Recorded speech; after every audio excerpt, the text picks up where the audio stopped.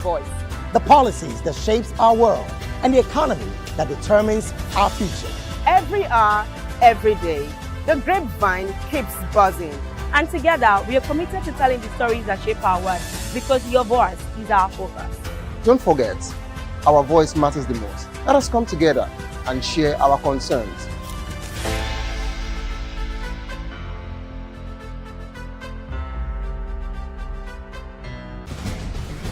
Join us as we drive into the world of politics through insightful interviews with prominent political figures, both serving and former governors, ministers, senators, legislators, party chieftains, activists, and analysts. Get first-hand information into the decision-making processes that affect our daily lives. Highly engaging one-hour program that brings political discourse into focus.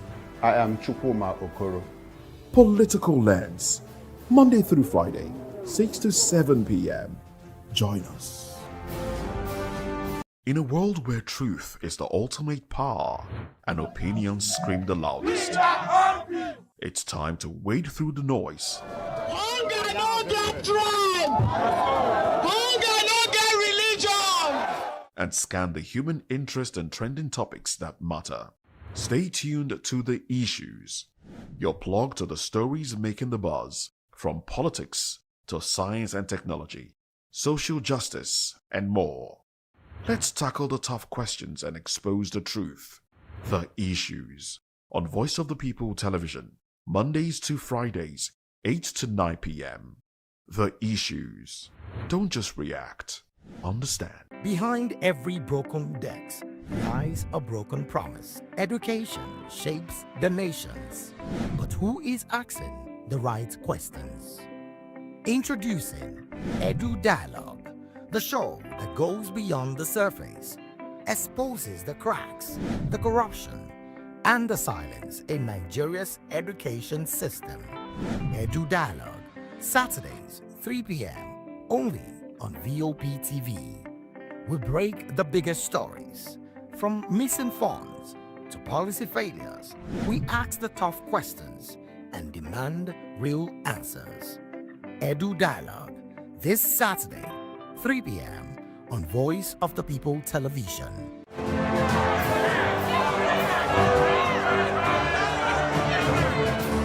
Do you want your voice to be heard? Do you know that you matter in the scheme of things?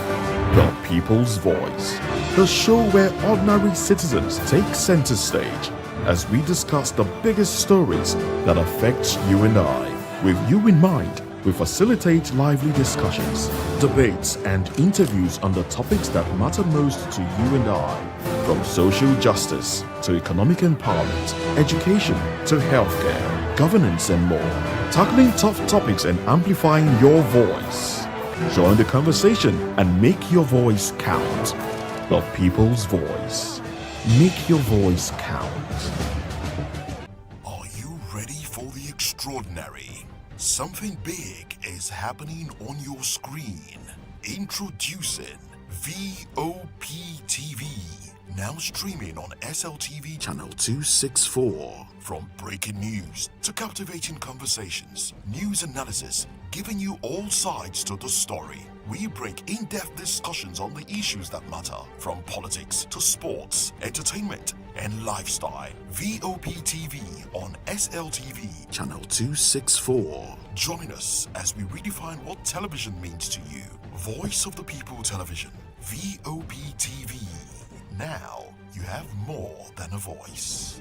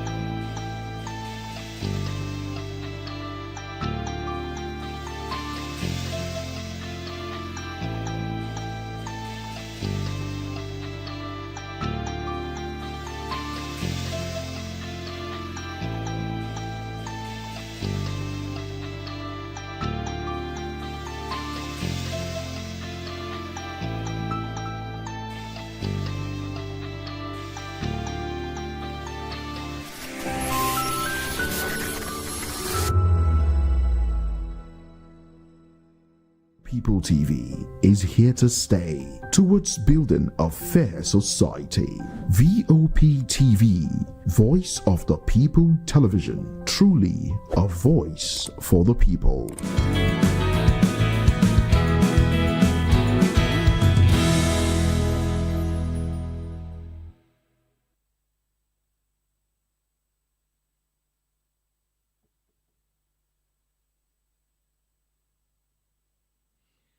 A beautiful Monday it is, and we say welcome to another week's broadcast, the start of the week's broadcast. I am Moses Humphrey, and yes, today's the 23rd.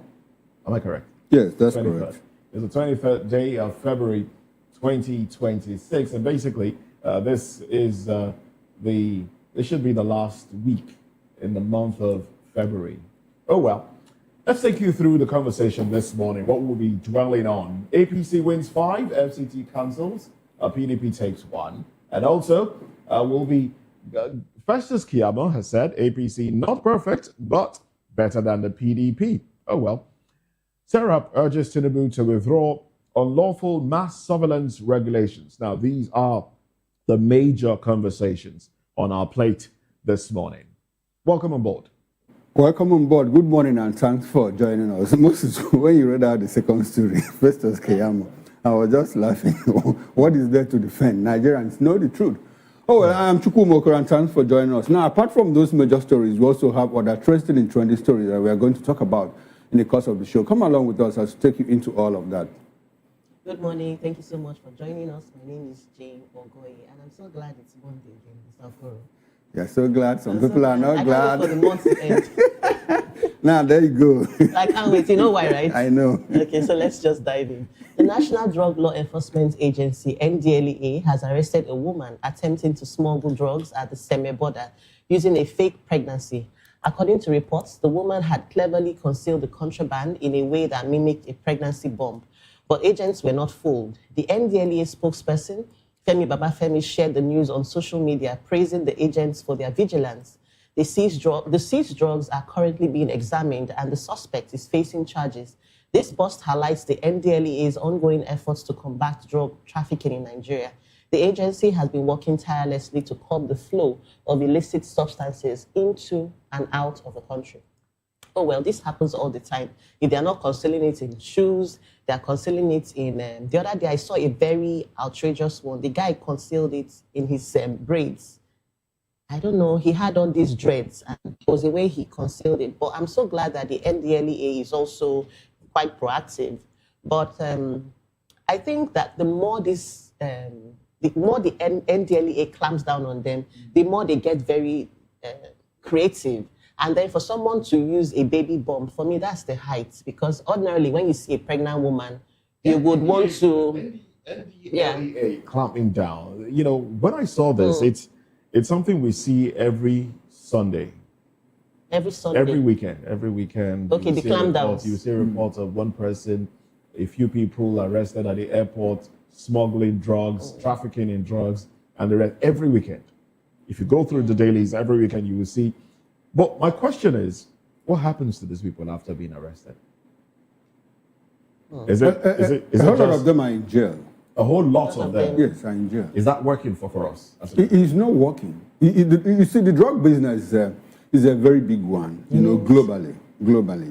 I'm not sure there's any country that has successfully fought that war. A country like China has successfully reduced trafficking. You can only contain it. You can only reduce it. Because they enforce the death penalty. I was going to say the death penalty. That's the difference, you know. But I think our problem here is that we, in our usual way of doing things, you know, we look for the small tips. We don't go after the big ones. Exactly. Because until such a time that, because, I mean, the people are not ordinary people. They are not your run-of-the-mill, you know, sellers. They are very big. Some of them at the top there, you know, we understand at some point some army generals were involved in all of this. So it becomes very difficult to cut off that supply. If you go to places like Colombia, Mexico, it's still an ongoing war. And America has fought a lot. Mexico, look at even... Well, there was issues in Mexico. Okay. For the weekend. El Chapin or something. Okay. was shot dead, and then that caused riots. And he's said to be one of the kingpins, the drug kingpins in the country. Yes, because some of them, when they get the money, it's like what happens. Going into politics, apart from going into politics, going into philanthropy, so they draw a lot of sympathy from the public. It's like Hamas. Hamas does a lot of good work in Palestine. So when you go after them, what the government is not able to do, what Fatah wasn't able to do, Hamas was able to do those things. So the drug lords, what they do, there was a story that Dele shared at some point. There was this big drug lord, within his environment, and the man paved the road, built water boreholes for people to fetch. What government failed to do. What government failed to do. So that vacuum, they tried to fill it, and now, curry the sympathy of the people. So I'm not surprised what happened in Mexico, because the people have to come out. They don't see the government. This is the man that they see, So that is it. It's like our politicians too. Any of them that does a little good thing, the people are always eager to support him, because he will have, in fact, not politicians, businessmen, like somebody like Ifeanyi, but if you go to Nnewi, Ifeanyi had a larger-than-life image that was real, because at some point he stepped into the vacuum that the government created. So that was why it was easy for him, to win that ticket on YPP. When YPP was relatively unknown and all of that, it was personalized politics. He won that election based on his personality. So I'm trying to relate it with, what Moses said, what went down in Mexico. So in essence, the fight is an ongoing war. The only thing you can do is to contain it, because sometimes they're always ahead, of the game, Like you put it in their brain. At some point it was tied, it was belt and all of that. They no longer ingest. I don't think they ingest. Well, quite a few of them do that.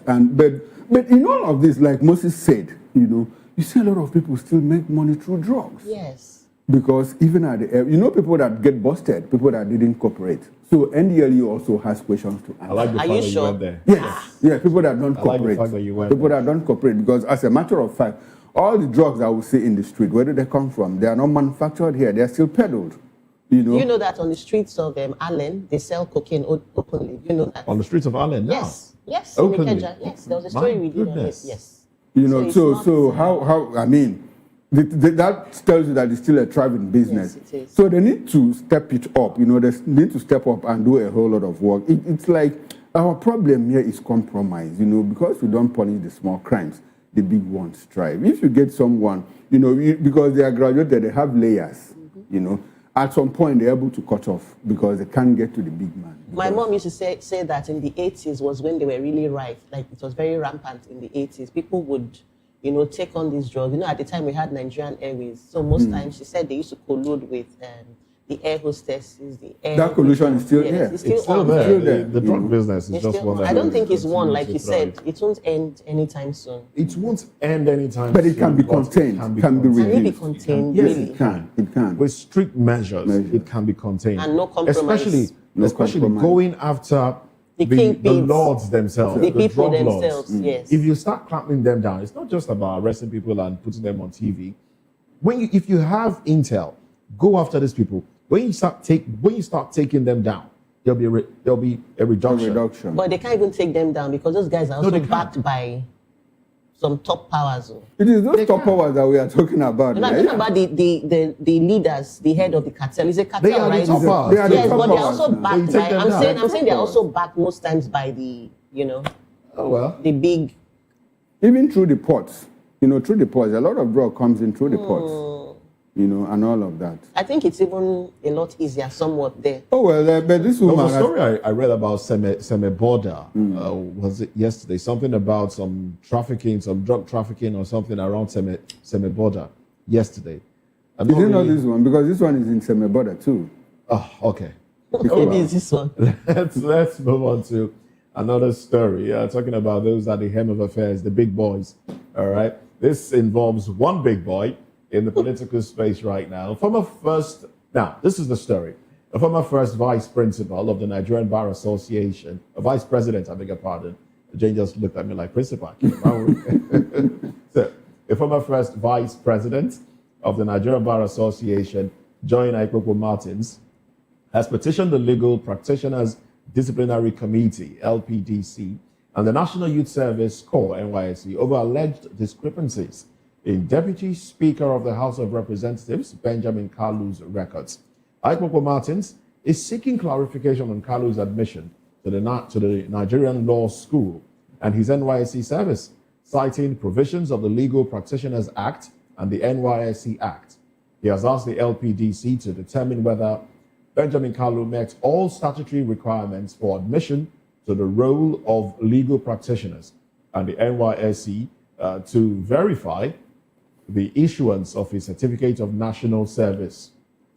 Kalu was called to the Nigerian Bar in 2011, enrolled as a legal practitioner at the Supreme Court, and the LPDC and NYSC are expected to review the matter and provide clarification. Now, the story basically is that while he was to be serving the nation doing the mandatory NYSC service, he was attending law school the same year.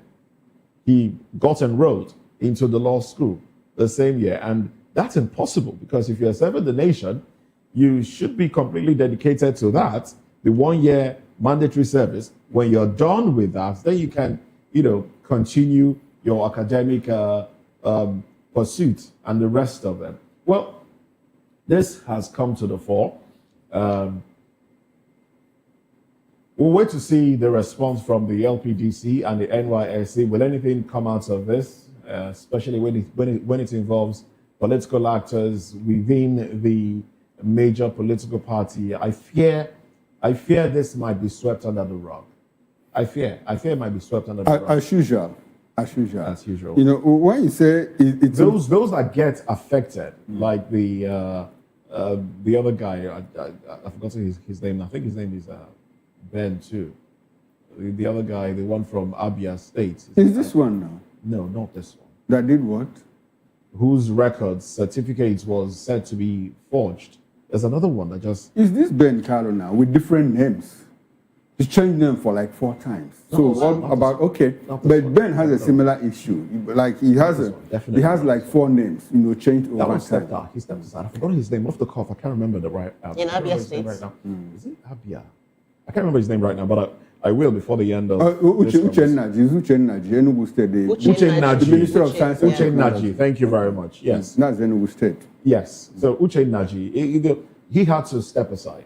So will Benjamin Kalu be asked to step aside as well? I don't think so. Well, you think it won't happen. Anyway, when you were during your intervention, you said it's not possible, and I just giggled. It's possible. That's why we are discussing it. It's possible but it's illegal. It's possible, but it's illegal. Now they are saying this is what Ben did. No, for him it was possible. I think to pursue academic to try and get another. To try to be in law school. And do your NYC. While you are doing your NYC. It's possible for him, so that's why we are discussing. It's illegal. It's illegal. Because the way our academic system is structured. Now, law school has a mandatory 70% attendance, for you to even qualify. They take a roll call. When you go, you write your name and all of that. And you have to be like 70% mandatory attendance. And you know how we do youth service here. After the 3 weeks, what do they call it now? Orientation. You now get into PPA, place of primary assignment.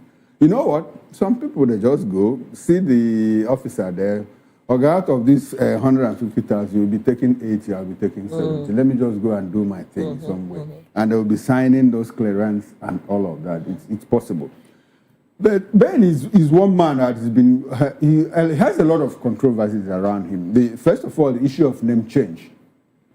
At some point, I think it's the battle between him and his political godfather, Orji Okalo, it's not about to end. Because at some point, Orji didn't want him to go back to the House of Representatives, but he did a lot for his people.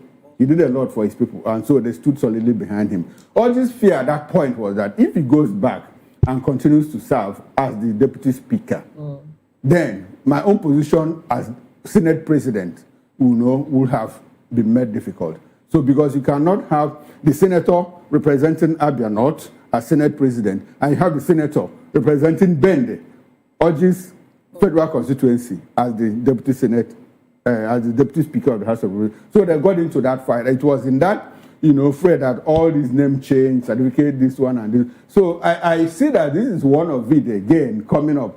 And because Audrey has said, well, I'm going back to Senate in 2027. I'm not saying that Audrey is the one behind this, by the way, but I'm just trying to give a history, to Ben's controversy and all of that. At some point, Ben Osiog, at some point, Ben Carlo.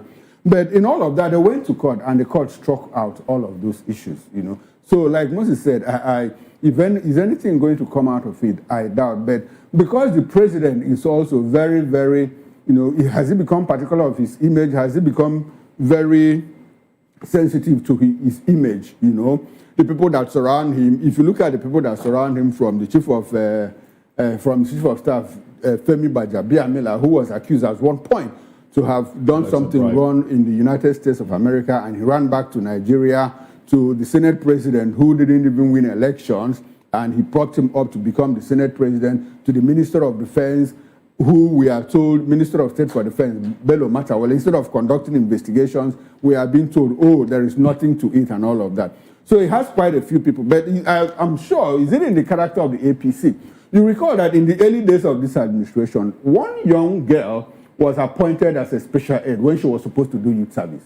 You recall that incident. Up until now, I don't know how it was sorted out, But I think that time, Nigerians who have collective amnesia, we easily forget. And say, selective, not collective, selective amnesia. Collective. All of us forget. We choose the ones we want to forget. Collective and selective at the same time. Both. So, in fact, it's collective because we never follow through. Yes. We never follow through. So, that's why even me, I'm guilty. I can't recall what happened to that case. So this issue of, the people around the president having one even the president himself, something here, very controversies and all of that, name change, schools attended, certificate forgery and all of that. Look at how Uchenna swiftly, was pushed out. So is that going to happen? You recall Kemi Adoshin and all of that, and Kemi quietly walked away and all of that. So. Even if you walk away, I think it's a lot better when you walk away. But for it to be swept under the rug, that's basically ridiculing the sensibilities of Nigerians. No, exactly. That is what I. That's if Nigerians are sensible, because we don't push through. Yes, we don't. We let things just slide. Distracted. We are sensible. We are just distracted. There's something Mr. Daly always says. They always, when you're in trouble in Nigeria, just pray that somebody has something bigger, because it will take all the. And you see, when you talk about these issues, the very next story is one that has been distracting Nigerians for the longest time. And I even wonder why this story is still out there. Why Nigerians are still talking about this. You leave things that affect your lives directly. You leave the policies of the government and holding governments accountable to talk about frivolities, who is dating who and whose marriage is on the rocks and who is doing what and what. It's just very annoying. Well, Jane, take us through this one. Okay. Actress Olawumi Adenibunya, a.k.a. Bam Bam, and actor Uzo Arikwe have been turning heads with their on-screen chemistry in the romantic film Without You, released ahead of Valentine's Day. The movie, which portrays the co-leads navigating love, loss, and emotional reconnection, has sparked debates about Bam Bam's personal life, with fans divided on whether her collaboration with Uzo is professional or a sign of marital trouble with husband Teddy A. The speculations around Bam Bam and Teddy A's relationship began in December, with fans noticing they no longer follow each other on Instagram. Uzo Arikwe has remained unfazed by online critics, cautioning against unfounded allegations and refusing to be made a scapegoat for the couple's speculated troubles. I agree with you, Moses. I think this is an unnecessary distraction. But at the same time, I want to think that Nigerians love this comic relief. I think it's just a break from the reality on ground, and the government loves it. Because at least with this in the news now, obviously it's trending, with the younger ones who should be, tackling the government and asking very strategic questions, are now focusing on this. But Nigerians have, the average Nigerian movie fan do not really know how to separate on-screen romance and real life reality. There's any word like that. And I also think, I always say this, I tell my friends that people who marry celebrities, people who marry actors, especially those who take on all these romantic roles, have a very thick skin. Because I know they will say, oh, we don't act in isolation, it's a full set. You have the directors, you have the crew, you have everybody watching. So it's not like when they kiss or when they have intimate scenes, they are just alone. But again, when Nigerians watch this, what they are seeing is how you go kiss person, will not be your wife, will not be your husband. And you're telling me that you don't have feelings for that person. And with the controversy that has been trailing the couple, because the husband granted an interview where he admitted to, I think they had a bit of issues. I can't remember vividly if he did admit to beating her at some point, because usually when I see those stories, I just move on. So this film was released in the wake of that interview, the infamous interview. And so Nigerians were like, oh, no wonder why should they kiss this man like this? No wonder the scenes look so believable. And it's just because we hold some of these things we take it so personal. We've also forget that these celebrities are human beings. That's the life they signed for. I mean, once you decide to be a celebrity, you've signed away your privacy, you've signed away your freedom. People have a right. People just think they have a right to interfere in your private. But I like what you said. People have a right. People think that they have a right. Yes. Those are two different things. Yes. Now, anyway, if both of you think it's a distraction, let me tell you that it's because you people are into politics. So a lot of people out there, it's not a distraction because it's not a distraction because one young man will probably go to his Instagram page or to his YouTube page, put up a film or a skit about this, and you get like 350,000 likes. Not views or likes. And the guy is making money. So why you are talking APC said, PDP said, and ADC said? You see, and this is exactly what our politicians like. They love it. This is what they like. Because it takes you away from trying to make them accountable to things that they should do and things that they are not doing. No, it doesn't take everybody away. It doesn't take everybody away. Before elections, I would not be surprised if one reality show is sponsored and is pushed out there, and before you know, the young people are concentrating on that one. And if somebody is saying, "Oh, let's come out and protest," they're like, "Wait first, let me win something on this one. I want to win 10 million naira." Politicians should employ you as their strategist. No. I don't cast. So the thing is this, like, when Jen talked about the kissing aspect of it, at some point early in her career, Stella Damasus was asked, are you kissing this person? She said, no. If you go on set, there's a way you move the camera, you move your lips and all of that. So it's not, people might think you are kissing, but you're not kissing. I said, camera, way me I know too, and all of that. Well, for a lot of people, it's make-believe. Yes. It's make-believe. And, but like you said, sometimes I find it difficult, to believe because you are on set for like 7, 8 days, 10 days, 2 weeks, with another person who is not your partner.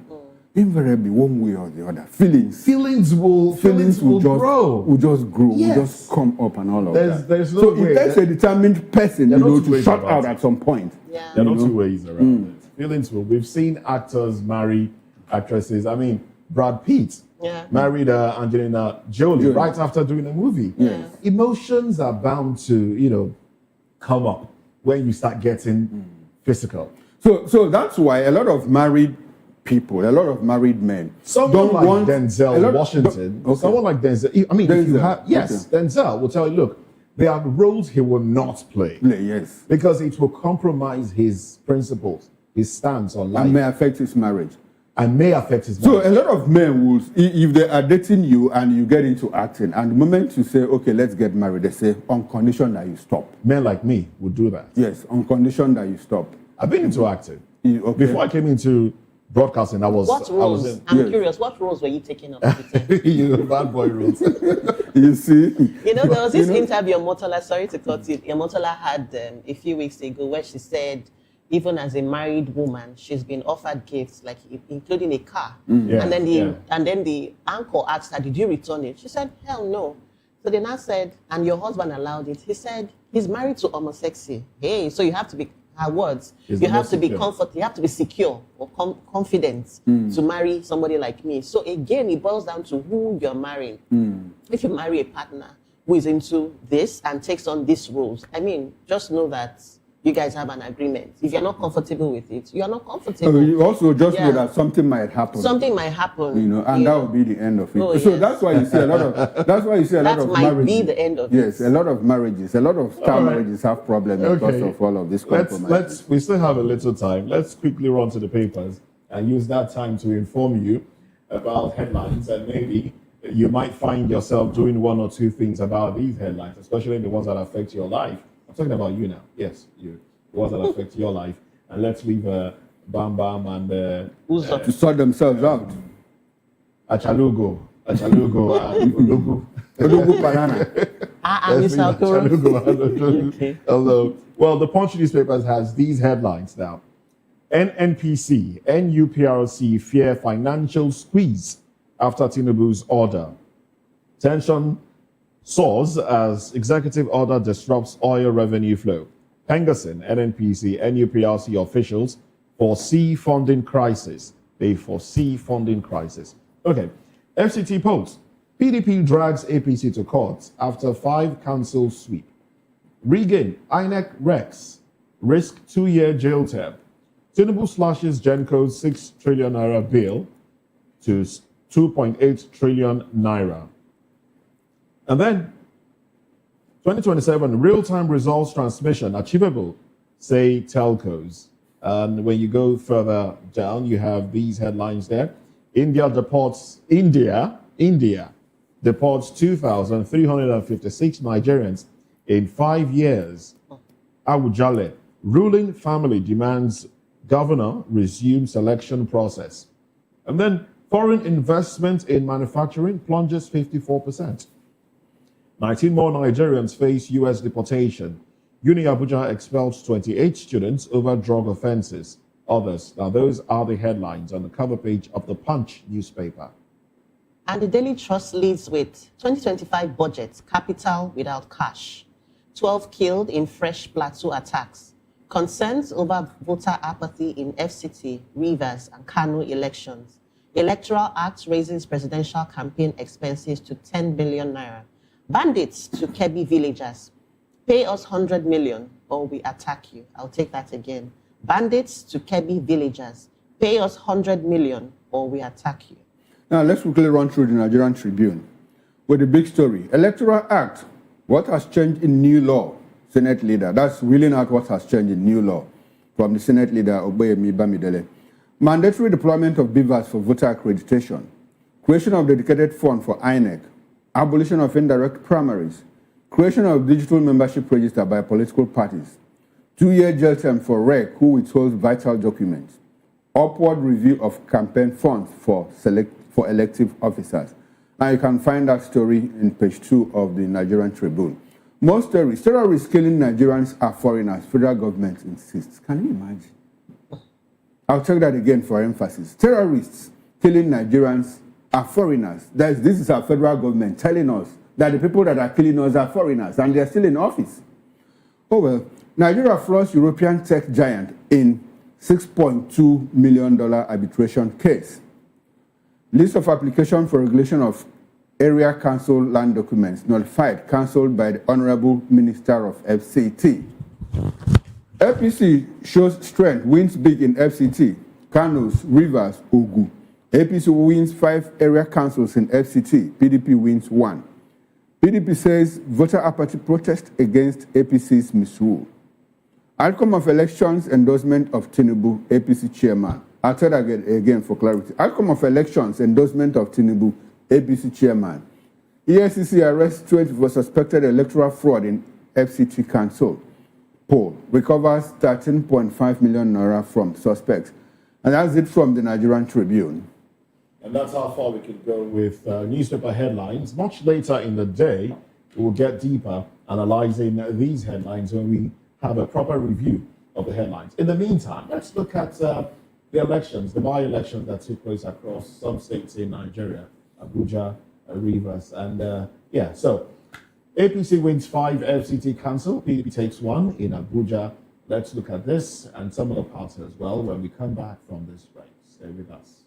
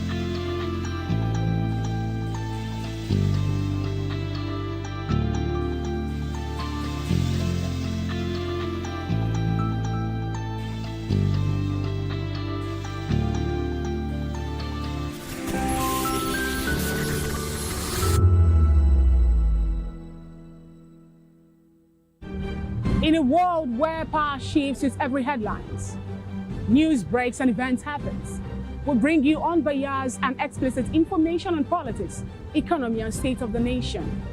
We break down the chaos. Facts, not fluff. Truth, not spin.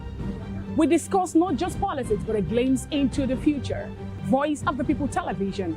Now you have more than a voice.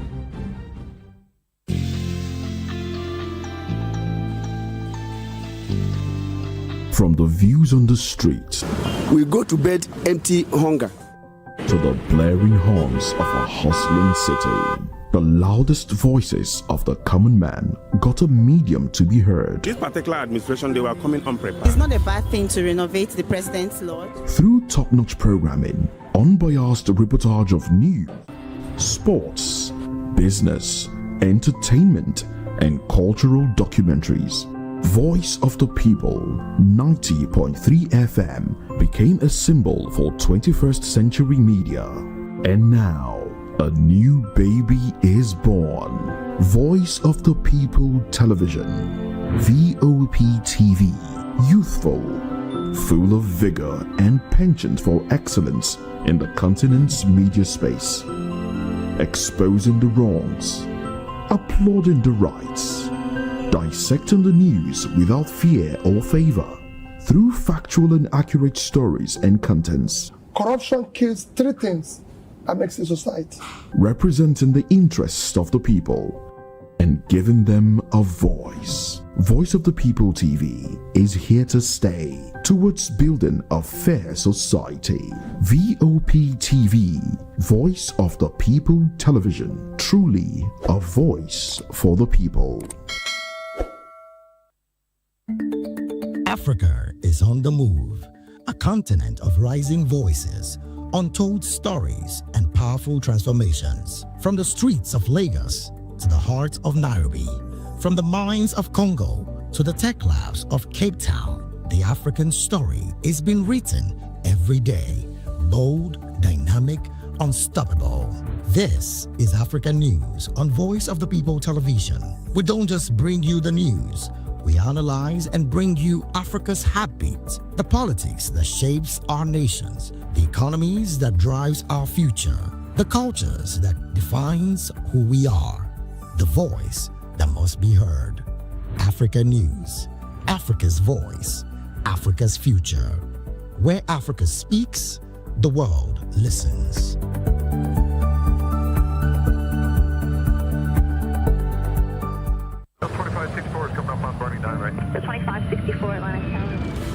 What happens in the hush behind hangar doors? Who signs the papers that gamble with lives? Which truths were grounded before they even ever had wings?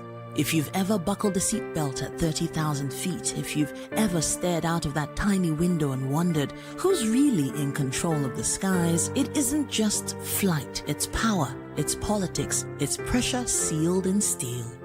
We're peeling back the clouds from runway risks to sky-high secrets. We're diving deep where most dare not to look.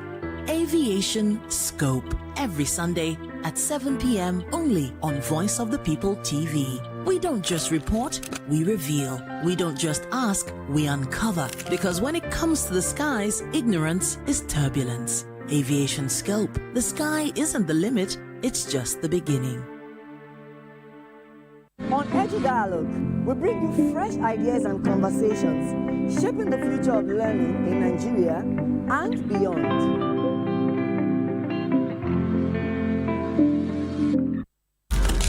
In a world where power shifts with every headline. In a nation full of questions. In a world filled with noise, the truth needs a voice. The policies that shapes our world and the economy that determines our future. Every hour, every day, the grapevine keeps buzzing. And together, we are committed to telling the stories that shape our world because your voice is our focus.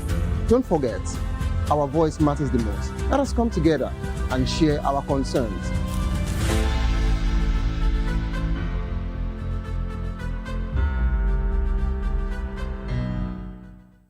Welcome to the locker room, the home of football talk that matters.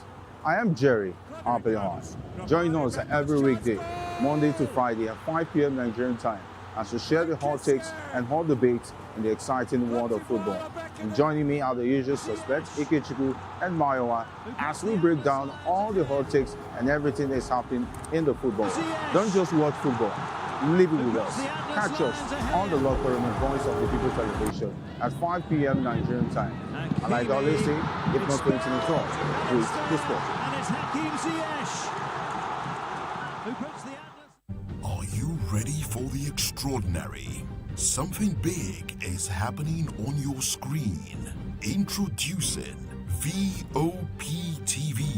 Now streaming on SLTV channel 264. From breaking news to captivating conversations, news analysis, giving you all sides to the story. We break in-depth discussions on the issues that matter, from politics to sports, entertainment, and lifestyle. VOP TV on SLTV channel 264. Join us as we redefine what television means to you.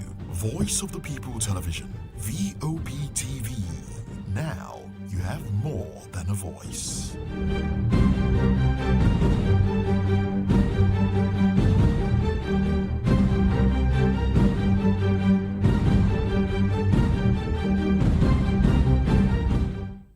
In a world where truth is the ultimate power and opinions scream the loudest, it's time to wade through the noise. Hunger no get tribe. Hunger no get religion. And scan the human interest and trending topics that matter. Stay tuned to The Issues, your plug to the stories making the buzz, from politics to science and technology, social justice, and more. Let's tackle the tough questions and expose the truth. The Issues on Voice of the People Television. Don't just react, understand.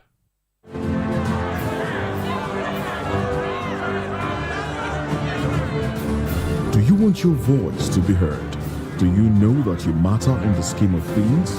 The People's Voice, the show where ordinary citizens take center stage as we discuss the biggest stories that affect you and I. With you in mind, we facilitate lively discussions, debates, and interviews on the topics that matter most to you and I, from social justice to economic empowerment, education to healthcare, governance, and more, tackling tough topics and amplifying your voice. Join the conversation and make your voice count.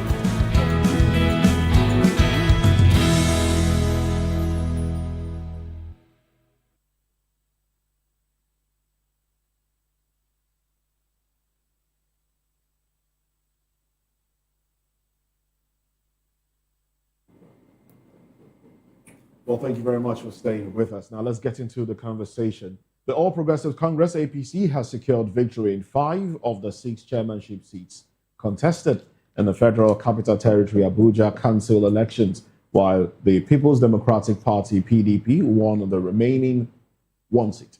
The APC won Abuja Municipal Area Council, AMAC, Abaji, Buhari, Kali, and Kuje area councils, while the PDP emerged victorious in Gwagwalada Area Council. Now, here's a breakdown of the results. Abuja Municipal Area Council, APC's Christopher Michaelangu won 40,295 votes to defeat the ADC candidate, Dr. Moses Paul. And that has been, there's a lot of, the ADC is saying that they will contest this result. But anyway, let's take you through some of the results now. Abaji Area Council had APC, Umaru Abdullahi Abubakar, winning with 15,536 votes. Buhari Area Council was won by APC's Joshua Ishaku with 18,466 votes. And then the one won by the PDP's Mohammed Kasim, which is the Gwagwalada Area Council. He won by 22,165 votes. Now, Kwali Area Council, APC won. APC's Nuhu Daniel won with 17,032 votes. And Kuje Area Council was won by APC's Danjuma Shekwole with 17,269 votes. Well, President Bola Tinubu has congratulated the winners of the FCT Area Council election, praising the Minister of the FCT, Nyesom Wike, for his achievements in the territory, saying it was his achievements that, made it easy for the people to vote APC. Well, the APC has won 5 out of the 6 councils, while the PDP won 1. Now, the election is seen as a test of the APC's strength ahead of the 2027 general elections. The PDP has claimed that the election showed signs of resurgence for the party, despite internal challenges and political pressure. We have with us in the studio Mr. Darlington Akomo, a legal practitioner and also a public affairs commentator. And we'll be going to Abuja as well, where we have one of our guests who will be joining the conversation. That's Mr. Ikpe, Aaron Ikpe.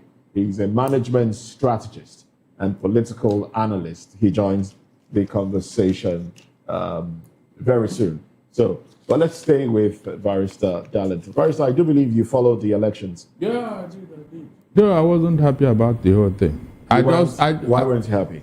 I just did it for the optics, for my analysis, so that I want to be abreast of what is going on.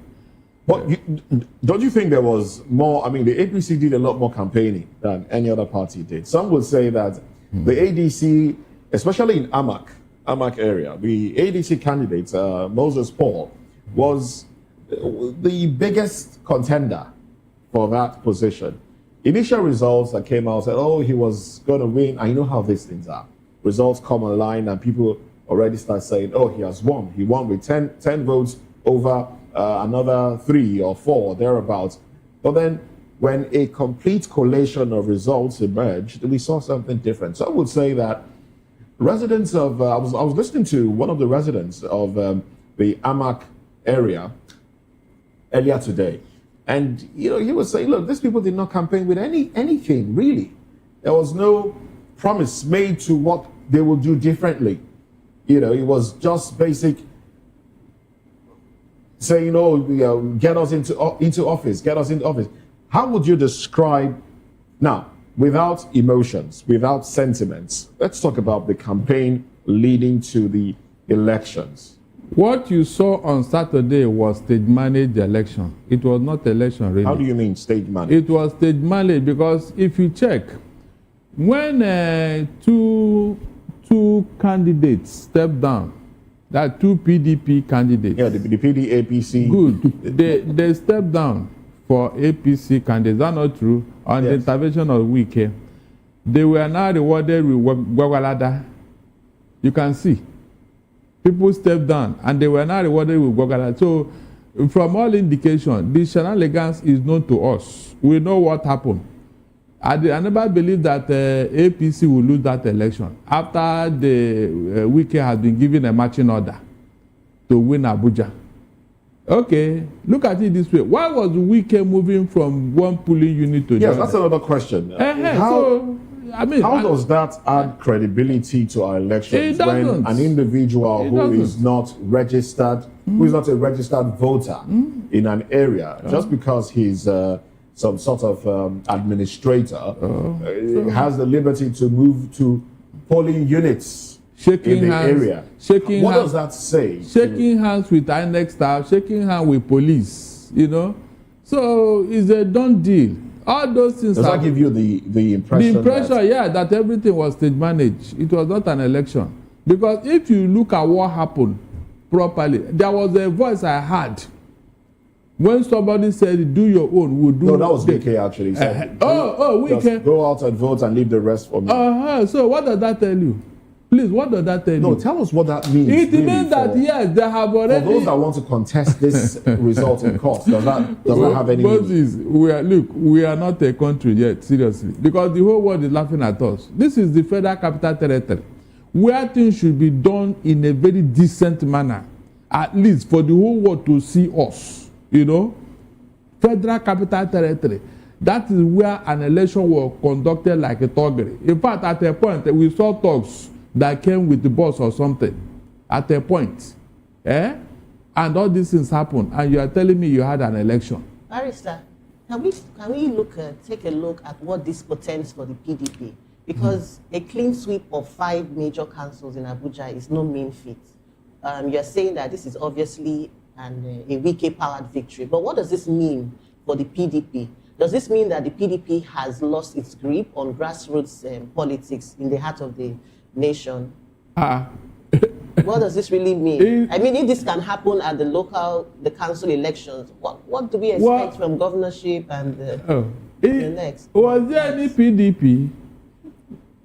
Look, when Wike has his own faction and the other man has his own faction, is there any PDP? Now, what does this mean for the ADC now, the coalition? The coalition that made up the ADC and, contesting positions with the ruling APC. Does it seem like ADC is ready? They are not ready because they are not even registered. So it's not, so... ADC, as we speak now, are in court. Somebody went to court and claimed that they are not registered. Registered as what? As a political party. Yes, is that not what is going on? So ADC has been contesting elections. It even had at some point, they had a... But they are telling you now they are not registered. Okay, just to put spanner in the works. No, okay, Barrister, we'll come to all of that. I want us to return to what Moses said earlier. Like we saw the APC campaign. At some point, they constituted a campaign council. And in that campaign council, it was headed by Imo State Governor, who is the chairman of, the APC Governors Forum. And we had 4 or 5 other governors, in that council, 137 of them in all, just for 6 council areas, Abuja, FCT, and all of that. And we didn't see the PDP, not even one of the 2 or 3 remaining governors, went to Abuja to say, what do we do, to win this election? We didn't see the ADC, despite the fact that ADC is saying, well, like Moses said, he spoke to someone, and that person was like, well, they weren't campaigning with anything. They were like, just bring us, into office. In all of this, will you say that the victory of APC is not deserving? Because I think they worked quite a lot, to win those seats. No matter how many campaign councils you put together, we are saying that this election should have been free and fair. Was it not? It was not. All the indicators are there. It was not. Like this week moving about. FCT minister going to check if everything is going well. No, please don't say that. INEC law does not permit that. INEC law, electoral law does not permit that because he's not a stakeholder, or I don't see him playing the role of INEC personality. No, sir, he's a stakeholder. He's the FCT minister. I said in the INEC, election. And INEC is conducting this election, not politicians. So he shouldn't have come into the picture at all. Just like every other person stayed away. These other people, they have personals now who could have come to do the same thing he's doing, but they stayed away just to obey INEC rules and regulations. But are you not taking cognizance of that? When he was shaking hands with people who are actually conducting this election, what does that mean? You can see that the election was compromised. Can that be presented in courts? Yes. No. Will Wike's movement during election, even though he declared no movement during the elections, with his movement from one polling unit to another, can it be presented in court? Of course. They can use it. I thank God the opponents have gone to court. Yes, because that suggests that he has influenced the election. Yes, he has influenced the election. It can be brought to court. Barrister, I want us to return to the issue of victory for the APC. People in Abuja, when you put a call through to people in Abuja, they agree that, well, Nigeria might not be doing well in terms of the economic indices, in terms of inflation and all of that. But they do admit that the FCT minister, Wike, has done a lot. I'm not asking you, I'm telling you what people tell me, when I call Abuja. And when people go to Abuja and come back, they say, well, Nigeria might not be the best of places in terms of inflation and economic decline, but Wike seems to be doing well in Abuja. We understand that he has paved roads, into all of those local areas and all of that. And the people are, well, if we can continue in this direction, don't you think that, I'm going back to that victory is deserving, because apart from just campaigning, campaigning in terms campaigning deeply, during the elections. The president said, well, he's one of the shining stars of this administration. And people testify to the good work he's doing in Abuja. Is it not enough, to secure victory for the APC? It is not enough. It is said that to whom much is given, much is expected. Is that not true? Wike is not in the TSA profile. And he started doing well. That was why the TSA was open for him. That was not the reason. No, Barrister, it is. Barrister, let me tell you. Yeah, go ahead. This TSA of a thing, Wike started as a minister, was getting allocations. He started doing well. He now, according to the president, he now went and complained to the president. And look, I have problems because sometimes find it difficult to access money. It was at that time that president exempted him from TSA. It's not as if, the moment he became minister, TSA was open to him. You have forgotten what transpired between him and the president. What was that? Yeah, the president asked him, this thing you are asking for now, what are you going to do? He now told the president the things he's going to do. The president now told him, if what you are going to do will be in favor of your party, you have lost your job. That was the correct transaction or conversation between them before he now allowed him. But Barrister, I didn't hear that. Oh God, I played it in my show. I played the other show, in the radio show. We played it now. So Barrister, what is the implication of that? The implication is that Wike was given a lot of money. That was why he had to renovate the ICC center with the 39 billion. If you don't have enough money, how could you have done that? Tell me. So basically, you're saying the people voted the APC because they could see what the APC was doing? No, it's not that there are people who were doing something before Wike came. It's not that the election was influenced with money. A lot of money influenced that election in Abuja. Yeah, that's what the not the project, the coalition not is saying. not project. After all, this man was owing workers the other day now. Workers went to strike on just last month now. Is that not obvious? Didn't you see it? No, the worker, Wike, since he became minister, has not owed workers. What Wike is owing is the arrears of what he inherited. Out of 13 months, he has paid 8.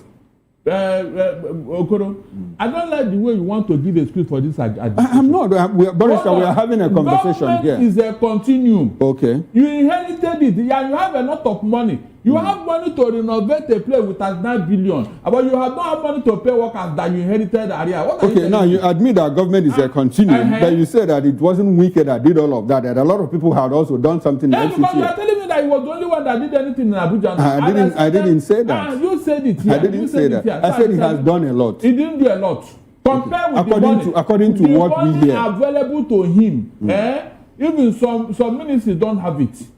Some ministries, like the Ministry of Health, that got 36 million out of 200 and something billion. How do you explain that? The health and the Abuja infrastructure, which one is more important to Nigerians? No, our health, that you get 36 million throughout the whole of last year. And then Wike was able to spend 39 billion naira just to renovate a conference center. Which one is more important to you and I, Mr. Okoro? Tell me. You want to defend Wike? Barrister, I'm not defending Wike. I'm not the anchor here. I'm asking questions. Thank God the government, they will leave that office. We are going to prove all of them. Barrister, can we look ahead? With these elections, can we say that the APC has already locked down the FCT against ahead of the 2027 general elections? And do you think with what we have on ground that the opposition can make a big comeback? It is left for them to go back to the drawing board. I've been saying it, this opposition, they should come together. I don't know whether they have been hypnotized or something. They are not doing what I want them to do, what I expected of them. They are not pushing hard because I know what APC would have done if they're in the opposition. What do you expect? I expected them to be pushing hard. That is like when Wike was moving around. I will go around with him now. As you expected the opposition to follow him, yes. As he's shaking hands, I'll be shaking hands too. That is it now. When anybody, I said, look, if you try it now, we are going to mix it up here. Why did you allow him to be moving around everywhere? Is it the honor of Abuja? So apparently you admit that APC worked harder than the He didn't, oh God, when did I say that? He didn't work anything. By implication, by going around. Is that not working hard? God Almighty. That is not what. That is influencing the election, and it's against the election. So if the ADC had started walking around like it did, what would they have gone to do? No, do the same thing. I would actually be shaking hands so that those people would know that I'm part of the election too. Okay, so you expect the ADC to go and influence the elections? Yes, let them shake hands. At least. All right, Marisa, now let's from what played out during Saturday's by-elections, what implication does that reveal as we prepare towards 2027 elections? It means that we are not growing up. I was thinking that with what somebody said, what somebody said, you know that some areas they were disenfranchised because the INEC people did not come, and that's they didn't come on time. On time, and these are the strong bases of the opposition. It's on record. Is that a free and fair election? The answer is capital no. So basically, it gives the impression that we are not ready. We are not matured for this democracy, especially under this administration. In fact, we have gone back 50 years behind. No thanks to APC. This was not what PDP handed over to them. No, but the issue of materials getting to PUs late is not a new thing. But Nigerians, no, is it new? So why should that happen in an Abuja where the terrain is a level ground, no swampy area to say it is not accessible? Tell me that what will make electoral material to come late in any place in Abuja? Why do you think the materials got to the PUs late? It was deliberate now to disenfranchise those people because these are the stronghold of the opposition. It's a deliberate game that was played. So when you are talking of victory, if you want to claim victory against me, let us have a level playing field. But if you look at if you defeat me, I'll say yes.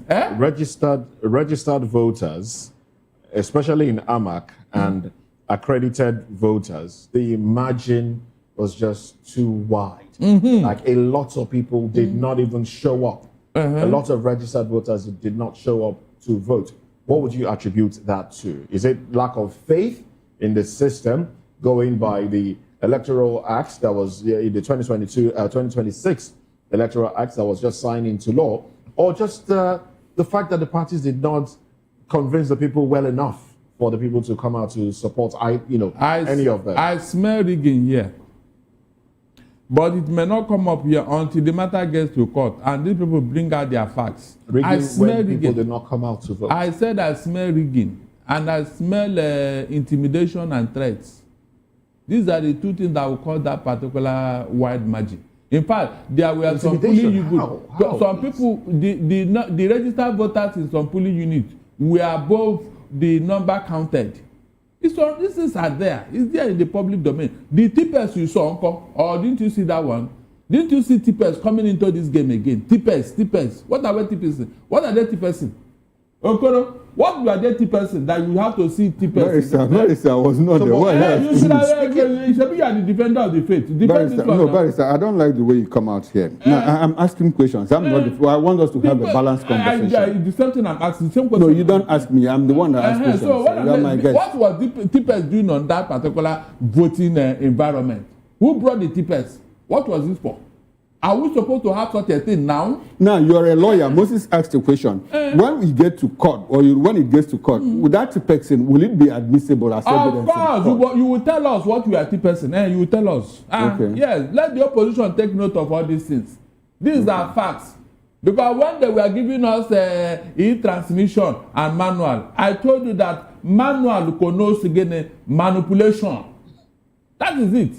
That's why they were very happy when they, and they were not even, they didn't even say 1 hour to sign it into law. And you can see it now playing out. Is that not when they were manipulating things that articles came into the picture? Well, you can't say that for sure. Really? Once something is obvious, I have to be sure. What was TPS doing on that? Well, we don't know. Maybe there was an error in counting, and then they had to. If there's an error, they count it now. You don't need TPS. We don't know for sure until. Let me take you back to when you preferred some solutions for the opposition, and then you said they're not pushing strong enough, and then you said you would have wanted to see that you would love to see like a merger. So are you saying, or are you inferring that the ADC and the Labour Party should merge? I am not just inferring. They should go and Is that even a possibility? Yes, they should go and talk to the. After all, Peter Obi came from Labour Party and went to ADC. He should bring his people to ADC. That's what we are saying here. He should bring them. They should have a rapport on how this thing should be done. I don't know why the opposition are just scattering their votes. And then if there is a merger, who do you think should be put forward or should, be a when we get to the bridge, we think of crossing it. They have not emerged and you are selecting a leader. That emerged first. All right, thank you very much, Barrister Darlington Akunwa. This is where we'll end this conversation, and then, of course, we'll continue. We'll pick it up much later and get other views as well. But in the meantime, let's X-ray statements coming out from supporters, members of the APC, saying the APC may not be perfect, but it's way better than other parties, especially the PDP. This is credited to Festus Keyamo. But let's talk about this and other issues surrounding it when we come back from this break. Stay with us.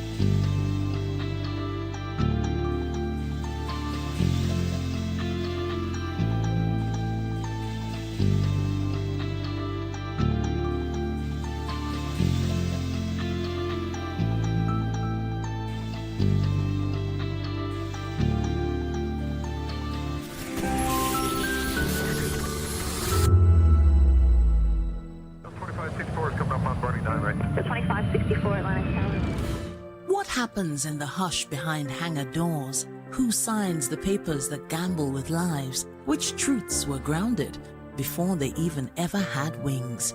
If you've ever buckled a seatbelt at 30,000 feet, if you've ever stared out of that tiny window and wondered who's really in control of the skies, it isn't just flight, it's power, it's politics, it's pressure sealed in steel.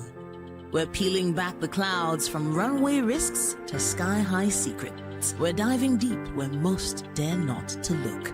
Aviation Scope, every Sunday at 7 p.m. only on Voice of the People TV. We don't just report, we reveal. We don't just ask, we uncover. Because when it comes to the skies, ignorance is turbulence. Aviation Scope, the sky isn't the limit, it's just the beginning.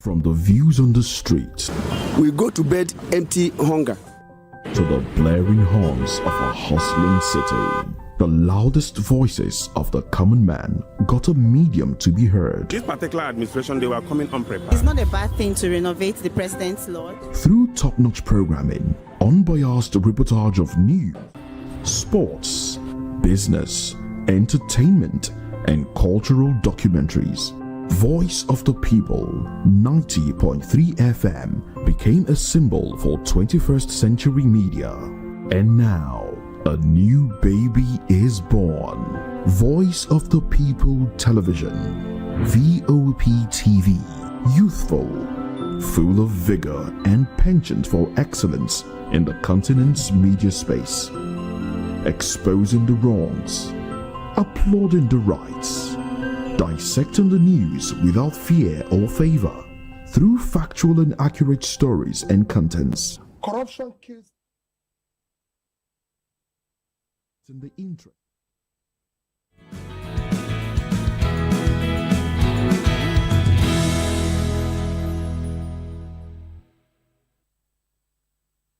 Welcome back and thanks for staying with us. This is VOP This Morning if you are just joining us. Minister of Aviation and Aerospace Development Festus Keyamo has stated that the All Progressives Congress, APC, is not a party of sense, but it remains a better alternative to the People's Democratic Party, PDP. Well, Keyamo made this remark while referencing an interview he granted to a blog in 2017, clarifying that his comments were recently taken out of context. Keyamo emphasized that no political party is without flaws, but argued that the APC offers better prospects for Nigeria compared to the PDP, which previously governed the country. He also praised President Bola Tinubu, stating that he was the only leader who did not join the PDP during his time in power. Minister of Aviation and Aerospace Development Festus Keyamo has praised the election outcome, stating that the APC is not a party of sense, but remains a better alternative to the PDP.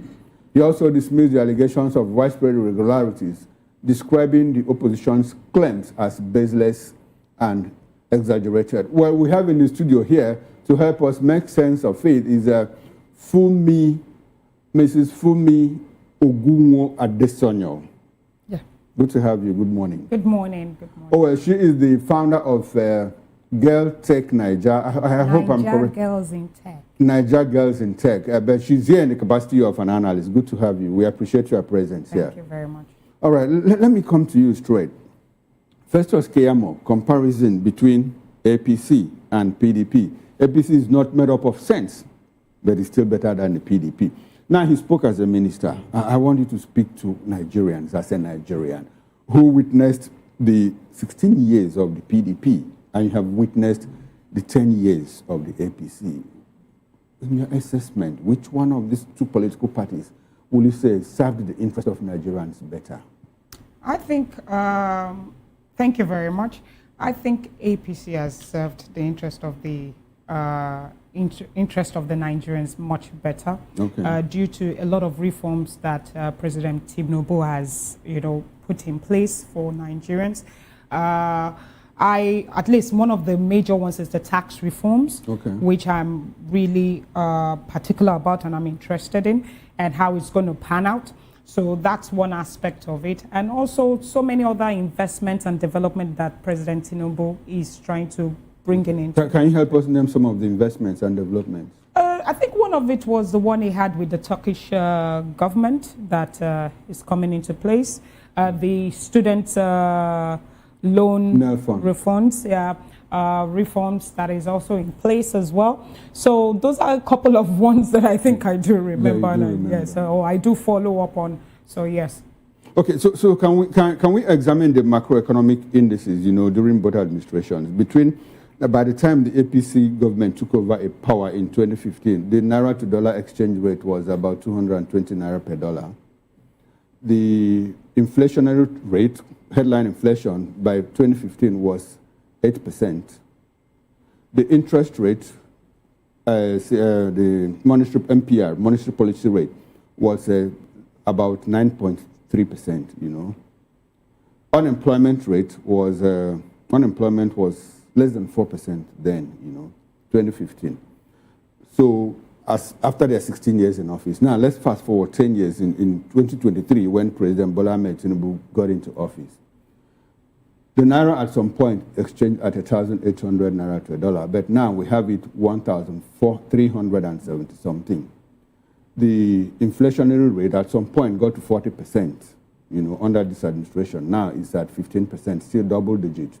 The MPR, as we speak, is about 37% interest rate, and the unemployment rate it hovers around 12 and 13% unemployment rate. So in all of these, which time will Nigerians have enjoyed better in terms of economic growth, in terms of disposable income, in terms of living standards and all of that?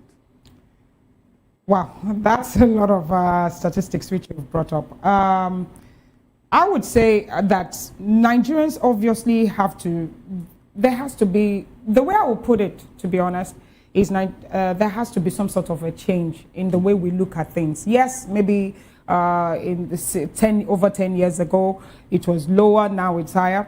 But if we look at the subsidy removal that has been taken out, that has actually added more to the growth of Nigerians. And if we look at, now this is where my own specialism comes in. I think Nigerians also have to start looking from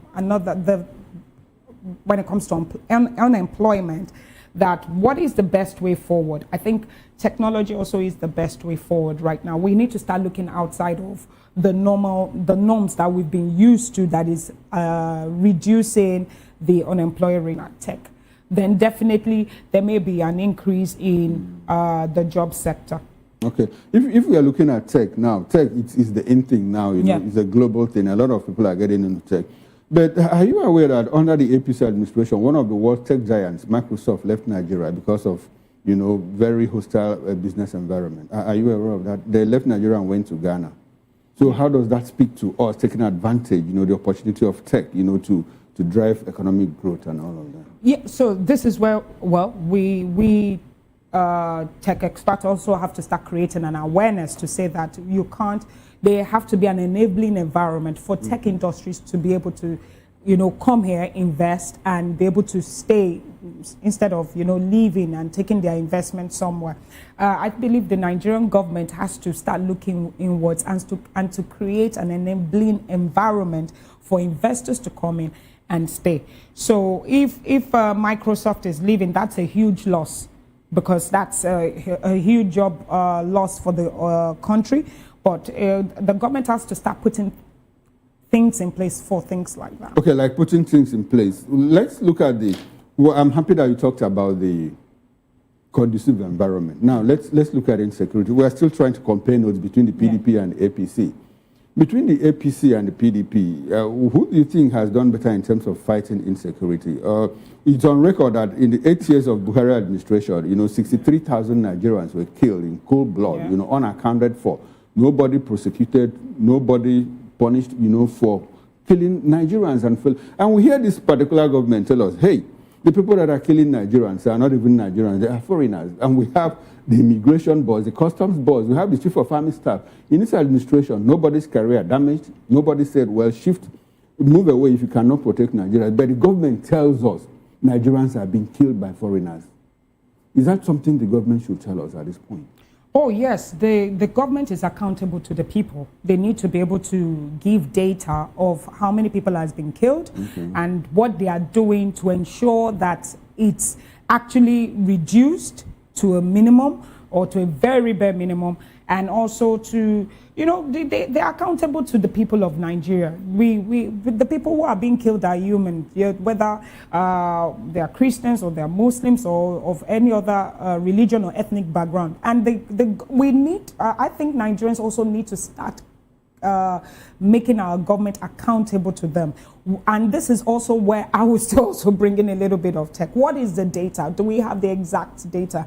And the government also has to be able to, you know, say, okay, yes, in this period of time, we had this number of killings, and this is what we are doing. So what infrastructure are they putting in place? What security are they putting in place? What help are they seeking from neighboring countries to come and help out if they can't do it all by themselves? So I think that accountability matters a lot to the Nigerian. Before we go to Benin and bring in our guests, I just remembered something. I'm happy that you're a tech expert, you know, and Nigerians have been going back and forth. You know, electronic transmission of results, real time, and what's your thought on that? Do you think that at this point that we are ripe, you know, for that platform, for us to say we've done elections, we've collected from ECHA, and let us transmit in 17,000 polling units across the country? Do we have that capability at this time? I doubt it that we have the capacity at this time to be able to broadcast such data and do it live stream. However, what I think is people are clamoring for it. So it's something the government should think about and be able to put a plan in place and say, okay, we don't have the capacity right now. We may not be able to do it right now, but in the next election, if they say by 2032, I think that's the next election, that we are going to have ensured that we've put the infrastructure in place.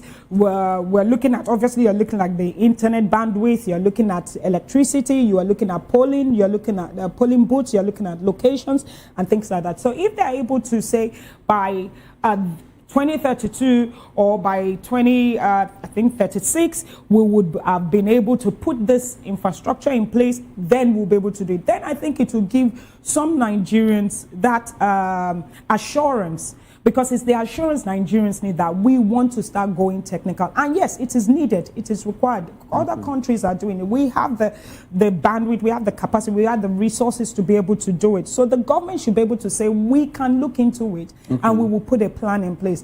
But as of now, because we barely have 1 year or less than a year to the elections. Yes. I really doubt it as a special. Okay, so apparently your position is that while we are not ripe for it, we don't have the capacity now, we should start building towards exactly. that. Yes, we should plan towards it, because when you plan towards it, then you put all your risk assessments in place, you put all the infrastructure in place, you look at all the people that need to vote, have they been registered, all the data that needs to. Then when you put all those things in place, then you can say, yes, we can launch by the next election. All right, thank you very much for your very wonderful insights. We'll come back to you in the course of the show so that we can talk more about text. Now, let's quickly run to Benin City, where we have Comrade Dr. Destiny Enabulele, a man of many parts, human rights activist, public affairs commentator, former local government chairman, former member of the Edo State House of Assembly.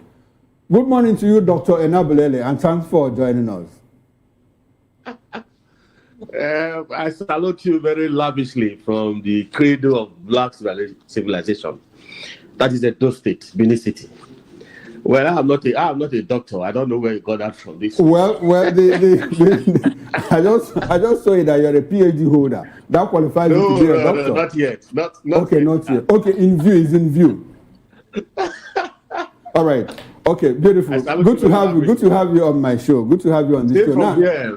Now let's get into it. I'm sure you have followed this conversation. Minister of Aviation and Aerospace Management, Festus Keyamo, says APC is not made up of sense, but is still better than the PDP. He belongs to the APC. You belong to the PDP at some point. So tell us, does it look like? Why are you laughing? Okay, let's have your reaction to that. It is laughable when you see events as they unfold in Nigeria. Let me quickly say, I think I have to start by saying this. You see, my grandmother will always say, to hand over a machete to a madman is not the issue. Retrieving it, that is the core of the matter. Permit me to use that this morning. I think I have to start like that. Okay. You know, handing over a machete to a madman is not the problem. But how to retrieve it, that is the nightmare.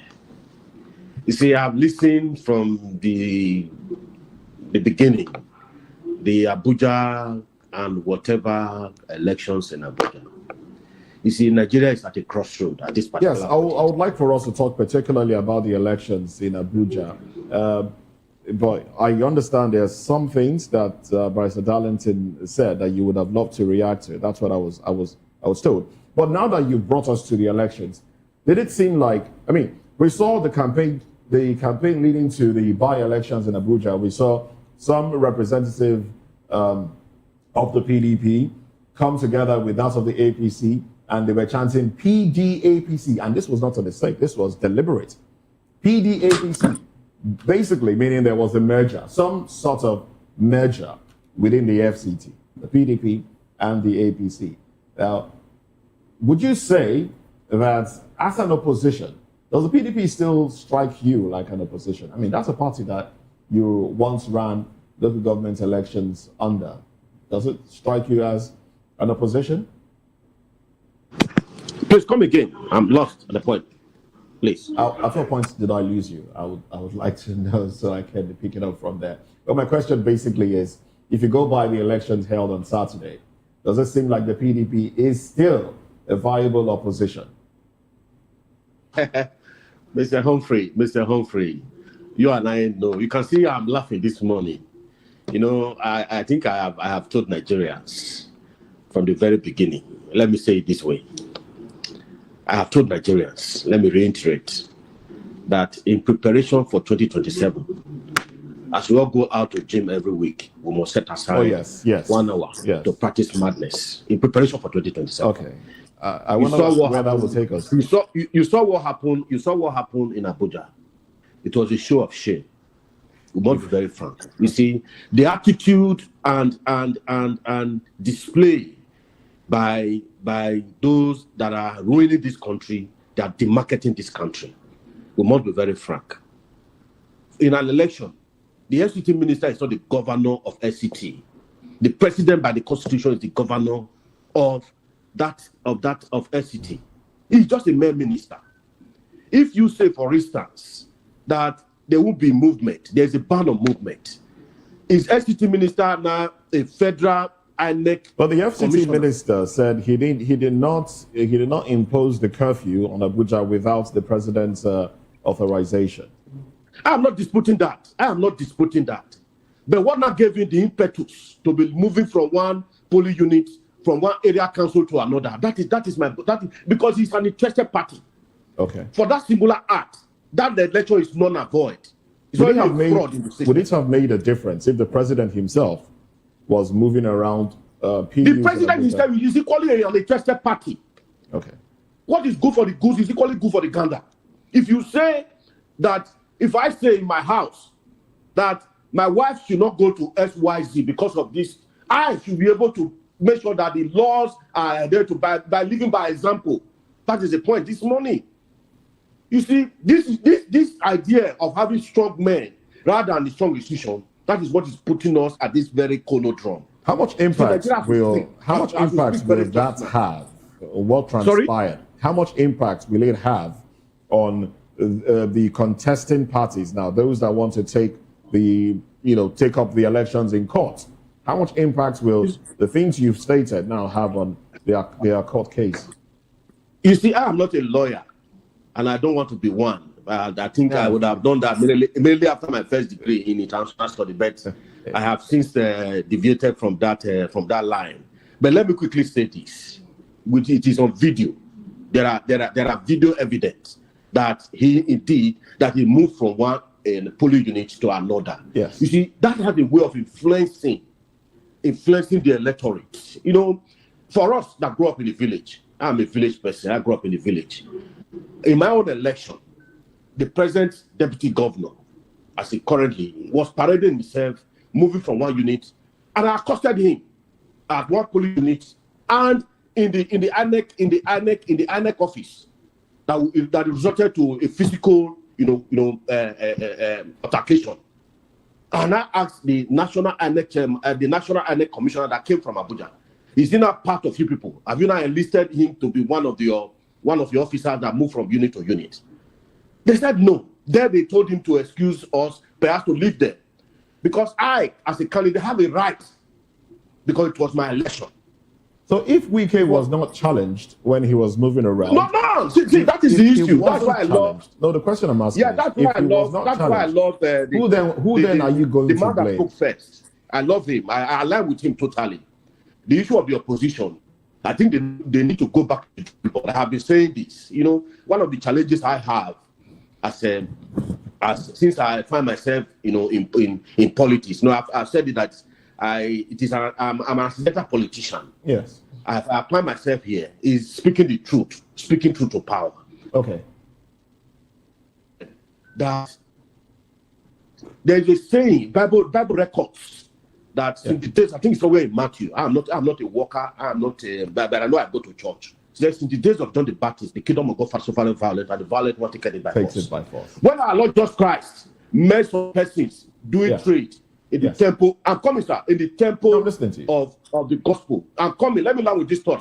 Go ahead. He turned the temple upside down and drove there. I said, don't turn my father's house to a den of thieves. What that means, they would have been able to challenge Wike. If I had to be in Abuja, I would have challenged Wike, because he's just a citizen, just the way I'm a citizen. Because I'm more a citizen because taxpayers, we are paying with our taxpayers' money. I have more stake than him, as we speak very just now. So the issue is this: we must learn to speak out. I've said it here and in other sister stations. Your destiny is your. Let me ask you. A closed mouth is a closed destiny. Yes, of course. Go ahead. Let me ask you, a village boy that you are, you might need to come to the city and join the city boys. God forbid. God forbid. God forbid. You would rather remain a village boy. I want to be a village so I can be eating fresh food and everything. Okay. Everything fresh. Everything fresh. Okay. But now let's, looking at the campaign leading up to Saturday's by-elections, some would say that the coalition under the ADC and other opposition parties did not campaign much. They did not tell the people what they would offer differently, as against what we saw from the ruling party. The APC tended to have campaigned a whole lot more than opposition parties. And do you think that the bandwagon effect of Peter Obi in the 2023 election that made a lot of Labour Party aspirants win elections, but later moved away from the Labour Party in the National Assembly into the APC, do you think that has affected how people see opposition now, seeing that even the ADC has a lot more of the Labour Party members, Obedient Movement, and a few others inside the ADC? Do you think that has that led to voter apathy that we saw? Quickly say this. I'll view it from. You see, the people are wiser now from the fallout of the Obi movement in 2023. If you take your statistics, okay, those that rode under the shoulders of Obi movement, they have since joined the dining table eating jollof rice in Aso Rock. So there is a trust. There's a deficit trust from that angle. And again, the opposition are not doing enough. They believe that the Obi movement, that what happened in 2023 will play out. Perhaps they are not. That is one of the reasons they are not living, up to board by doing it as opposition. I don't know if you are getting me. That is the point. Because if you see what is happening, the opposition are more relaxed. Those that are doing opposition, are campaigning like opposition, are the government in power. If you cast your mind back, this president has been saying just barely 8 months or 7 months in office when they started this shenanigan of campaigning till very just now, as if they are in opposition. I have had a call to be at a forum where I admonished the coalition that we should cast our mind back and look at a build-up of the ZACN, then CPC, and now APC during 2014, 2015 election, where the opposition, they were in the streets. If some of us, they galvanized some of us in the subsidy removal of the Jonathan era. The opposition are not doing like the tax law, the tax act that as we speak very just now is still shaded in secrecy. It's enough for all the opposition. Now, let me take you off.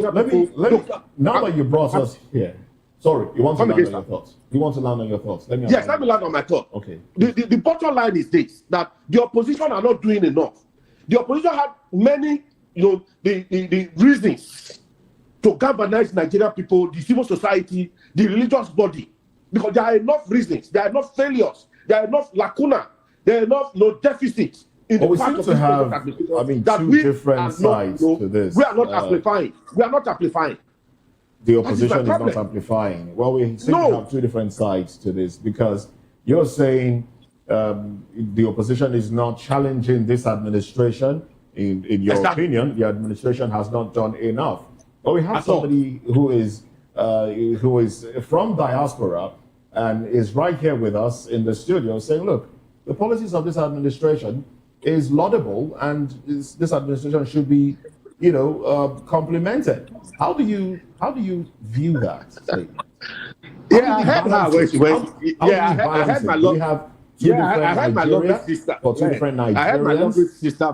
I had my lovely sister from another mother when she alluded to that fact, and I laughed as a village man. She tried to point out some the loan and what have you. As a living being and a very active participant, since my inroad into politics, this presidential administration, we must be very frank to ourselves. This is a man that we said is a Democrat. Everything about him is autocratic, is in reverse.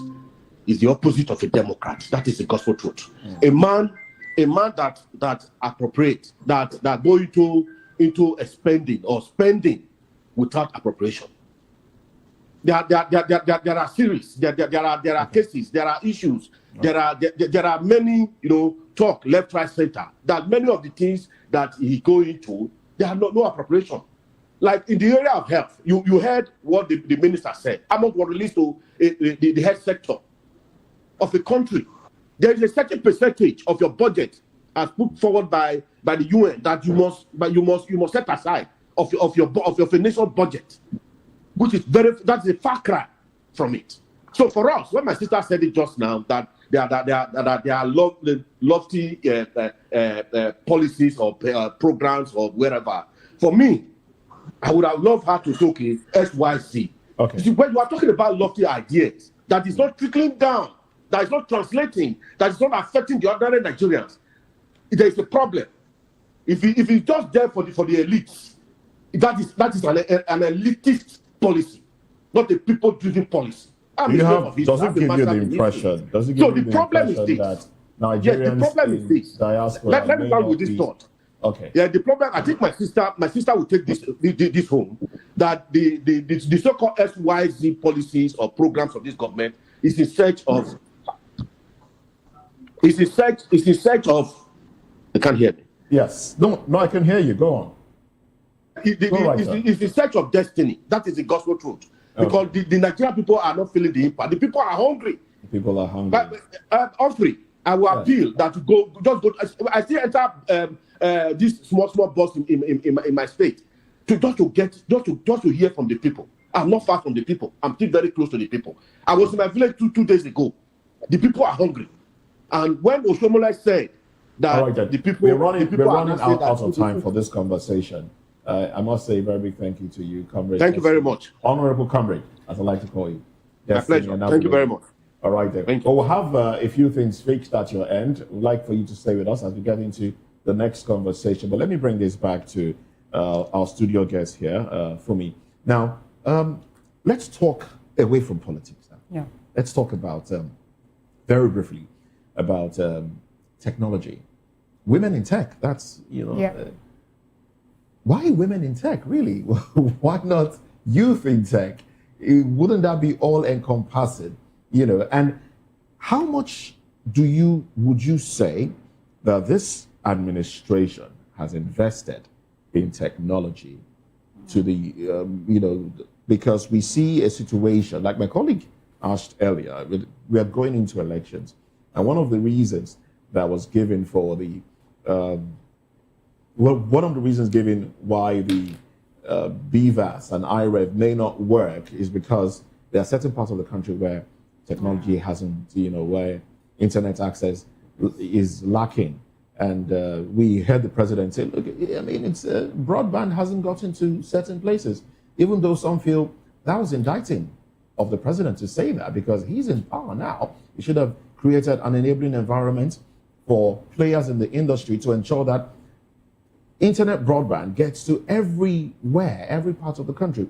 How much is what is this administration doing to ensure that Nigerians in the hinterlands have access to internet? Because if you want to talk technology, we have to talk internet access first. Okay. First of all, I would like to answer, thank you very much. I'd like to answer the first question, why you said why girls in tech and why not youth in tech. First of all, for me, it stemmed from my own personal story. In the United Kingdom, I was looking for a job. I couldn't find a job. And the only, I think as at that time, in 2018, there was the EU GDPR, which is the Data Protection Act that came into effect and which opened up loads of jobs for so many people. And that was how I was able to get in. And in the bit of me trying to obviously fit in and get a job, I realized that there were very few women in technology. So I got trained. I started as a data protection officer. Then from there, I went into information security, then cyber security. So every time I went for interviews, I realized that I was against like maybe 10 other men. And the only women you would see are Indians, not even the white women, not even the black women or the African women, so much of the Indian women. So obviously I've done quite a lot. I've had loads of experiences in the United Kingdom, and I said, why don't I bring it home? And the reason is also because a lot of young girls think tech is hard. They think, oh, I have to do coding, I have to do frontline developer, and because I've had experiences both in the technical and the non-technical aspect, so my position here is to show girls the other side of it. So if you don't want to go into core tech, there is the other side of it. So that's the first question. Now, what is the government doing? First of all, I would say, is it just the government alone? There is the part that the government has to find a way to bring private investors in as well, because the government cannot do it all. If we look at it, even in the Western world, the people who are actually helping to develop the tech industry in the Western world are more of the private. So it's about government creating exactly. So it's about the government creating the enabling environment for private investors to. But the environment, like my colleague said, sorry, I'm going to take you back there. You know, the government, in creating an enabling environment, we've lost some investors. Yes, we've lost some investors. So that means they have to go back into their strategy. What strategy are they using that is making the investors leave? Is it that maybe the tax reform or the electricity or whatever it is that they have created? We're running out of time. But what do you, in women, you know, when you talk about women in tech, ladies in tech, girls in tech, and the rest of them, I look around and on social media, you see a lot of women doing, you know, trying to get monetized and putting out content, and you know, a lot of nudity is out there. Is that part of? So that's the reason. In fact, that's one of the reasons why I started Niger Girls in Tech, to change that narrative that girls don't have to expose their personal privacy out there in order to get monetized or to make money. There are more ethical ways and moral ways that you can make this money if you are being trained. And that's why we're creating this awareness. We're training girls that this is the best way to come into.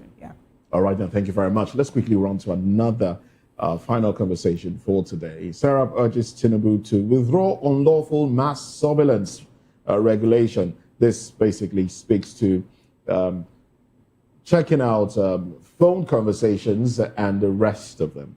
Let's touch on this when we come back from this break.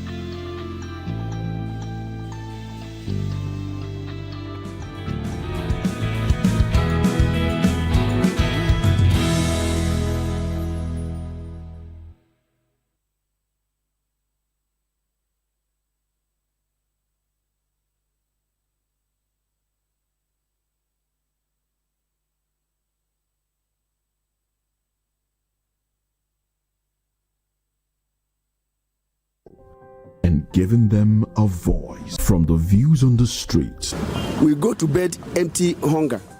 To the blaring horns of a hustling city. The loudest voices of the common man got a medium to be heard. This particular administration, they were coming unprepared. It's not a bad thing to renovate the president's lodge. Through top-notch programming, unbiased reportage of news, sports,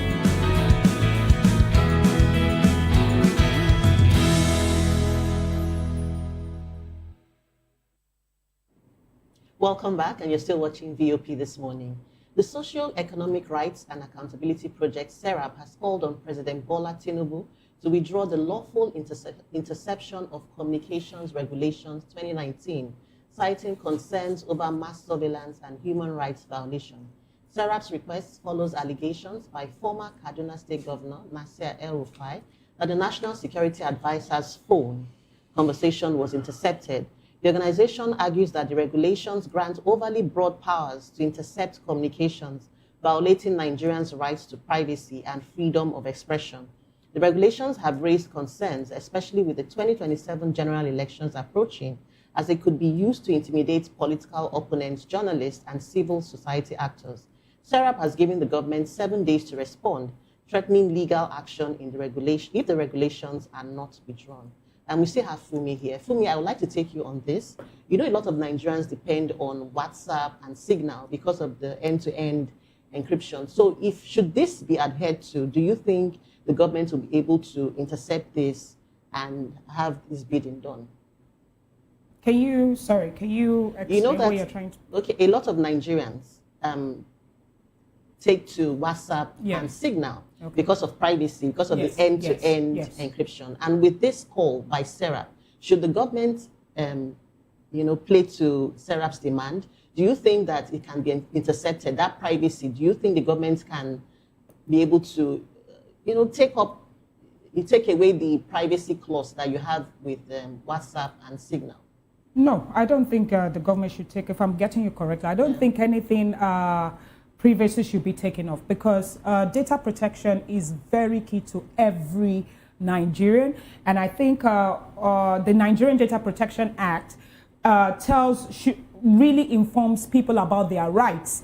So you should have rights to your data and how a particular organization or the government is using your data. So they should not take anything about privacy. In fact, I think they should even create more awareness on people's privacy and how organizations handle people's data while they are collecting, processing, and handling it. Yeah. All right, thank you for that. Let's move over to Abuja, where we have Mr. Aaron Ikpe. He's a management strategist and political analyst. Good morning, sir. Good morning. Thank you for joining us. Thank you very much. All right, I'm sure you heard SERAP's demands. What do you make of this? Well, it's, the society will always evolve, and with a lot of and also popping up. The truth there is that if this whole thing has not happened, all of these issues wouldn't have come up. So it's good that the society is becoming more aware of issues, their rights, and all of that. The rights to human rights and various rights are always available, and it's the duty of the government to also protect, the rights of her citizens, and also to strictly follow the rules of engagement, or let me say the law as it is, because the law is not just meant for the citizen; it's also for the government to also follow. So when it comes to rights to information, there's rights to information as well. And then when it comes to rights to privacy, there should also be right to privacy. And then the government should also be sure that individual rights are protected, and except there are security breaches. So these rights should be out there, stated very clearly, and such that it's glaring and it's very clear. So there should be that awareness, sensitization, and if you have for any reasons to my or to I should be aware. I should be aware. And if for whatever reason you want to use that data, I think there should be a procedure. So these things are not clearly stated. People are not even really aware of, all of these rights and all of that. So I want to put it that it's the duty of the government to actually create more awareness on whatever they want to do, with your rights, with the information, with the data they are collecting, from individuals. A lot of people resort to WhatsApp call now because of that privacy, So. All right. Yes. Now, this issue basically came up because of statements made by Malam Nasir El-Rufai. He's saying that he monitored, not he himself, but, certain individuals monitored the conversation of Nuhu Ribadu, the National Security Advisor, and they heard things said, and Serap is saying, look, government in itself monitors Nigerians all the time. But some would say, that, well, Sarah is saying without court orders and the rest. But some Nigerians will say, look, isn't it the duty of government and its agencies to monitor and to forestall what might lead to a breakdown of law and order? So where do we place, that responsibility of the government when you talk about trying to regulate how government monitors conversations and infringing on people's rights as well? Where do we draw the line, basically? Okay, I didn't get that clearly. Sorry. Where do we draw the line between trying to monitor, conversations and the rest of them to forestall what might be a breakdown of law and order, what might be termed a national security issue, from infringing on people's rights? Where do we draw the line? Very quickly, please. There are two sides to it. For security reasons. Can you give us your response in 1 minute?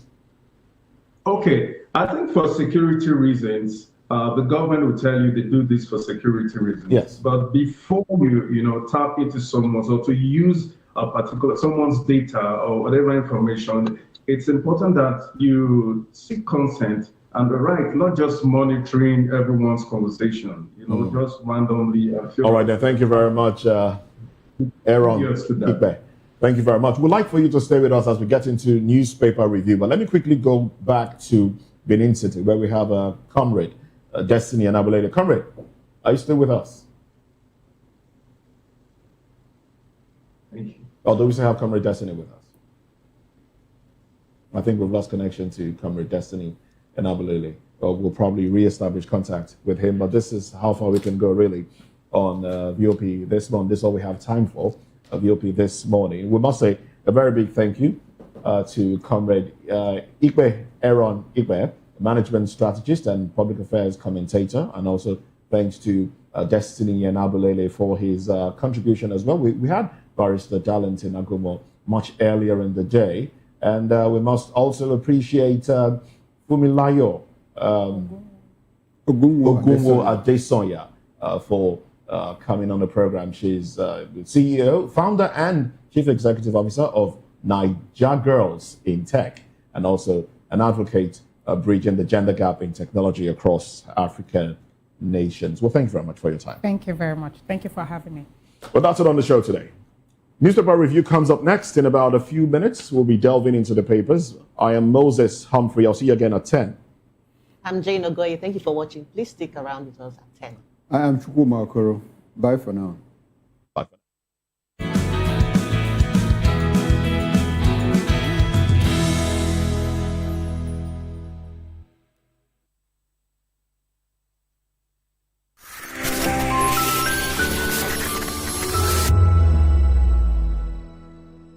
Are you ready for the extraordinary? Something big is happening on your screen. Introducing VOP TV, now streaming on SLTV channel 264. From breaking news to captivating conversations, news analysis, giving you all sides to the story. We break in-depth discussions on the issues that matter, from politics to sports, entertainment, and lifestyle. VOP TV on SLTV channel 264. Join us as we redefine what television means to you. Voice of the People Television, VOP TV. Now you have more than a voice.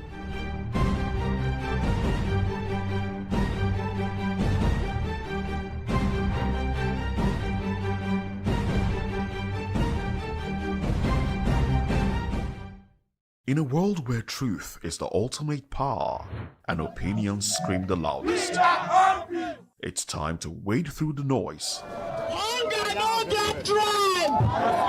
Hunger no get religion. And scan the human interest and trending topics that matter. Stay tuned to The Issues, your plug to the stories making the buzz, from politics to science and technology, social justice, and more. Let's tackle the tough questions and expose the truth. The Issues on Voice of the People Television, Mondays to Fridays, 8 to 9 p.m. The Issues. Don't just react. Understand. To know the happenings in the maritime sector, join us on the program Maritime Frontiers on VOP TV as we discuss key areas in the maritime sector from aquaculture, maritime transportation, maritime labor regulation, oil and gas exploration, ferry and passenger insurance, marine pollution and prevention, port operations, and lots more. Maritime Frontiers, exploring Nigeria's blue economy. The red carpets, awards, the razzmatazz, music, fashion, interviews, and more. Spotlight on Voice of the People Television. Let's feed you with all the juicy stories in the global entertainment space, bringing you the glitz and glamour as they hot. Stay tuned to Spotlight, 1 p.m. Monday to Friday. Spotlight on VOP TV. Entertainment like never before.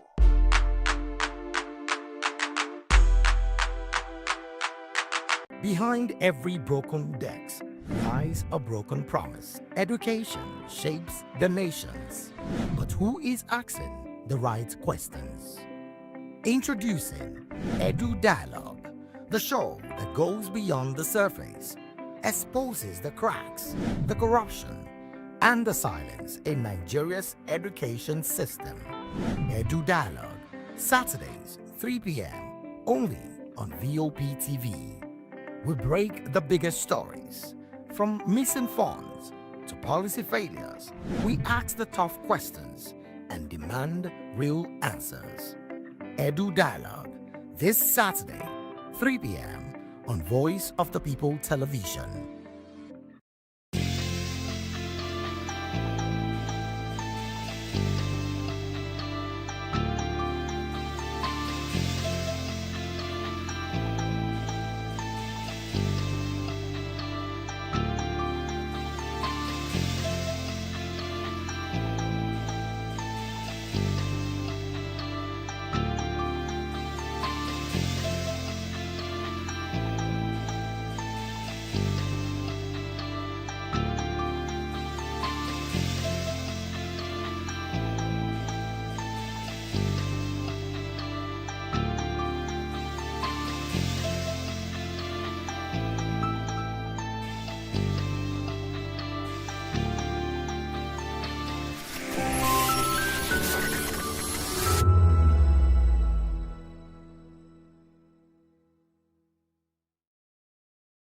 Welcome to the locker room, the home of football talk that matters. I am Jerry Arpillon. Join us every weekday, Monday to Friday at 5 p.m. Nigerian time, as we share the hot takes and hot debates in the exciting world of football. And joining me are the usual suspects, Ikechukwu and Mayowa, as we break down all the hot takes and everything that's happening in the football. Don't just watch football, live it with us. Catch us on the locker room and Voice of the People Television at 5 p.m. Nigerian time. And like I always say, if not going to talk, please discuss.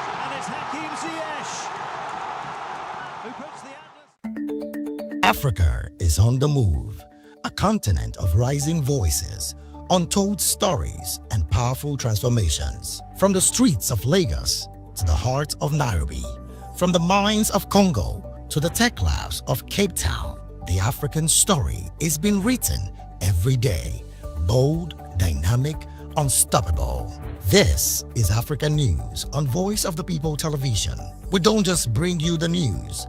We analyze and bring you Africa's heartbeat, the politics that shapes our nations, the economies that drives our future, the cultures that defines who we are, the voice that must be heard. Africa News, Africa's voice, Africa's future. Where Africa speaks, the world listens.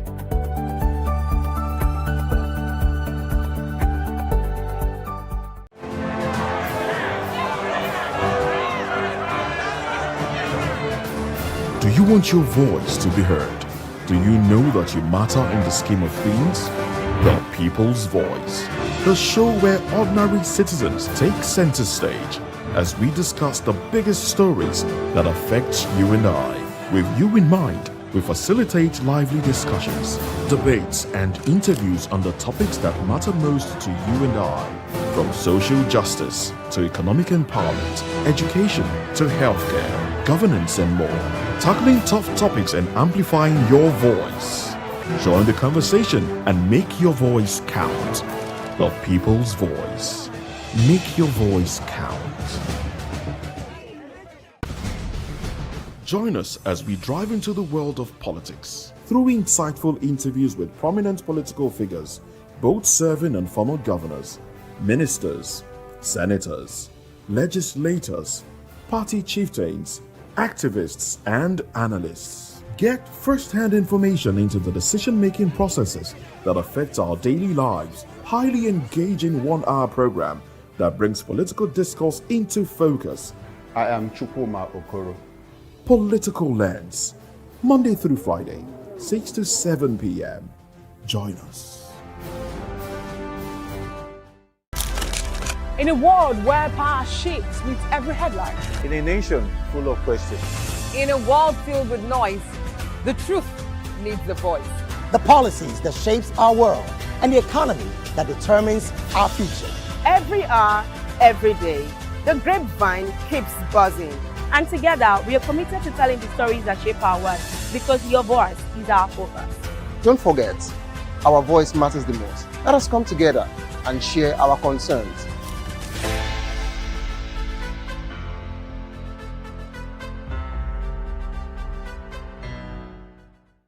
We encourage you to click on the like button and subscribe to our YouTube channel. We are Voice of the People TV. Also follow us on all our social media platforms. We are at VOP TV Live. Visit our website www.vop.ng for fresh and trending news. Also watch us live on SLTV channel 264. VOP TV, Voice of the People Television. Good evening, Africa. My name is Bamakore, actor, model, producer, and I'm giving a big shout out to VOP TV, man. Keep watching. Don't change the dial. Thank you and God bless you. My name is AY, and of course, I represent the voice of the people, and that's why I'm on VOP. AY say so. Hi everyone, it's your girl Miriam Tima from the Real Housewives of Lagos and the Real Housewives Ultimate Girls Trip Africa. Shout out to VOP, the voice of the people. You already know. Stay tuned, keep watching. And don't forget, VOP is the best. Alright, hello, it's about that shaking the man fine back with Melanie Poppy Black Skin Boy. This is VOP TV. If you're not watching VOP, I don't know why you're watching. Maybe you're watching your weight.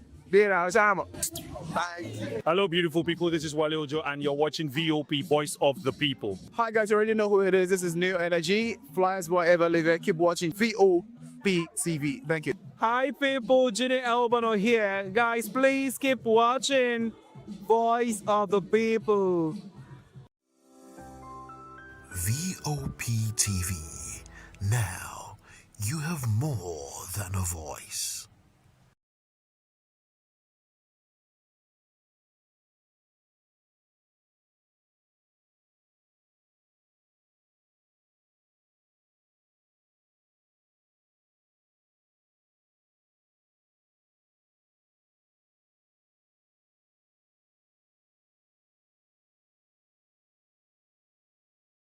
Every headlines, news breaks and events happens.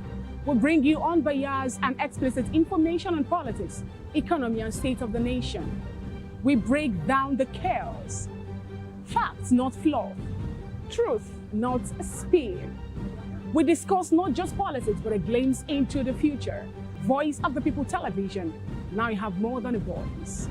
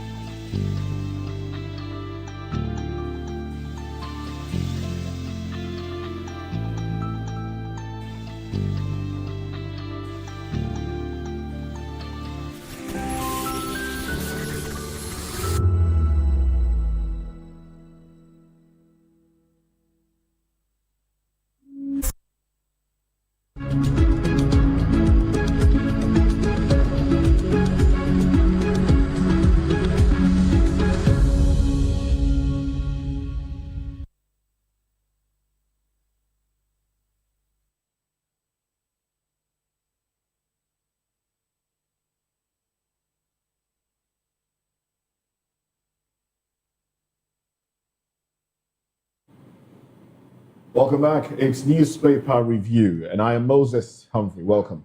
I am Chukuma Okoro. Thanks for joining us again. And I'm Jane Ogoye. Thank you for joining. And we have Mr. Darlington Agomo, legal practitioner and public affairs commentator, join us as well. Welcome to the program. Welcome back. My pleasure. All right, then. So let's dive into it. These are the headlines here. Of course, the elections, Saturday's elections, by-elections, one of the stories you will find on most papers this morning. Well, let's check out what we have on the cover page of the Vanguard. And it speaks to the elections, actually. It says, 2027 elections. APC, 4 other parties ready. 16 in disarray. May not present candidates for most offices. Now, Barrister, let's have you go. Let's have your thoughts in, and then we'll look at the parties mentioned that are ready. So 5 parties positioned for nationwide contest. That's among the 21 parties that we have. And the parties named here by the Vanguard paper, you have the APC, you have the PDP. Some will disagree. When it comes to structure, some will disagree though. Well, structure, PDP still has some structure in place, yes. But are they positioned? Labour Party. How did they come up with this list?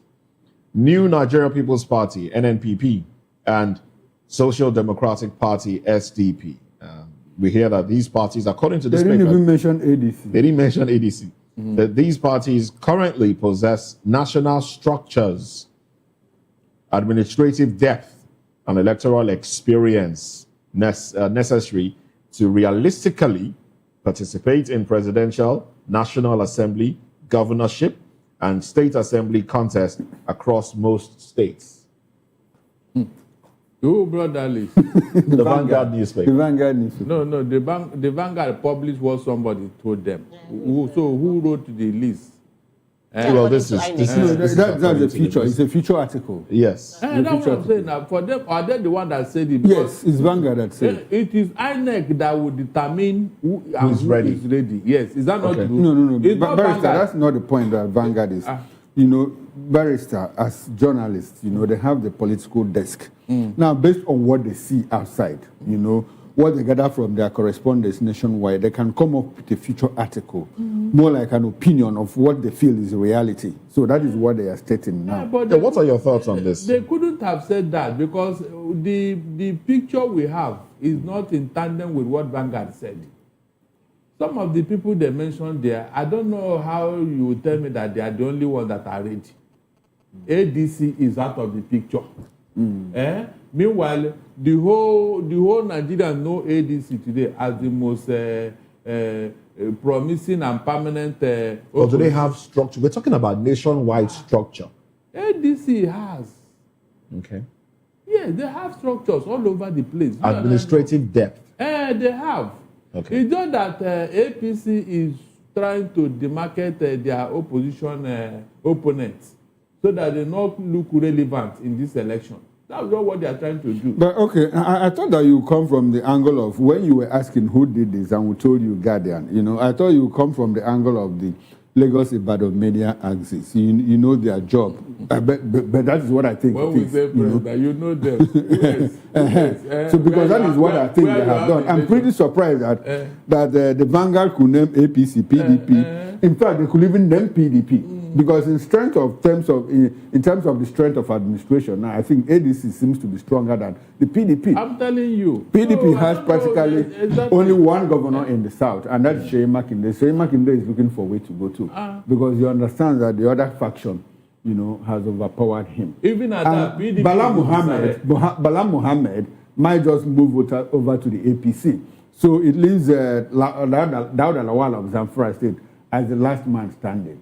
And so if you have a wicked superintendent over the PDP and he's doing all of that, and he says, well, if we feel the presidential candidate, it's going to be from the south. So I'm surprised that Vanguard will go to mention PDP ahead of the ADC. Meanwhile, we have people like David Mack, former Senate president, in ADC. We have Bolaji Abdullahi. we have Peter Obi, we have Atiku Abubakar, we have Rotimi Amechi, you know, across the length and breadth of Nigeria. So these are people who move their structures from where they are and dump them in the ADC. So I'm pretty surprised that they could leave out the ADC. You know, it's just trying to paint the picture of ADC is not serious and all of that. Exactly, and that's why I suspect that it was APC that brought. But the ADC, does ADC appear to be serious? If you look at the build-up to the by-elections in Abuja, Amak, and the rest of them, we saw the likes of Atiku Abubakar campaign with the candidates of the ADC, Dr. Moses Paul. And, you know, we saw them buying corn, you know, doing things that Nigerians felt was outdated, where politicians would buy corn and, you know, even they were mocked. Wike did say, look, it's not about buying corn, it's about working for the people. Does it come across to you that the ADC, going by that election, was prepared to be a viable opposition against an APC that has the structure and is currently in power? I think what is going on in the ADC at the moment, you know, is that they are infighting. You know, that friction, you know, that invisible friction, you know, that they are trying to manage between Atiku, between P2B, between Amechi, it is what is affecting them. You know, they didn't go because someone came from Enugu to Lagos. From Lagos, he's an aspirant, he's interested in contesting. So he now went to Abuja to do a few things and now happened on the election. So we spoke on Friday, you know. He said that he campaigned with Peter Obi. You know, he went with Peter Obi that the support ADC is getting from in Abuja is massive. You know, that they are doing a lot. But then he said something. For Amak, he was sure Abuja Municipal Area Council was sure that the APC was going to win it because of what he saw. But he said it would be difficult to determine elsewhere. Because if I walk through the APC, the FCT Abuja area, that's what he told me, I discovered that the ADC is on ground. The ADC is on ground? Is on ground, you know. So I now asked him, who, you know, was around to campaign for the ADC? He said Peter Obi was there, Atiku Abubakar was there, you know. He didn't mention David Mark's name, but I know that he would have been there too at some point. He didn't mention Amechi's name. Probably they were not around there when I didn't monitor it closely. I didn't monitor it closely. So ADC, what I think that affected them in their council area is that they are still acting individually. They are still not acting collectively. Like the APC, what did the APC do? APC inaugurated well ahead of time 137-man campaign council headed by, in fact, they had 4 co-chairmen, 4 sitting governors who put the Uzodimma and the governor of Nasarawa, the governor of Kwara State, Raman Razak, and one other governor. 5 of them, you know, the co-chair. And they had a lot of big wigs, ministers and all of that in their campaign council. So they did a lot of work. They did a lot of work, which the ADC, I'm not sure anybody can. I'm even surprised that PDP won in Wagwalada council area. Because they managed. Barrister says that they gave him, they dashed them one. They dashed them one. So that later they will return it. They return it to APC and all of that. So this might be, I'm not sure this will be a test of what will happen in 2027. I say that because by the time they do the primaries, and all of them are giving us some kind of words where anybody that wins, we are going to support him. That is not likely to happen. But why do you say in so? the Because ADC. this is In they ADC. had, because they had a clean sweep. I'm talking about APC. No, I'm talking about ADC. Okay, the ADC. I'm talking about ADC. Okay. Amechi said whoever wins, we are going to support him. Peter Obi says whoever wins, we'll For support me. him. Atiku For says me. well, whoever wins, will support him. They will not do that. For me, These 3 people, if any of them loses out of that presidential ticket, he is sure to leave that party. I don't believe that. I'm sure. I absolutely agree. Yes, the only person that might stay is Atiku. No, the only person, if Atiku loses, he will leave. The only person that might stay is Rotimi Amechi. Because his ambition is not that very strong. Yes. You know, but if Peter Obi loses, he will move. He'll move out. If Atiku loses, he will move. He will not. Atiku may not move. Atiku. He will not move. Yes. Okay. But where will he Atiku go? may not move. So where because will he go to? He has. They are not going anywhere. They will entrenched stay in there the They will stay there. and wait for the next time. Obi And might wait for, move. Well, we have somebody who is in Abuja who joined earlier. Ikpe, well, good morning to you once again. Thank you very much for rejoining the conversation. Let's ensure that your audio is fixed and we can get your audio feed. Okay, yes. Good morning. Great. Great. So we'd like for you to tell us, your experience of Saturday's elections. Well, before you do that, let me take the story as reported by The Guardian and the writers to it, and then we'll take your response. So this is how it's reported. It says here, low turnout, electoral reform backlash, shadow APC's FCT sweep. APC wins 5 council, PDP takes Gwagwalada, voter apathy deepens despite largely peaceful polls. Electoral Act 2026 sparks transparency concerns. PDP, others won, law may imperil 2027 general elections. APC hails results as endorsement of Tinubu's reforms. INEC defends conduct, cites orderly accreditation, collation. National Assembly outlines reforms, defends manual collation, fallback. Now, Igbe, talk to me. Okay, one of my concerns concerning the last election was the deep voter apathy. Like we said, there was really, really low turnout. So that really affected the vote, if you ask me, the dimension to which the election swing to. So like for AMAC, a lot of people knew or could predict that the indigenous person was going to win because most of the indigents all wanted to come out and vote, but the non-indigens were like they don't care, they were just interested in going about their business. But the challenge with the low turnout is that people are beginning to lose confidence in the electoral process. They feel their votes will not count after all the stress and coming out and all and moreover, the system is somehow designed to disenfranchise people. Let me buttress on that. Because if I register in government and I relocate to Wuse or I move to another, I can't vote. And the logistics of commuting, moving to your polling unit before you can vote. Because Abuja is such a way that you can move at any time, except you have your family, even with your permanent resident in a particular area, like Gwagwalada or Amak, you still move. So people coming out to cast their vote, the longer, so the system should be designed in such a way that it's easy for you to cast your vote at any point in time. So that's part of it. Then let me also chip in a little bit. I don't feel ADC is not ready.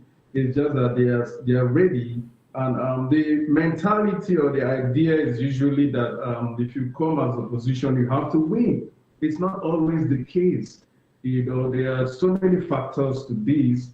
In as much as we believe that if the transparency and the electoral process is really credible and INEC is ready to, be like an unbiased, how do you call it, an umpire, willing to, do the needful. In terms of transparency, I want to believe that the dynamics of the result or the scores wouldn't be what it is. So the low turnout is a huge challenge. And NEC, because the electoral system is dynamic right now, if you ask me, it's quite dynamic. You can't predict to say, okay, ADC is not ready, or APC is going to win, or Tinubu will come in, or whoever will come in from APC or PDP in 2027. Between now and then, anything can happen. So I think every party should just go and re-strategize and look at what they need to do, to come up with a tangible, how do I call it now, to make their candidate win rather.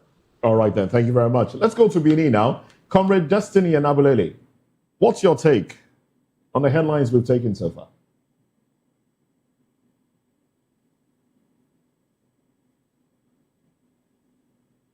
Well, do we still have Comrade Destiny and Abulele with us?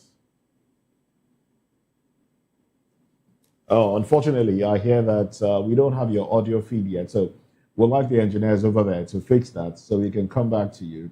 I mean, this involves your party, so you should be happy that at least you have one person in Gwagwalada. Okay, so We'll come back to you when your audio feed has been That's you.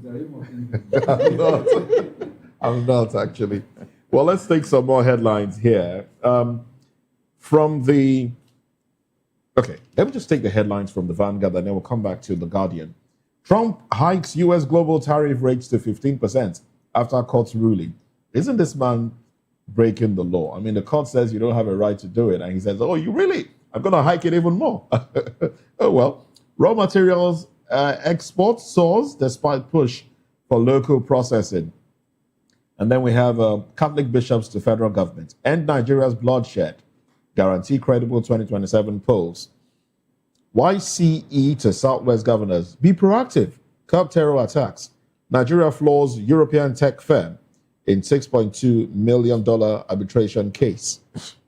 How APC dominated FCT polls. And then 2026 Electoral Act. We engaged AGF, INEC, CSOs, development partners for 2 years before enactment, NAS. Why previous governments struggled to resolve impasse with ASU, others, FG. All right, so those are the headlines there. You want to react to any? Yes, I want to react to what APC did in Abuja. Have we talked about it? The elections? Yes, we're still on it. We are still on it. Yes, we are still on it. A lot of people will not like what I'll say, you know, but I just have to say it because it's not my duty to make anybody happy. You know, I have to say things the way I understand them. And you face the consequences. Yes, and I'll face the consequences according to the barrister. Remember, I'm here. From the realist perspective, point of view, you know, as a student of political science, as a student of history, I like what APC is doing because, I mean, there are three basic instincts that drive humanity, human beings: fear, competition, and glory. And if you invest that in the struggle for power, politics, the power to allocate resources, you know, the authoritative allocation of resources, I like what APC is doing. Because some people, even in my university days at the master's level, some people say, you are a hawk. You behave like a hawk and all of that. I'm hawkish. I'm not a dove. Yes. As far as I'm concerned, I like the power play, the struggle for power. But the thing of it is that I don't like the way APC is using the power. Because if you go through history, people that have grabbed power like this, they use it for the betterment of society. That is what is lacking here. That is essentially what is lacking here. We seem to have a docile opposition. PDP is dismembered, Labour Party is not there, ADC is struggling. So what do you expect the ruling party to do? To fold their hands and wait for you to take over power from them? They will not do that. So in that angle, I like what they are doing and what they did in Abuja. Can you imagine? They constituted 137 member campaign council with 5 governors. With 5 governors. They're deliberate. They are deliberate. They know what they are intentional. They know what they are doing. Because they have the resources. I wanted to say that. Because they have the resources. Yes. Good. The sitting governor, they have the resources. Exactly the to point. Play around. So now, we also have people on the other side who stole money, who stole our money, but they are not deploying it. They just stay in the fringes and campaign and mouth things. How many of them? Who is not there in the ADC? In the ADC, who has not been in government? All the prominent people that have not been in government. So that is the point. When I say I'm hawkish, you know, the PDP had all the opportunity. They didn't do all of this. No. But APC is using it. But to what end? That is my problem. No. If in all of this we see that the price of the dollar to naira exchange rate is coming down, if we have hospitals built across the length and breadth of this country, I could go back to, if you go to Germany, you know, the German person is not a run-of-the-mill Democrat. He's not interested in democracy. They're interested in the economic well-being. Lee Kuan Yew said, well, I'm not your Democrat. For all you, I care, I'm not your Democrat. But I'm interested in building Singapore because America has, according to him, America has, you know, tried to build democracy in Philippines, you know, for how many years? Now we have a lot of Filipinos trying to come to Singapore. How many Singaporeans want to go to Philippines? That was the question he asked. He said, I'm not a Democrat. He had power. He held it strongly for the benefit of his people. You can talk about Sukarno. Go to Indonesia. The man that developed Indonesia. and built a foundation that they are using was not a Democrat. He had power, military man that transformed. He had power, he used it to build the country. If you go to as small as the Dominican Republic, small island, you know, Rafael Trujillo was a dictator. If that country has recorded any improvement, he did it. But we have a situation here where people are just gathering power and amassing wealth, you know, for their own benefit. That is the difference. That's what I don't like. So if you ask me, the elections that went down in Abuja, if the opposition does not come up stronger in 2027, we will still tell the same story. And Nigeria will continue in the direction that it is going. What do you do when you don't have a level playing field for this election? What do you do?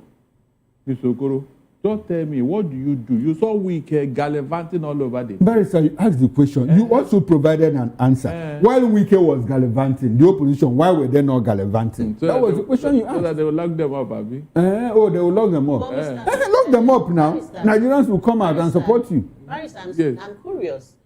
From a legal standpoint, we know that Wike is a political appointee. What does the law say? I mean, with regards his campaigning openly.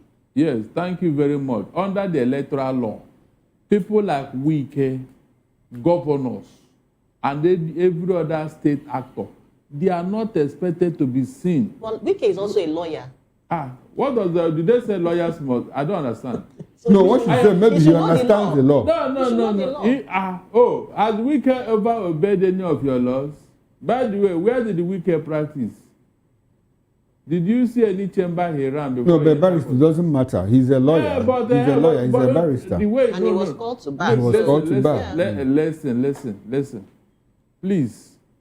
There is a difference between a lawyer and a legal practitioner.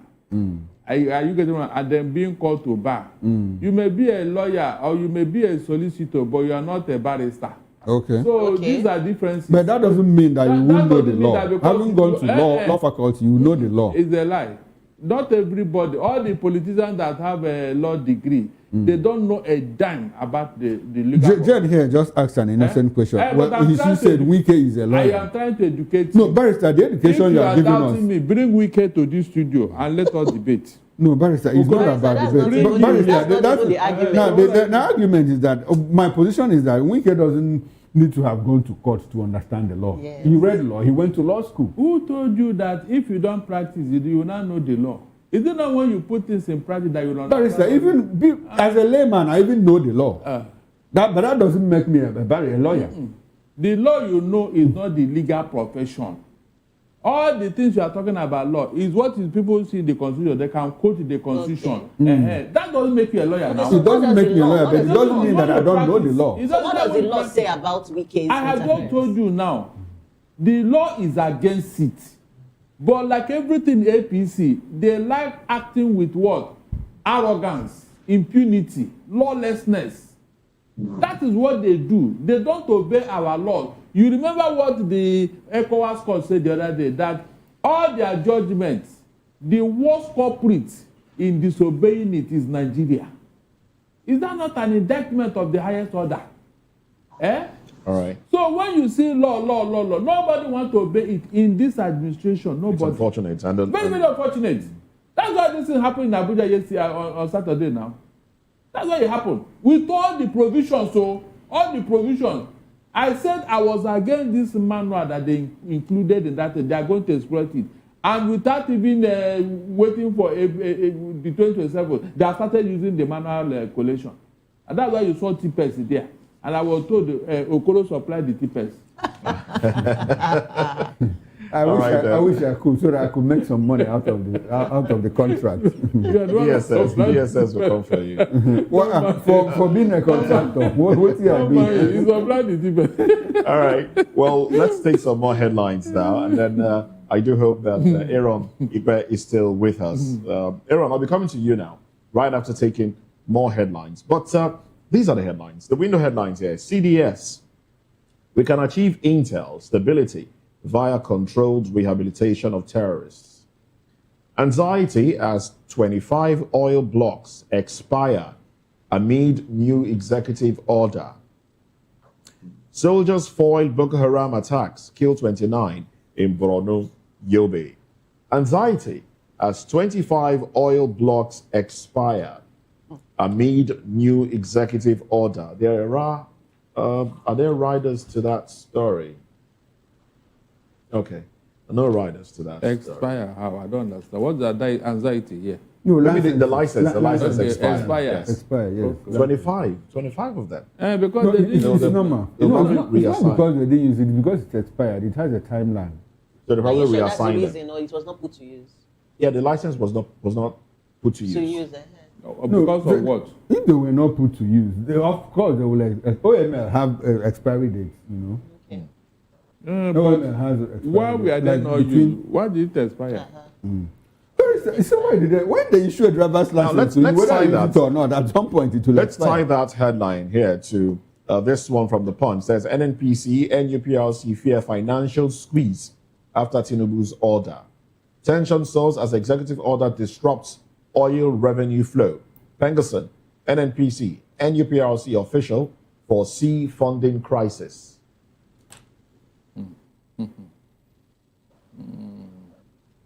Well, that is your let me come to you now. Aaron. So, yeah. What are your thoughts on this headline? Yeah, I'm just actually listening to the conversation there, saying that what happened, why did it expire? There are so many reasons for a license to expire, and with the executive order. Well, my concern actually is the inconsistency of policies within our system.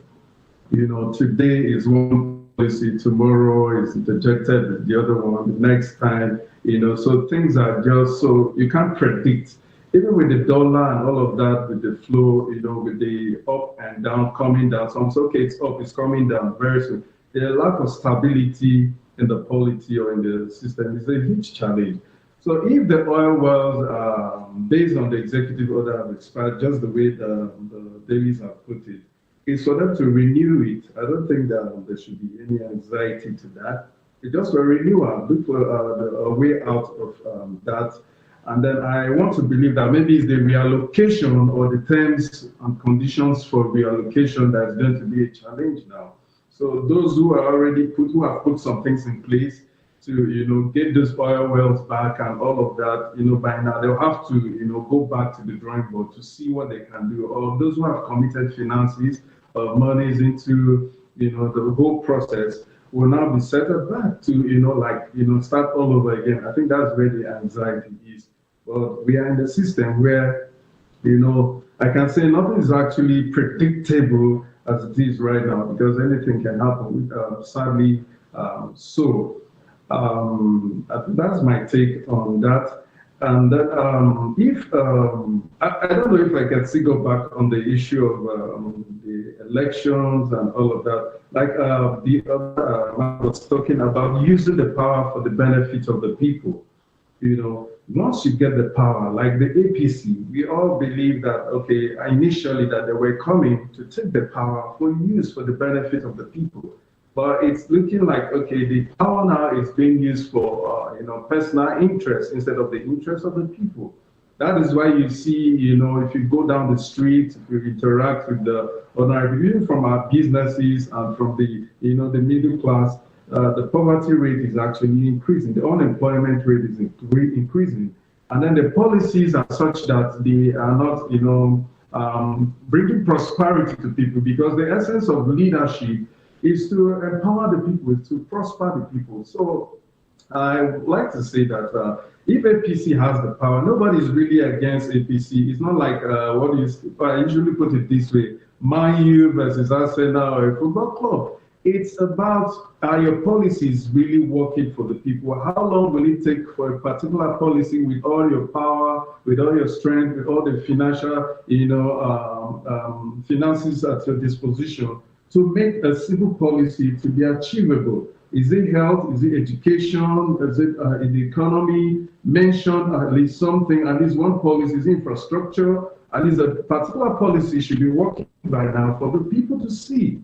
So, but then we can't really place it. So when we are talking like this, it doesn't really mean that anybody is about anybody, because they try to personalize this thing. Is Tinubu, okay, is the president.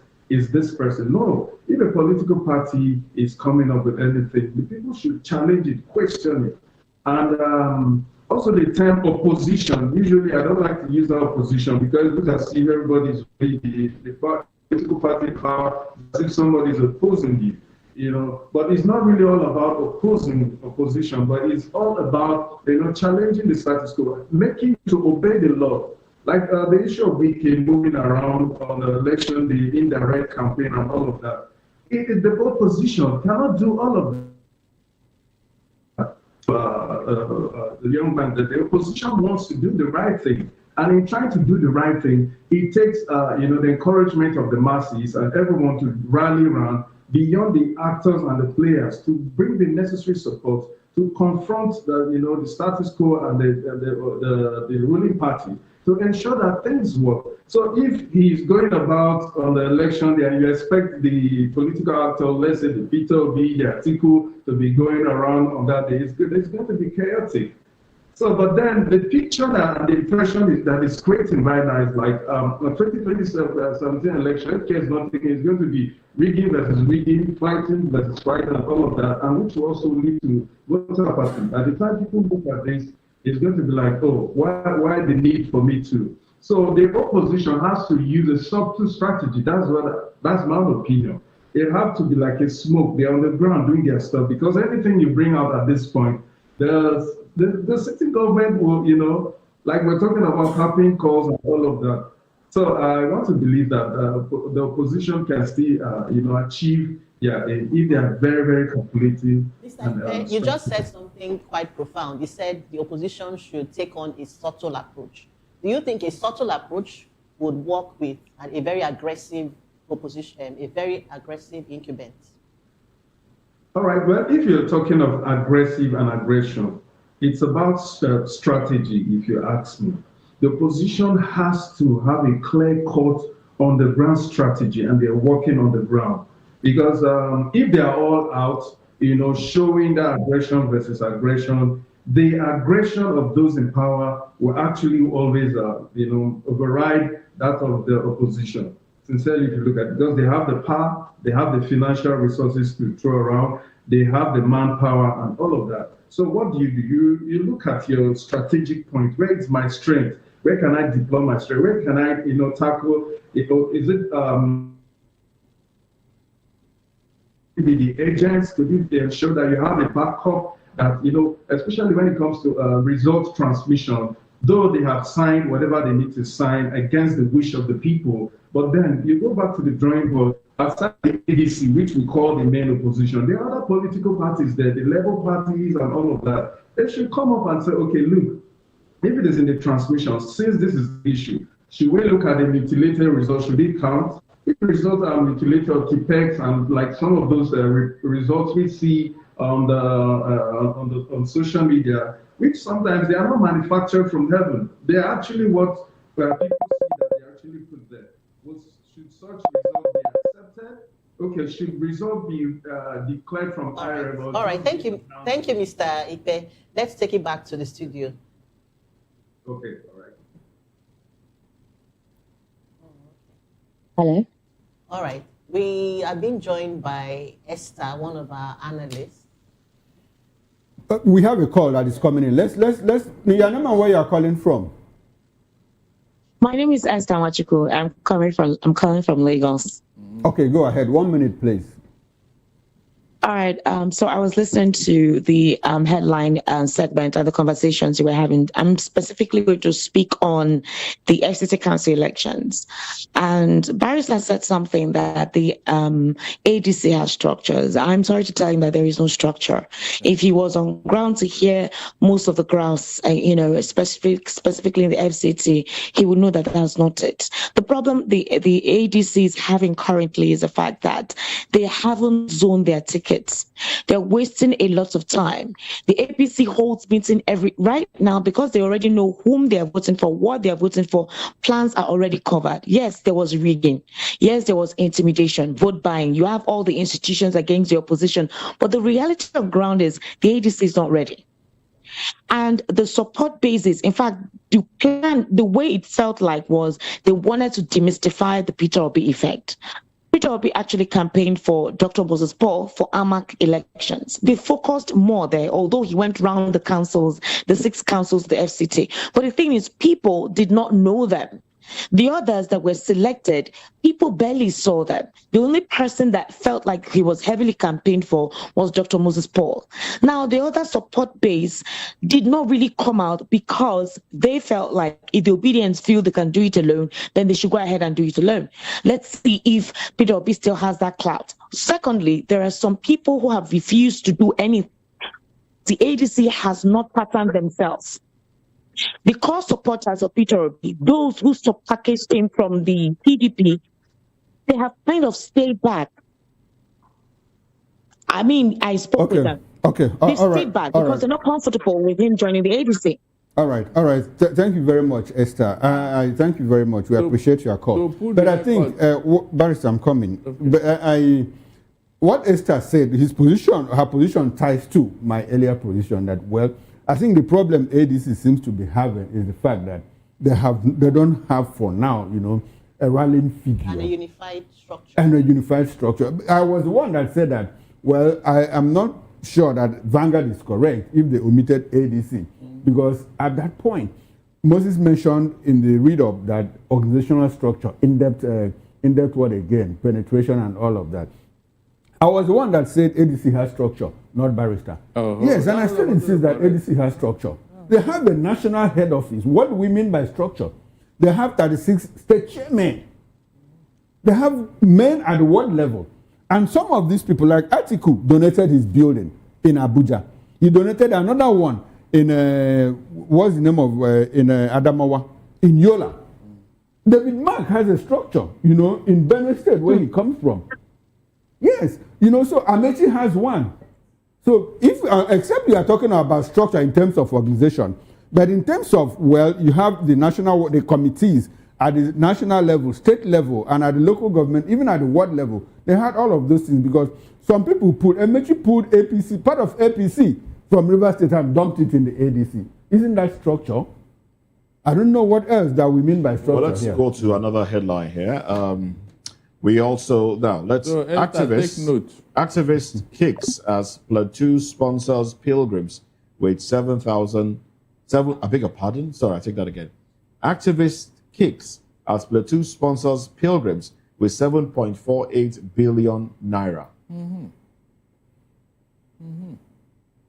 Pilgrims. In a poor state that's looking for funds. 7.48 billion naira. They can afford that now. Should be they are getting more money from afford what? Afford what? That is that they are getting more money. How rich is the state? And they said you should sponsor pilgrim with the money. Lots of other people are displaced. It's one thing to get the money. There's another thing to prioritize. Now they have chosen their priorities now. That's what they want. Who is kicking? Is it activists? Activists will kick now. The people that are enjoying it will not kick.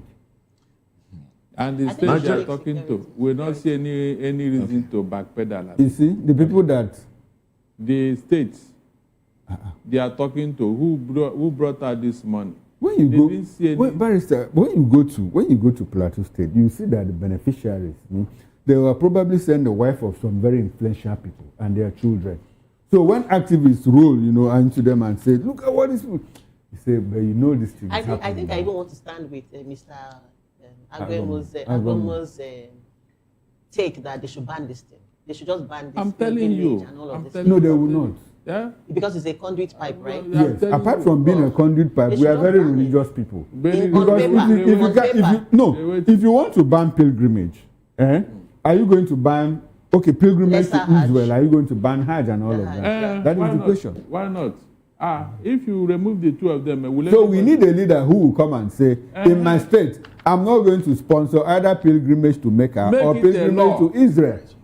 If you want to go, procure your visa. We have the Hajj Commission or the Pilgrimage Commission will help you procure a visa, but you pay for everything on your own. Yes, that is one way we can do. But so long as you go to a state that is multi-religious, like a state like Plateau, where you have Christians and Muslims, you cannot sponsor one and leave the other. That's true. So this one now is for Muslims, have you? No, they say pilgrimage. Pilgrimage. That's Jerusalem. Okay. All right. That's good. Well, let's touch on another headline here. Now, NAFDAC seizes NAFDAC seizes banned fake cosmetics worth 3 billion naira in Lagos. They said granite oil. And the rider raids warehouses with over 100 million naira worth of expired food products in Niger. All right, these are the issues that we're dealing with. But I think we talked about it on Friday. Was it on Friday or Thursday? We talked about it. And okay, the so let's economic touch side on of it. security now. Let's touch on security. You know, I really hate to point these things out every time because there's always one security issue. No, but that's our reality. That's our reality, unfortunately. So I do agree. CDS, we can achieve intel stability via controlled rehabilitation of terrorists. That's right. Controlled rehabilitation of terrorists. So, okay, they were not controlling it before. That's a de-radicalization. So they were not controlling it Did he before. tell you how he would do that? Let's see. This is coming from the CDS. He will put them in a house, Abi. And We they can want- achieve intel stability via controlled rehabilitation of terrorists. You know, that's a track. now. I'm reading it for emphasis. For emphasis. Well, let's tie You know it how to- much that goes into rehabilitation? Well, leave that thing. Let's tie it to another headline, still on the cover page as well. It says, soldiers foil Boko Haram attacks, kill 29 in Borno, Yobe. All right, so, gentlemen. There's another story that we need to tie to this, where the chief of the federal government has told Nigerians that the people killing Nigerians are foreigners. Foreigners, yes, that's in one of the I dailies. don't want to hear that. We don't have that on our table I don't right want to now. hear that. They are But this is our federal government telling us. No, they are lying. They might not be lying. No, but the point is, if you have discovered, If you if you identify know, them if you have as identified foreigners, them, then you should be. so why are you telling us? That's what I'm telling you. The that government should be ashamed of Ashamed itself. of itself. Telling Nigerians, oh, those killing my people are not This is not the first time from that within. This is not Yeah, the first outside. time. Christopher Musa, when he was chief of defense staff, said the same thing. So why should I listen to such a talk? That's when somebody have lost responsibility. He will look for somebody to blame.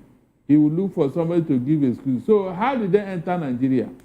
Do you know this Lukarawa or whatever they call them that's a problem in Kwara now?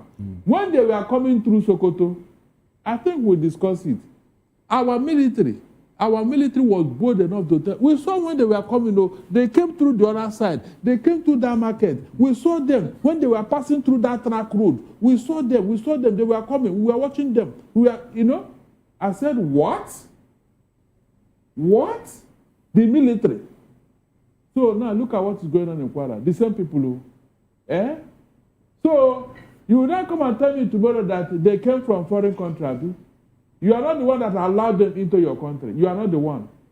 No, you are not the one. I should now say what? Oh, it's a pity. Even told you better that came from Niger. You have not been dining and whining with him, Abi. You have not been sending emissaries to him. Please, they should stop all this thing so that I don't say something this morning. All right, Aaron, please, let's have your take now. Ikbe. Yes, go ahead. It's so unfortunate that the security issue has come to stay with us, and sometimes we just say this. It looks normal now. We pause and think that someone like you or someone somewhere out there, we can only tie to the inefficiency in governance, because security is everyone's right. It's just like an indirect war. I think that's what the government should see, because the number of lives that have been lost as a result of insecurity is as good as declaring one country as like a war between one country and the other. If your citizens are, keep dying on a daily basis, one thing or the other is, happening. And I think by and large, it's just our system, our leaders are not proactive.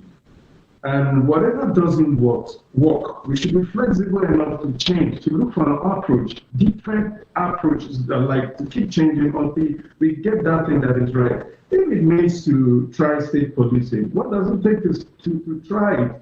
Information gathering, you look for another strategy, We look for, you keep changing until you get what works. But our system here is that we relax. The government relax, the security operatives, they're just there until when they hear, okay, this calamity or something has happened, you see all of them acting like, okay, we are doing our job now. It's so unfortunate that these things are allowed to happen, from Boko Haram to all of that's coming. It's not efficiency in the government. The government can sit up and they have political will, and unfortunately, sometimes we politicize these things, and they use them as campaign tools year in, year out. They use them as, okay, I'm doing, just like the case of, sorry, who allows it to go up? Now that it has come to 1,300, it's looking as if, okay, there's a hero somewhere who has made this thing work. These things are not rocket sciences. We're in a dispensation now where you can see things that work in other places and you can emulate them and you can copy and paste easily. It's not like you're reinventing the wheel. So if the government that has the political will to do what is right, I don't think these things are rocket science. We have security issues.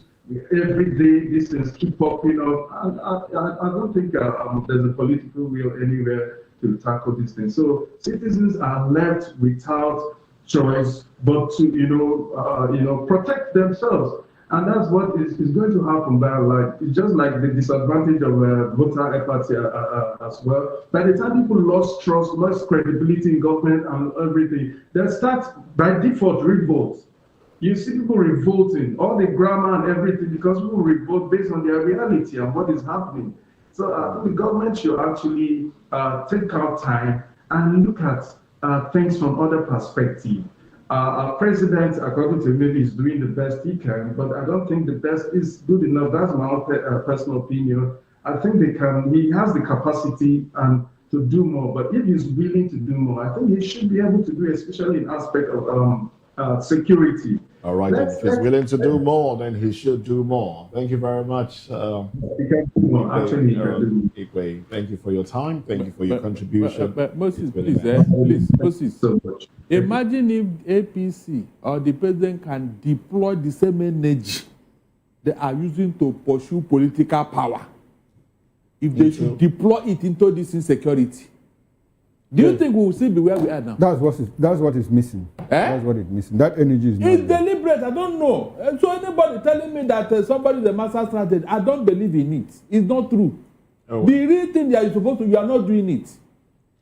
Well, this would be a good place to anchor the conversation for today. Thank you very much, Barrister Darlington Agumon. Thank you also, Igwe, Aaron Igwe. And my colleagues here, Chukwuma Okoro makes a comeback later tonight at 6 p.m. Political Lens. And I'll be joined by Barrister Darlington Agumon. As usual, we'll travel around Nigeria to bring you interesting, trending political stories. Join us then. It promises to be quite interesting. Thank you for joining us. Please join us tomorrow at 8, bright and early. Yeah, bright and early, 8 a.m. We'll be here, ready to serve you breakfast, our own style, giving you information. Information is vital. You know that. But that's it on the show. This is how far we can go today. But sports comes up next. So keep it locked on VOP Television. I'm Moses Humphrey. Bye for now.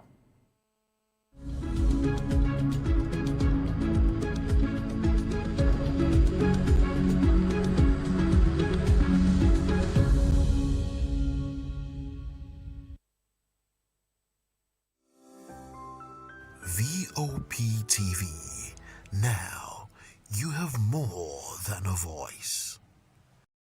In a world where truth is the ultimate power and opinions scream the loudest, it's time to wade through the noise. Hunger no get tribe. Hunger no get religion. And scan the human interest and trending topics that matter.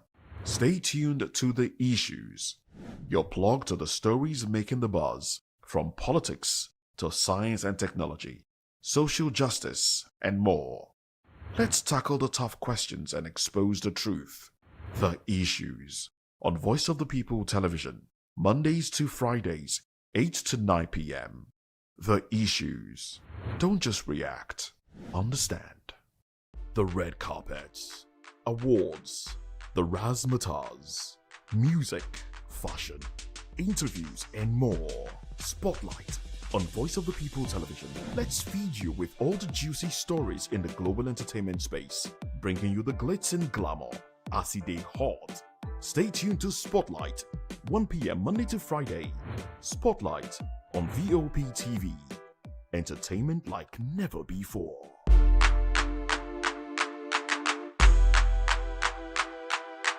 To know the happenings in the maritime sector, join us on the program Maritime Frontiers on VOP TV as we discuss key areas in the maritime sector from aquaculture, maritime transportation, maritime labor regulation, oil and gas exploration, ferry and passenger insurance, marine pollution and prevention, port operations, and lots more. Maritime Frontiers, exploring Nigeria's blue economy.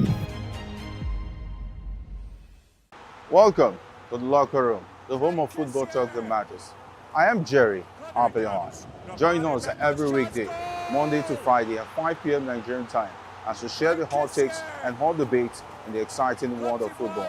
And joining me are the usual suspects, Ikechukwu and Mayowa, as we break down all the hot takes and everything that's happening in the football. Don't just watch football, live it with us. Catch us on the locker room and Voice of the People Television at 5 p.m. Nigerian time. And like I always say, if not going to the talk, please discuss. And it's Hakim Ziyech who puts the Join us as we drive into the world of politics through insightful interviews with prominent political figures, both serving and former governors, ministers, senators, legislators, party chieftains, activists, and analysts. Get first-hand information into the decision-making processes that affect our daily lives. Highly engaging one-hour program that brings political discourse into focus. I am Chukwuma Okoro. Political Lens, Monday through Friday, 6 to 7 p.m. Join us. Are you ready for the extraordinary? Something big is happening on your screen. Introducing VOP TV.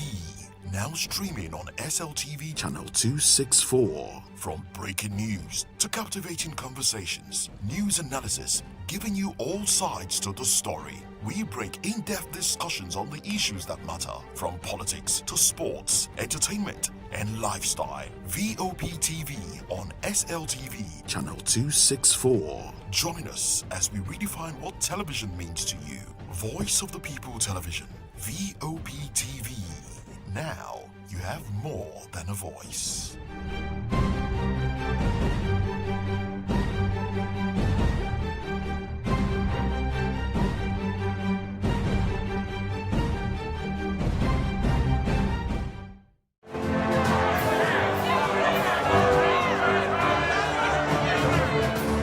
Do you want your voice to be heard? Do you know that you matter in the scheme of things? The People's Voice, the show where ordinary citizens take center stage as we discuss the biggest stories that affect you and I. With you in mind, we facilitate lively discussions, debates, and interviews on the topics that matter most to you and I. From social justice to economic empowerment, education to healthcare, governance, and more. Tackling tough topics and amplifying your voice. Join the conversation and make your voice count. The People's Voice. Make your voice count. In a world where power shapes with every headline. In a nation full of questions. In a world filled with noise, the truth needs a voice. The policies that shapes our world and the economy that determines our future. Every hour, every day, the grapevine keeps buzzing. And together, we are committed to telling the stories that shape our world, because your voice is our focus. Don't forget, our voice matters the most. Let us come together and share our concerns.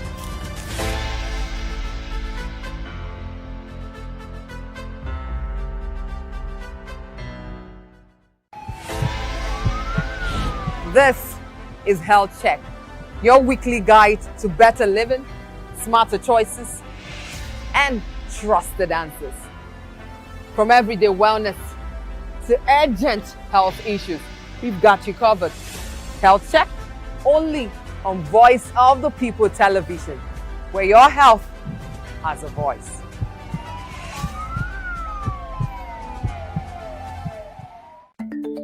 Africa is on the move, a continent of rising voices, untold stories, and powerful transformations. From the streets of Lagos to the heart of Nairobi, from the mines of Congo to the tech labs of Cape Town, the African story is being written every day. Bold, dynamic, unstoppable. This is Africa News on Voice of the People Television. We don't just bring you the news. We analyze and bring you Africa's heartbeat, the politics that shapes our nations, the economies that drives our future, the cultures that defines who we are, the voice that must be heard.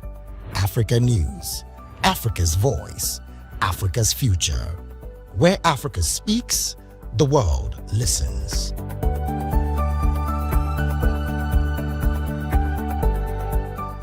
Behind every broken desk lies a broken promise. Education shapes the nations. But who is asking the right questions?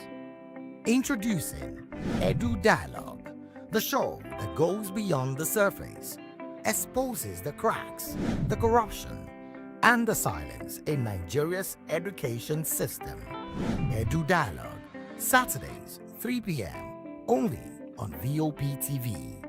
We break the biggest stories, from missing funds to policy failures. We ask the tough questions and demand real answers. Edu Dialogue, this Saturday, 3 p.m. on Voice of the People Television.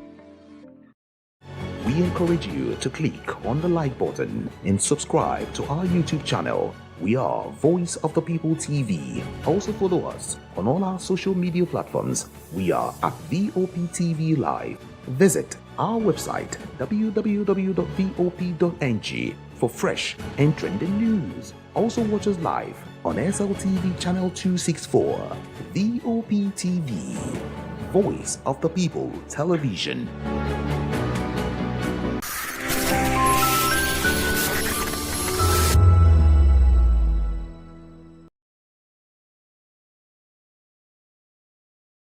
Nation. We break down the chaos. Facts, not flaw. Truth, not speed.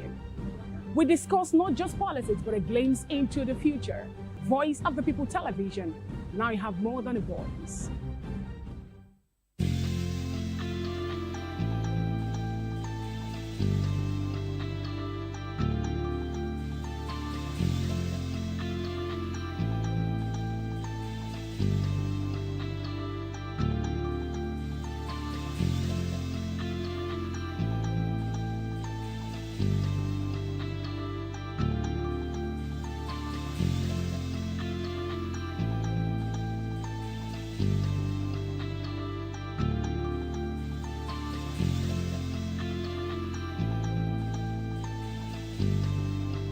Of news, sports, business, entertainment, and cultural documentaries. Voice of the People 90.3 FM became a symbol for 21st century media. And now, a new baby is born. Voice of the People Television, VOP TV, youthful, full of vigor and penchant for excellence in the continent's media space, exposing the wrongs, applauding the rights, dissecting the news without fear or favor, through factual and accurate stories and contents. Corruption kills three things that makes a society. Representing the interests of the people and giving them a voice. Voice of the People TV is here to stay towards building a fair society. VOP TV, Voice of the People Television, truly a voice for the people. Africa is on the move, a continent of rising voices, untold stories, and powerful transformations. From the streets of Lagos to the heart of Nairobi, from the mines of Congo to the tech labs of Cape Town, the African story is being written every day. Bold, dynamic, unstoppable. This is African News on Voice of the People Television. We don't just bring you the news, we analyze and bring you Africa's heartbeat, the politics that shapes our nations, the economies that drives our future, the cultures that defines who we are, the voice that must be heard. Africa News, Africa's voice, Africa's future. Where Africa speaks, the world listens.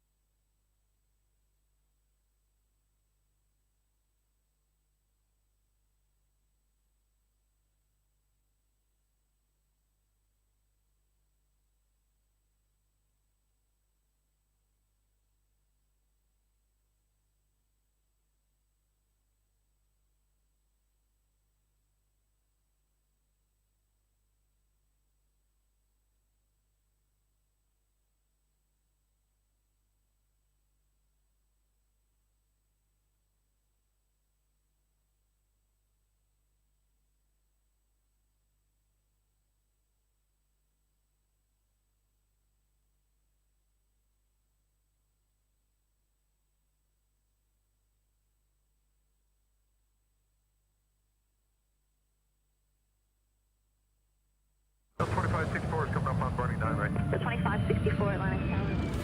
What happens in the hush behind hangar doors? Who signs the papers that gamble with lives? Which truths were grounded before they even ever had wings? If you've ever buckled a seatbelt at 30,000 feet, if you've ever stared out of that tiny window and wondered who's really in control of the skies, it isn't just flight, it's power, it's politics, it's pressure sealed in steel. We're peeling back the clouds from runway risks to sky-high secrets. We're diving deep where most dare not to look. Aviation Scope, every Sunday at 7 p.m. only on Voice of the People TV. We don't just report, we reveal. We don't just ask, we uncover. Because when it comes to the skies, ignorance is turbulence. Aviation Scope, the sky isn't the limit, it's just the beginning. On Edu Dialogue, we bring you fresh ideas and conversations, shaping the future of learning in Nigeria and beyond.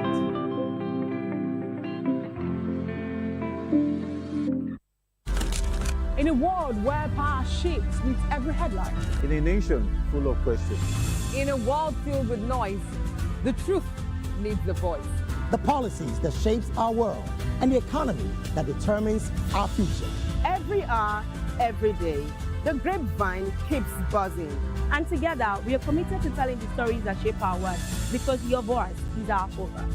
Don't forget, our voice matters the most. Let us come together and share.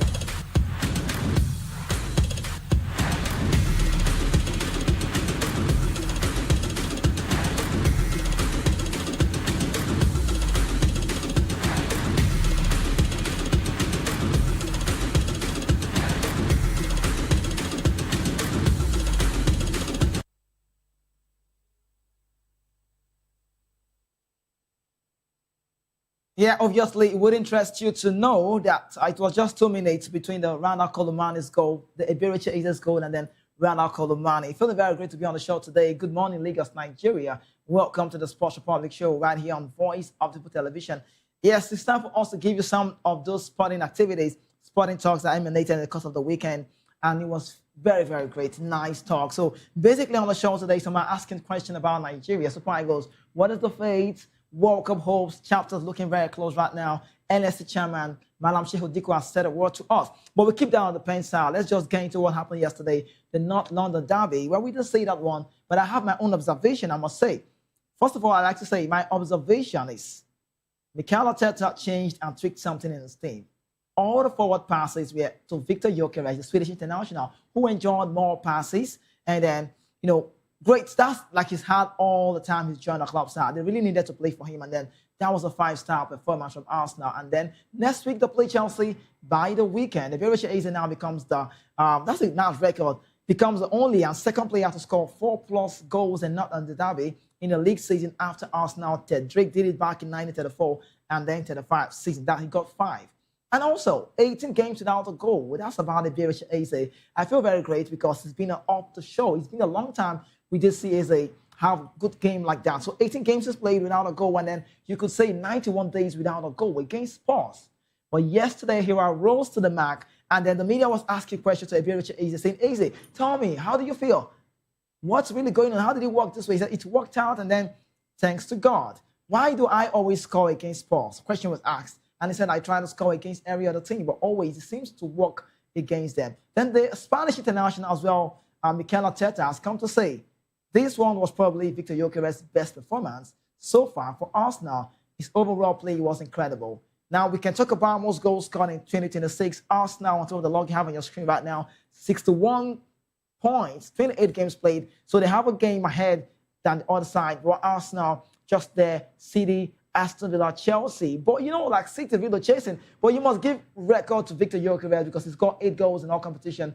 In 2026, and Anthony Gordon has got 7 as well. João Pedro has got 7. Anthony Semenyo has got 6 as well. Then Somerville of West Ham has 6. So a brace against Spurs, 10 Premier League goals in 15. I think you say 10 Premier League goals and 15 in all competition for the Swedish international. That's about Victor Gyökeres. But he said something that struck my mind. He said, we can do even better. I'm sure. I was involved a lot.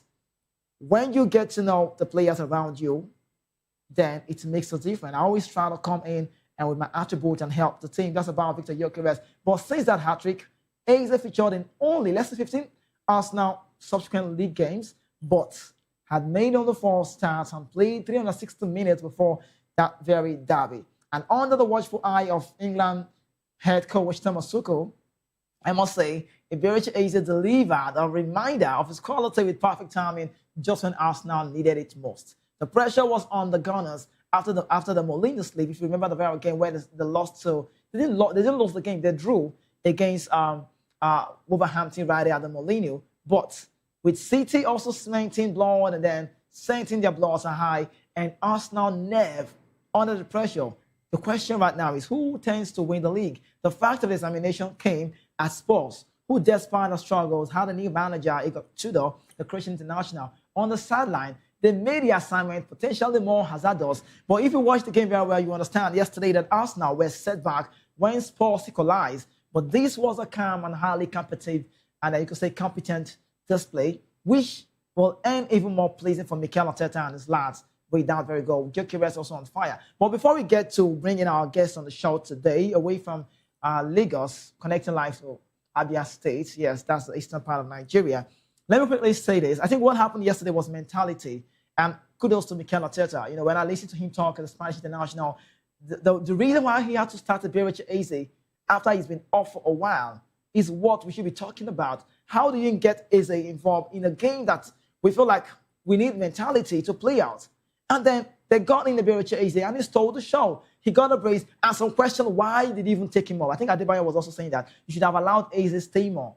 Maybe a hat-trick, just maybe. You would never say. You can never tell, just maybe. But then Arsenal, now 5 points ahead. City trail 5 points adrift, but that doesn't change the story. You could say when City play against Leeds and possibly get the result because on paper they seem to be the better side, then you might be having Arsenal leading the log with just 2 points. Now, talking about not London derbies, let's talk about the goals scored. I think Robert Pires has got more goals. Adebayo comes next, then Eberechi Eze comes. I think Henry's got 5. Eze has 6 and 4.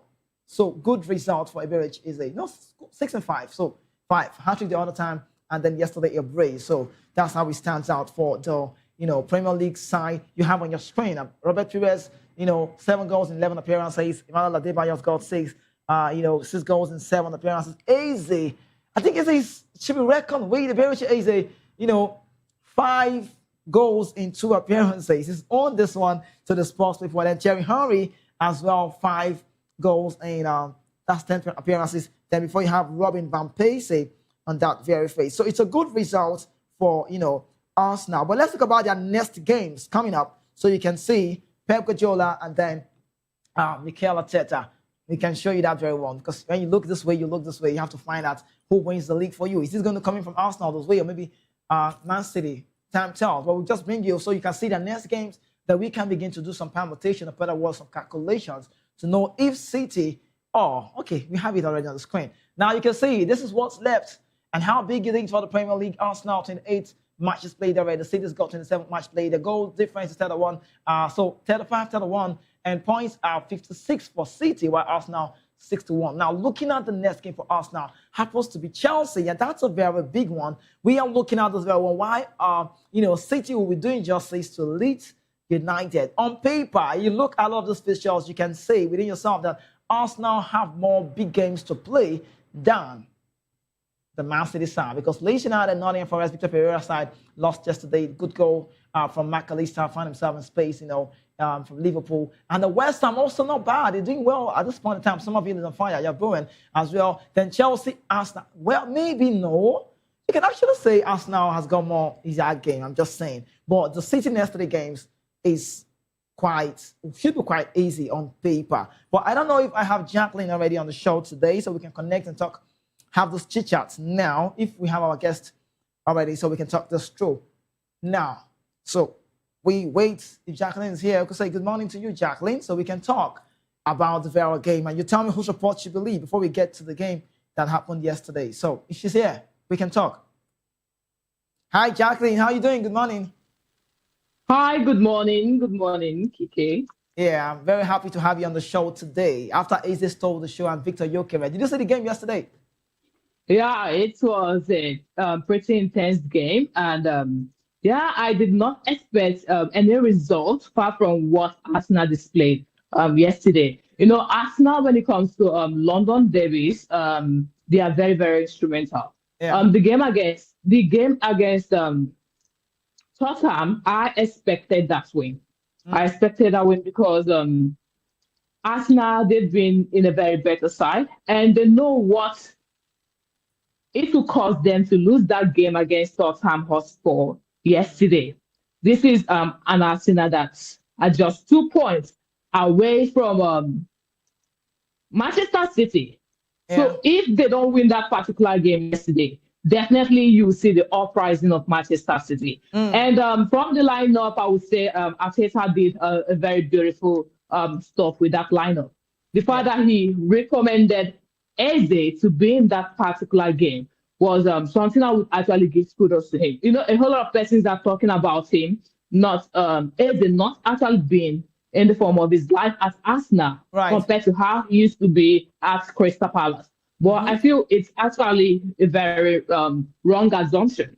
I feel Arteta hasn't actually given him more minutes. He hasn't played. He's been in the best, should I say, form of his life. It's just there. That's the standard for him. He doesn't really need to do more than what he has been doing to maybe impress the coach or maybe give better results. The last game, he scored a hat-trick. Yeah. And after that game, he hasn't really featured in any game.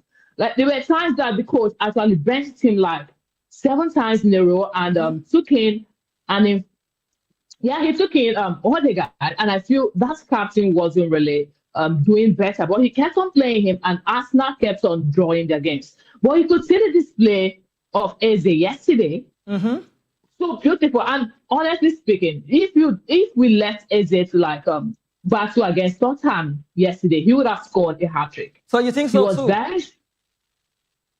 You think so? He would have gone a hat-trick yesterday? Yes, he would have did a very beautiful output yesterday. That hat-trick, I expected it.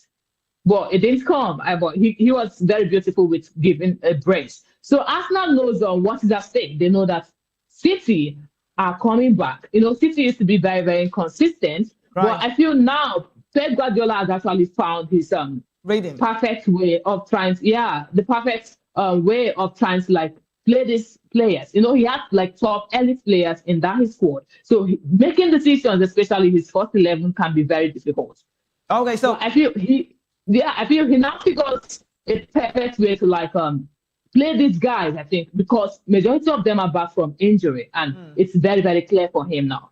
So you can't take away what Pep Guardiola is really building right now, but Just a bit about Arsenal, what we're talking about now. Eberechi Eze's gameplay yesterday. I think what people need to understand, he can play the number 10 role, but regardless, he's a ball carrier. It's quite a different note when people compare Eberechi Eze with Martin Odegaard. They're quite different players. Eze is a ball carrier. Martin Odegaard is critically number 10. He can play the role, get those passes, find himself in space, calls for the ball, wants the ball. That's quite different about these players. But let's talk a bit about Victor Gyökeres. A lot of critics, to the Swedish international. He's got 8 goals in 2026. It's been amazing to watch. I think Victor could be better off if he just have to stop a lot of this physicality. He likes to fight. And then how much strength would you have to, rally with the defenders, or I think he needs just a link-up play, control the ball, touch for your players, and score more goals. And I think Arsenal literally yesterday played for him. So will you say Victor Gyökeres would do more if Arsenal gets to understand more of his gameplay than play for him like was being played for in Sporting CP? I feel that is actually a situation with Gyökeres. He needs to understand his rating, the way he positions himself on the pitch. That is the only reason he can actually ask for a whole lot of talent in the EPL. So the last person that tried to show what Victor Gyökeres can actually do on the pitch was that game we had Kai Havertz. Right. There was this link up, there was this. I feel he understood the rhythm of how Victor Gyökeres plays. And in the last game, he did not really pitch, and he hasn't really been featuring in games, I think, ever since he returned back to injuries. And the coach just look for a way. He's the star man. Everyone expected him to be the star man, the one to carry the league, to carry the team. Okay, if you go around Gyökeres, that is, you have to study each and every player, then look for a perfect pair for him to score goals. Okay, so congratulations to Arsenal for that very result. But Jackie, let's talk about the points now. Arsenal, they have dropped points drastically, even when they needed not to do so. And now the pressure is high. Now, looking at City, let's be sincere. If you want to be factual with me, City has strengthened themselves. The inclusion of Antoine Semenyo from Bournemouth, good signing. McGay, both guys have strengthened the team. Now, Pep Guardiola has a depth. He has what to look at on the bench, and anybody could change the game. Cherki came from the bench all the time. Phil Foden from the bench. So he's got that squad. The momentum is very high. Tijani Rangers plays from the bench. That was the Serie A best player last season. Now, Arsenal, be factual. Do you see an Arsenal side winning this Premier League? Or should we say it's gone, even with the 5 points on top, with more games played? It's going to be very, very difficult to predict because this is football. And this is not just like any other league. This is Premier League.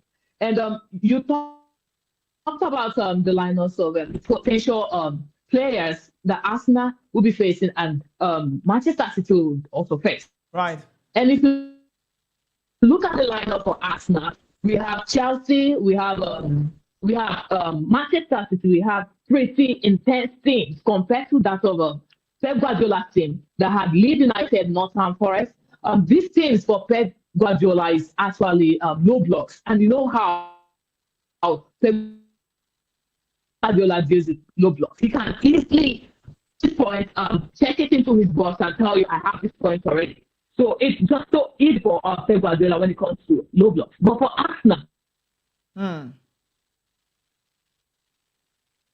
Ross United, and you see how the output of that game, it went really south. And this is them playing against Chelsea. Chelsea will be looking forward to make a statement in the next game because they still have an unfinished business. And this is like a London derby. And unlike Tottenham Hotspur, there are more intense action when it's Chelsea against Arsenal. So I feel Arsenal have much to do in this particular game, and it's more of the mentality. If the coach just put a different narrative, I feel they need to fall back to the drawboard, and they need someone to always remind them that they are just few games away from winning the league. They have 5 points. They put the mentality of this is the league belongs to us. Definitely they are going to push through and win the title. But if they should make mistakes with trying to draw a game, and it is printed to me that. All right, it feel like it's like I think the network is quite I could barely hear you, Jacqueline. I could hear you. I could barely hear you, but we just have to reconnect with you again. Hopefully that will be very okay. But quickly, we have to leave the stroll. Let's take the stroll first of all. That's the Manchester stroll. If you did see that one, for the man who is on social media who has said, "I will cut my hair if Manchester United go 5 games winning in a row." It never came to pass. But Man City's social media, talk about the head man, did this one you have on your screen. 5 wins in a row. Time for a trim. I don't know if this is like a diss, but some will say it's a diss. Some will say it's not a diss, but I think it's really a diss, actually. Manchester, Man United, Man City, we know the drill. But away from those battle phase, let's talk about Pep Star, the City recent football approach. Let's get the Pep Star, let's get the Pep recent lineup on the screen so we can show you. Now you have this. This is structural 11 for Pep Guardiola. And when you look at this very team, you understand that Pep Guardiola is ready and he has strengthened his team very well. Looking at the back line, this is more like a 4-1-3-2 formation. Rodri reads the back line. He's a register. He gets to connect very well with the players between and also behind him. But looking at this, who should have known that Pep would want to play a 2-man up front? And all this trying to do right now is just accommodate the small young player. I could say a young player, that's the word. O'Reilly Nico, he's on fire. He's got 2 goals. He's now in the midfield. Now with this formation, there's no Tijani Rangers, there's no Cherki, and there's Semedo, who has been on fire for City lately. But I must tell you, with this lineup, Diaz got off because he got a yellow card. Kosanov also came in and did what he loves to do. Nouri, Matheus Nunes, who's a midfielder naturally, but right now plays in the right back role. And all of this positioning and the way it stands out, you can see Bernardo Silva, very instrumental, defensive, and as well, he's good in what he does. So looking at this now, Jackie, let's talk about City. Are you scared of what City has in stock? I mean, how was Pep Guardiola able to reorganize this team just for this January? This shows that he doesn't even want Arteta to win anything more than he has won for the club side, just the FA Cup.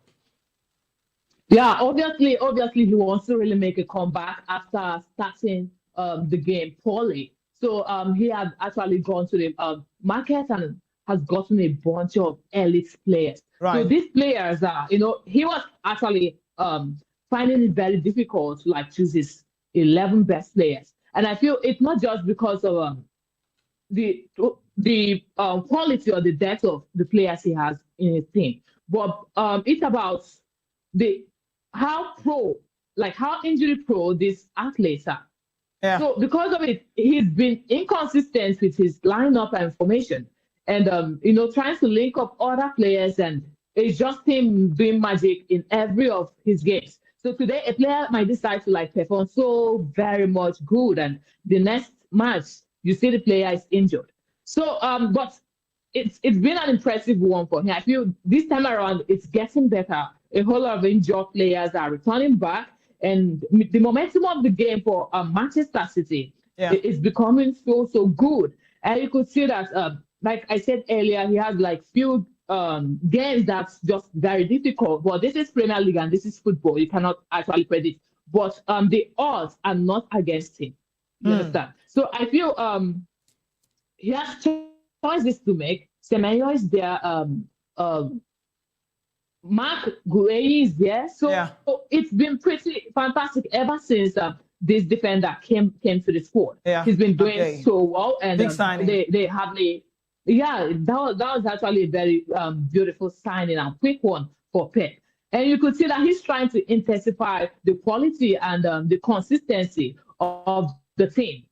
He's trying to make a statement that he's coming for Arsenal's run to grab the league. And Arsenal should actually look their back, because if they should draw a game, or lose a game, it's going to matter. Okay, so it's more like a warning from Jackie. They should be very wary. Watch your back. We are coming. That's the message. It's very clear from the lady. But quickly, let's talk about the team you love so well. You love this one so well. Chelsea, West Fofana becomes the 8th player to receive a red card this season for the Blues. But aside that, let's talk about Chelsea in a bit and look at how bad it's been against promoted club sides, against Sunderland, against Leeds United, against Burnley, lose, draw, win, draw. So not a good record for Chelsea. I don't want to say Liam Rossini. Generally, what has gone wrong with Chelsea? I mean, when we felt like they should have secured the game against Burnley, even with the red card, they still got 1-1. Why is Chelsea struggling with smaller promoted teams this season? This is actually one of the games that you look at Chelsea Football Club and you just question if these people really are seeking for something. Do they really want to actually grab the trophy? I'm not talking about being in the Champions League next season. I'm talking about grabbing a trophy. Are they really so into getting a trophy, like a Premier League trophy? You know, they've been consistent with like playing in other tournaments, but when it comes to the league, they make errors. Chelsea played against Leeds United, a low block, and they struggled the same way they struggled against Burnley. And it's almost the same thing, like almost the same thing. And they drew that game. This particular game, they also drew it. Then I feel the habit of grabbing red cards, it's becoming so very consistent with Chelsea. But that's a discipline. That's a bad one. Yeah, that is indiscipline, tactical indiscipline, especially from all our players, all our crucial players, ranging from Cucurella to Fofana. Currently, it's Fofana. Then we see the likes of Liam Delap always conceding something. He comes and just maybe play for like 2 minutes, then he concedes a red card. And many others. And it's so bad because these are very crucial players. And we keep on making this mistake. And anytime we make this mistake, anytime we concede a red card, definitely we are not going to win. I feel when we concede a red card, the mentality falls down, the confidence bounce around the team. There's no leadership. Everything disappears. And not just that, I also talk about the substitutions the coach makes sometimes. Yeah, Rosinio. You see that last game? Yes, it was not actually good at all. You know, we have a team. We have a particular team that's trying to defend a 1 goal ahead of this Burnley, even up to 79th minutes. So why it doesn't really? I feel when Chelsea actually going down, when Chelsea are not showing any more zeal of grabbing a second goal, there are some players that are not supposed to be brought in at that moment. And one of those players is Liam Delap. He's not a player that goes into like get that ball, attack, move forward like the striker we got him for. So he was supposed to like put more effort to like score goals. So you want a Jackson back? You want a Nicholas Jackson back? You want him back? He's coming. Not like I would actually say I want a Jackson back because Jackson complements a lot of players. He complements Cole Palmer. Definitely true. But yes, and Enzo Fernandez. But currently, Cole Palmer is even not on his very best form. Yeah, he's right. now being very inconsistent since his injury. And if you should notice, he has been missing like chances, like crazy chances, and it's really, really, really affecting the game for Chelsea. There were times that he was supposed to like give us the lead, even in the first half of the game, and nothing came out of it. The last game we played, the last 2 games we played, he was supposed to give us a winner, but it didn't come. So it's just like he's been inconsistent. His forms are dropping in as much as, yes, we know the quality of Cole Palmer. But if these errors continues to happen, we are going to really be the one to pay for it. So it's been a difficult run for Chelsea, and Leroy is trying to like do a whole lot of magic, but it's not going to come out if this mistake keeps on happening. Okay, if this mistake keeps on happening, Jackie, just so you need to know, for those watching away from here, away from the studio, away from home rather, she's a very big Chelsea fan, an integral part at that. You could hear her talk, we. So it's more like it's in the blood. She loves Chelsea a lot, but Chelsea really not giving her all she wants all of the time. But just take it easy with Chelsea for a while. But let's talk about Nigeria. For those asking questions, we are still down the pecking order on the news about the World Cup. We tell you if the chapter is quite close. But let's talk about the recent one. We really told you last week, Jim, about that Chelsea news will be pending for now. So I'm saying, tell us the news. Okay, before we talk about Nigeria's fight, let's not sound very out. Let's talk about La Liga in a bit because Lamine Yamal fans could come for us. Let's talk about Lamine Yamal's team. If there's anything I loved well yesterday, it was the goal from Femi Lopez against Levante. That guy is a goal scorer. He's a box-to-box man, but basically an attacking midfielder for me. That's what I'll give to him. Other than going that box, it's more like number 8. He could play 8 or 10. End of the road works. But right now, if you look at La Liga EA Sports, you will see for yourself that Kylian Mbappe's team, Federico Valverde, Vinicius Junior team, all of their teams, Abelwao, they are now down 1 point to trail on this one. Now it's a Lewandowski side on top of the log. They say Victoria, Spotify. Now Barcelona got it right yesterday against Levante, and that win matched and took them up the La Liga standing. And right now they are number 1. Jackie, is this to say, are we done here, or do we need to wait for the El Clasico that defines the game? I don't know. Clasico, if you're going to a Clasico should come, Barca would definitely win against Real Madrid. Really? I feel yes. Barca is another complete team, like very competitive team, just like Arsenal currently. Like they are, should I say, the second best team currently. They are in the form of their life. And I feel Barca before the season began, they have already positioned their mind to grab in this league. So, and there's a difference between La Liga and the Premier League. The Premier League is if a team is actually 4 points or 7 points ahead of the second place team. You understand? There are chances that a team in the top place can actually do a magic and end up winning the league. But you see, when it comes to La Liga, especially when it comes to Barcelona and Real Madrid, Barcelona can actually win the league with just 1 point. Like they can stay on 1 point even at 31 games played and win the league. It's just like that. If the spirit and the mentality is there, it is over for any team that's coming for them. And this is what is happening. Real Madrid were not supposed to allow Atletico Osasuna to take charge of that game. They lost. They were supposed to capitalize on the fact that they are on the La Liga table. So I feel they just gave it out so quickly. The goal that was cancelled for Mbappe. I knew that was where I feel Real Madrid were actually destined to lose that particular game. Osasuna came in fighting. Yeah, you could see the spirit. They were just so, aside the penalty, they were just so confident on themselves that something is going to come out of Real Madrid. And they fought so hard, they allowed Real Madrid to dominate in the possession. But once their leg got to that ball, they knew where and how to make use of the ball. And that was what actually worked out for them. The mentality that, yes, I have a confidence in this particular game, it's ours. I feel Real Madrid, they lost it out. Vinny actually gave his best. He was doing 1 or 2 and even contributed to score a goal and the equalizer. But it still didn't stop Osasuna to cause an offset. And this is really going to really affect Real Madrid. If they are very inconsistent with keeping very clean record. And for the fact that Barcelona are scoring goals with a clean sheet currently. So this is 3-0. And if at the end of the season, it's just goal difference. Yeah. I feel Barcelona will still be on top. They will still win. Okay. And there's this there's this beautiful stuff I see in Barcelona. Every of their players are eager to improve. So once on the pitch, you see them, they play so beautiful. This is Fermin and Lopez.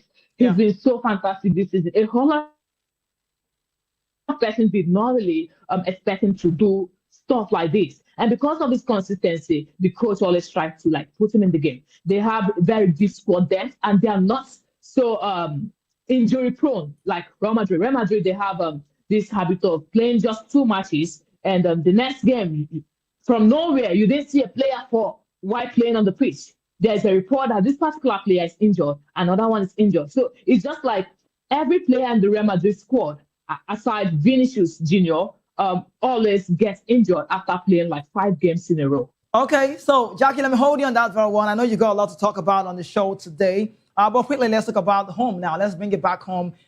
It's not long we talked about Super Eagles gaffer Eric Chell, the Franco-Malian, and how far he's been on the job, and then what's the fate for Nigeria? Are we going to keep him or possibly wait for the FIFA review? Time tells. Well, quickly, let's let you know there's a warning. Talk about one man who is telling the NFF, you need to be very careful. And it says, warns NFF against granting Eric Chell's $130,000 salary to man. But we get onto the phase where former chairman of the Gombe State Football Association, Ahmed Shaibu Garagombe has expressed his disapproval for the Nigerian Football Federation's potential decision to renew the contract of the Super Eagles head coach Eric Chell. Chell, who is currently on a monthly salary of about $50,000 has less than a year left on his existing contract. Recent reports suggest that he has put forth 19 demands, including a substantial salary hike to $130,000 in exchange for extending his tenure with the national team. But speaking to the development, Garagombe, who believes that granting Eric Chell a new contract would be a mistake for Nigeria,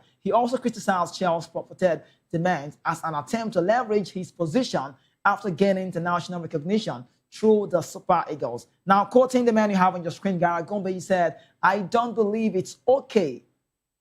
Eric Chell came to Nigeria to enhance his CV, that's resume, some call it. Super Eagles are too big for him. He wants to blackmail us after the Super Eagles put him on a global stage. With the players Nigeria possesses, we are even the ones to ask a coach like Eric Chell to pay us our privileged fees." Okay, now Garagombe also dismissed the rumored link between Chell and Marseille, the French Ligue 1 side, as a fabricated narrative, insisting that his demands seem unrealistic. But Gara has said, if he wishes to leave, let him go. I haven't seen any tangible impact from him on the Super Eagles. If we retain Chell at this amount, then, he said, last word is Nigeria will regret it. Well, so, Jackie, I don't know where you stand. I don't know whose report you believe. I don't know if you're a fan of Eric Chell. I don't know if you want to believe he has not brought a lot to the team, but I think I've seen some of the gameplay that he has brought to the team, some tactical methodology of football. But regardless, $130,000, that's the amount. Are you on the verge of saying, let's keep Eric Chell, pay him that amount of money? Did he come to Nigeria to build a CV? Because if you look at his roots from the Malian national team, he's never managed a club football. From the Malian national team, he got to the quarterfinal with the Bissouma side in Ivory Coast. And recently, just concluded in Morocco, he took Nigeria to that bronze medal. So good CV for him as well, and also maybe for Nigeria. But are you on the verge of saying, should we give him that money? 19 demands, if you see it, quite big. What's your take? I glanced through the demand list. I glanced through everything he talked about. His list, his 19-point demand list for his contract extension. True. And I will tell you plainly that those lists is more of 80% for the impact or for the growth of the NFF than his own personal gain. Okay. So him demanding $130,000 is not more. It's much, yes, but this is not just on him alone. He's also going to include his staff, everyone that helps him work, his assistants, to this particular amount of money that he actually listed. And this is him talking about a whole lot of stuff, like pressing issues that the NFF has actually allowed us to maybe glance through it and just talk about it and make it look like there's nothing we can actually say about it, or maybe make it look false. This particular list, he talked about him incorporating with the grassroots football, him incorporating with the coaches, logistics to travel to these NPFL games, sought for talent from the NPFL and from the NAL, actually talent that could actually feature in the under 17, under 19, 21, and 23 in the national football. And there's nothing bad about it. He also talked about in his list about trying to stop the interference of the NFF with player selection, with the team selection for every game Nigeria plays, and also get himself, like, let him be a sole operator of who Nigeria friendlies. And there is this talk about getting to, I feel the only thing, everything he talked about in this particular list was more on the growth of the Nigerian football. Only thing that was actually very personal in this particular list was him talking about his wife and the children getting tickets to come watch a game that definitely he will be the one coaching. And it's not really so difficult, because it's making sense to me. Then getting a well-conducive apartment that he could actually stay at to function very well. Then an uninterrupted power supply. I know that one is actually going to be very, very difficult. Like 24 hours uninterrupted power supply. Even in Aso Rock, it's very, very difficult. You understand? So right. I feel he actually unveiled stores that the fans, the Nigerian fans, wanted to see. So 130,000 naira. It's not too much. We have to know if Nigerian fans are saying, if he's saying that the 130,000 is too much for a coach Nigeria gave a platform. If Eric Telly did not go to the World Cup qualifying tournament and players to make sure that Nigerians were seen, Nigeria did very, very well with trying to represent well. He never lost a game. The only game he lost was not a 30-minute game. It was an extra time game against the Moroccan side. And it was through a penalty shootout. You understand? So he has a clean record with the federation. So if the federation decides to let him go, it's going to be very, very difficult to get a very competent coach like him. And one thing about him is that he doesn't really play the name of a player. He goes by the form of these players. And that was what actually helped us throughout the qualifying. A whole lot came about this game and we did not qualify. But we can't take away the fact that this particular coach is a very, very brilliant coach. And Tunisia is ready to offer him like times two of his, they are ready to triple it. You understand? So if we feel we don't know the impact of what Eric Telly is to the Super Eagles squad, then we are mistaken. Okay, then we are mistaken. Let's wrap up with this very phase. Now I see you really love the Franco Mali and Jackie Okonkwo, Jacqueline Ihoma. She likes Eric Chell. It's clear with all of the facts she's stating. But let's wrap up with the show. Let's wrap up on this one because the news is about the World Cup now. Shehu Diko, with the chairman of the NSC, talk about the National Sports Commission.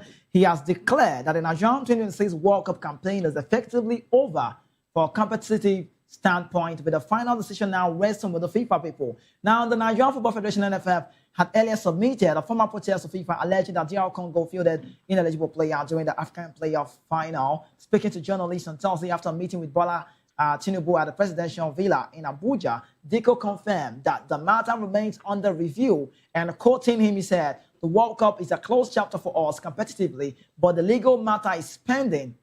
The relevant independent bodies within FIFA will decide." Despite the ongoing case, Shehu Diko stressed that the Nigerian side has largely shifted focus from the World Cup setback, and also we should be prioritizing long-term football development and upcoming tournaments. He said, "We have to put the World Cup behind us already. Whatever happens, it's what it is. Our focus is on building for the next competition. That's the next WAFCON and also possibly the next WAFCON." You saw how we pushed performance at the last AFCON, he said. But however, he also maintained that a favorable ruling could still offer a lifeline, potentially paving the way for reinstatement in the Intercontinental Playoff scheduled for March. For now, let's say it, Nigeria 2026 World Cup ambition hangs on the balance, not on the result on the pitch for right now, but on the verdict of FIFA, a decision that could yet to reopen the door for the Nigerian national football team. Jacqueline, tell me, World Cup host for Nigeria, should we forget about this and face the future, the project ahead? Should we still keep talking about this? Because eyebrows is being raised and mouths are waggling. What you say about that? Please speaking. The World Cup. It's obvious. Yeah, honestly speaking, yeah, in the World Cup, a whole lot of persons who talk about eligibility of this DR Congo players. But they did their best. They made sure they capitalized on the advantage they had, and they grabbed the win to take them to the next qualifying stage. Nigeria who've lost, and for FIFA to not, include this petition in the FAR report that was released a few days ago, it tells you a lot that it's affair for Nigeria, but for FIFA, this particular offense, this petition, it's not just about Nigeria, about DR Congo breaking FIFA's rule. It's more of DR Congo breaking their own rules. Mm-hmm. So it's just something that I feel FIFA are very reluctant with it. And for some reason, I feel in a way that FIFA has actually given their verdict, to this particular petition. But Nigeria, we are still trying to maybe push something that it's going to be very, very difficult, to get anything better out of it. We have to move forward, and we have other friendly games that we have with these Arabian clubs, Jordan, Iran, and Costa Rica. Right.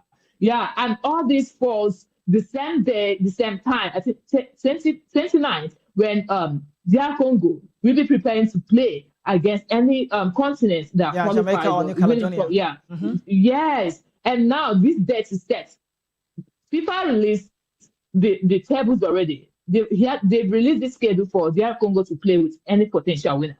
And when they released it, they did not make any statements. They didn't say DR Congo pending, nothing like that.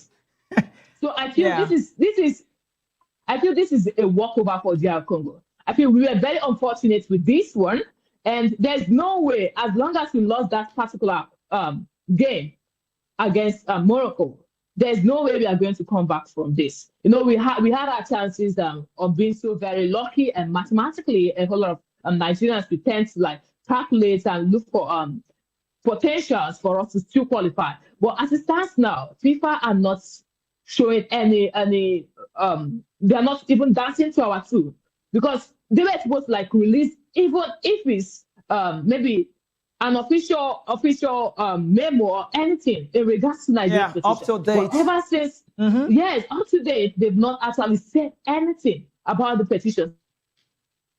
Okay. So it's just like we are just fighting something that we don't know if people even saw this petition or not. So if I want to take it from you, it's more like we are trying to put it on FIFA, make the decision for Nigeria. But Jacqueline, our time is far gone on the show today. It was really a good time having this chit-chat with you on the show today. For those watching, we just had, Jacqueline, Okonkwo Jacqueline Ihoma. If I'm liking the last name, Ihoma, that's the name. But thank you so much. We could do this another time. You made the show a worthwhile moment. Thank you so much. It was very great to have you on a Monday like this. Thank you very much. Thank you very much. It's nice, actually, being on this TV show with you. I sincerely do appreciate it. Great one. Thanks. All right, thank you so much, Lagos, Nigeria. This is where we have to call it the close on the Sports Republic show. Don't forget, it comes your way tomorrow again. Ikechi Kuagwago will be here to do justice to all of the sporting news as well. But for the 5 p.m., the big guys will be here. Jerry Apelwa as well, Afiso Gubanjo, to take you through to that very face. That's the locker room. But all the way, we have the media news coming up next right here. Don't go anywhere. 12 p.m. Nigerian time, it comes your way. But I'm signing out. Thank you so much for being on the show. I like to say this. No matter what you do, just put it right. And we hope and see how it goes. Talking about the Super Eagles making it to the World Cup. But then, like Jacqueline Ryder said, it's gone. Yoruba will still support you, Lord. Have yourself a very good time. It's still good morning. Good morning from here. When the time is afternoon, we'll say good afternoon. Bye-bye for now.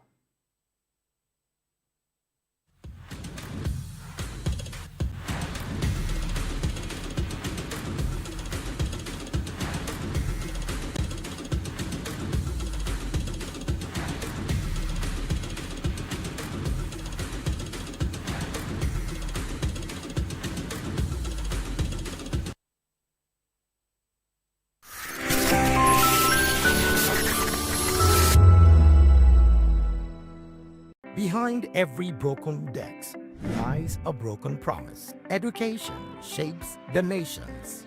But who is asking the right questions?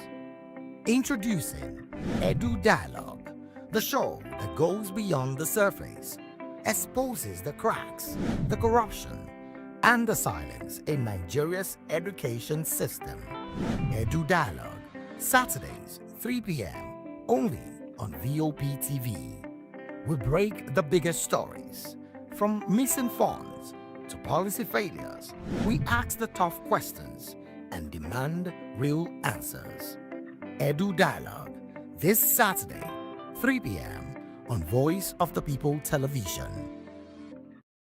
In a world where truth is the ultimate power and opinions scream the loudest, it's time to wade through the noise. Hunger no get tribe! Hunger no get religion! And scan the human interest and trending topics that matter. Stay tuned to The Issues, your plug to the stories making the buzz, from politics to science and technology, social justice, and more. Let's tackle the tough questions and expose the truth. The Issues, on Voice of the People Television, Mondays to Fridays, 8 to 9 p.m. The Issues. Don't just react, understand. When you say, make Nigeria no happen to you, me sef go say, make you no happen to Nigeria. You dey bypass your light meter. You dey jump queue. Yet, you dey wait make Naija change for you. My brother, my sister, you sef change. Oh yeah, see that Naija pikin wey pack dirty wey block gutter wey dey cause flood. Abba, Naija pikin, make we dey care for our environment. Gen Z is no one work. Now quick cash them they find. Just like that, boys don't turn Pablo. And girls? Hablets. Wetin dey happen? We dey argue online, spread fake news with our full chest, divide ourselves on top religion, tribe, and politics matter. But we go dey shout, no unity for Naija. My brother, my sister, unity begins with you. Someone japa, nobody wants stay. But who go fix Naija if no be you? Omo, you go stay o. Naija dey wait for us same way we dey wait for Naija. That's why National Orientation Agency don bring this better ogbonge plan wey go change the game. That na 7 for 7 agenda. 7 promises from leaders and 7 citizen codes. Equality, democracy, entrepreneurship, employment, peace and security, inclusivity, justice, meritocracy. Now the Naija promises. But without our own discipline, duty of care and tolerance, respect and true leadership, transparency we all need, environmental awareness, resilience in no go walk. 7 promises, them don't talk am. 7 codes, now we go do am o. No dey wait, no dey look face, join body make we run the race. Now you and me, now you and me, now you and me, go fix our Naija.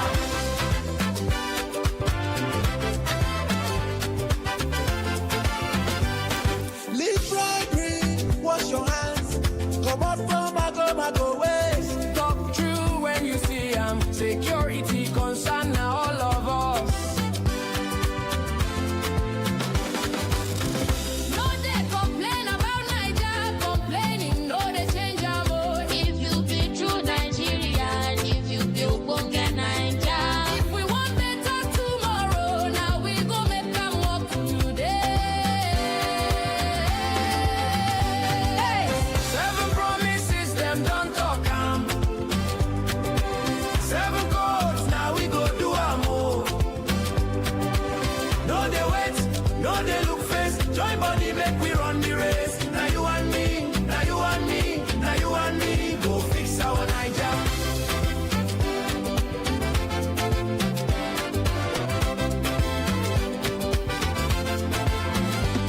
Akwa Ibom, Bayelsa, Cross River, Delta, Edo, and Rivers. Oh, Akwa Ibom, Bayelsa, Cross River, Delta, Edo, and Rivers. Oh, 7 promises, them don't talk am. 7 codes, now we go do am o. No dey wait, no dey look face, join body make we run the race. Now you and me, now you and me, now you and me, go fix our Naija.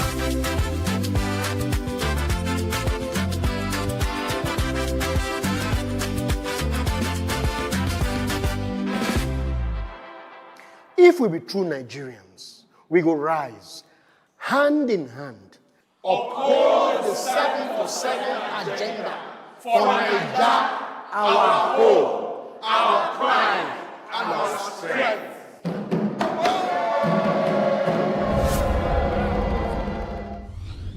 Powered by National Orientation Agency. To know the happenings in the maritime sector, join us on the program Maritime Frontiers on VOP TV as we discuss key areas in the maritime sector from aquaculture, maritime transportation, maritime labor regulation, oil and gas exploration, ferry and passenger insurance, marine pollution and prevention, port operations, and lots more. Maritime Frontiers, exploring Nigeria's blue economy. In a world where power shifts with every headline. In a nation full of questions. In a world filled with noise, the truth needs a voice. The policies that shapes our world and the economy that determines our future.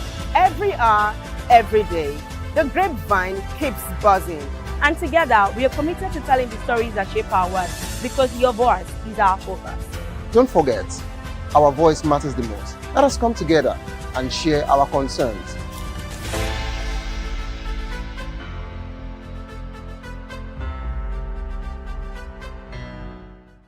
The red carpets, awards, the razzmatazz, music, fashion, interviews, and more. Spotlight on Voice of the People Television. Let's feed you with all the juicy stories in the global entertainment space, bringing you the glitz and glamour as it is hot. Stay tuned to Spotlight, 1 p.m. Monday to Friday. Spotlight on VOP TV. Entertainment like never before.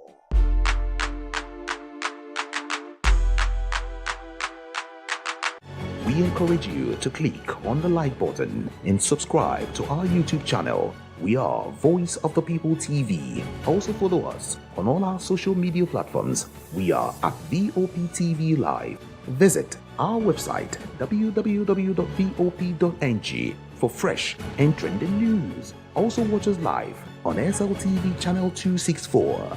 VOP TV, Voice of the People Television. Africa is on the move, a continent of rising voices, untold stories, and powerful transformations. From the streets of Lagos to the heart of Nairobi, from the mines of Congo to the tech labs of Cape Town, the African story is being written every day. Bold, dynamic, unstoppable. This is African News on Voice of the People Television. We don't just bring you the news. We analyze and bring you Africa's heartbeat, the politics that shapes our nations, the economies that drives our future, the cultures that defines who we are, the voice that must be heard. Africa News, Africa's voice, Africa's future. Where Africa speaks, the world listens.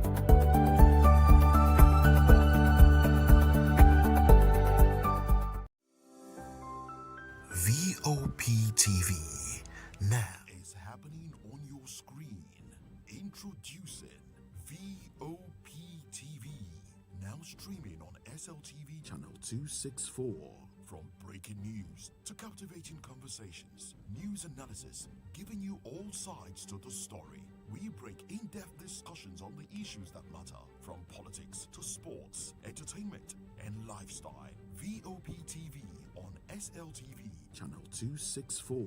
Join us as we redefine what television means to you. Voice of the People Television, VOP TV. Now you have more than a voice.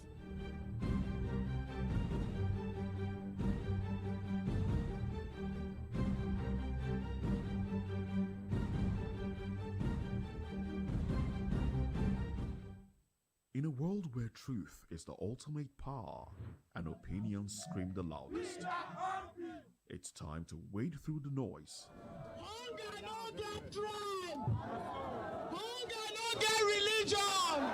and scan the human interest and trending topics that matter. Stay tuned to The Issues, your plug to the stories making the buzz, from politics to science and technology, social justice, and more.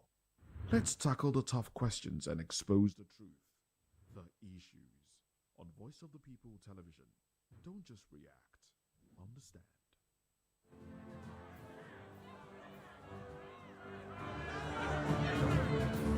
Do you want your voice to be heard?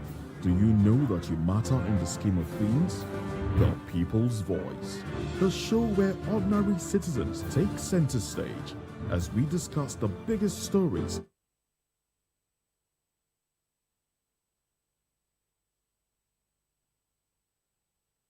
topics that matter most to you and I, from social justice to economic empowerment, education to healthcare, governance and more, tackling tough topics and amplifying your voice. Join the conversation and make your voice count. The people's voice. Make your voice count. Good evening, Africa. My name is Mama Kore, actor, model, producer, and I'm giving a big shout out to VOP TV, man. Keep watching. Don't change the dial. Thank you and God bless you. My name is AY, and of course, I represent the voice of the people, and that's why I'm on VOP. AY say so.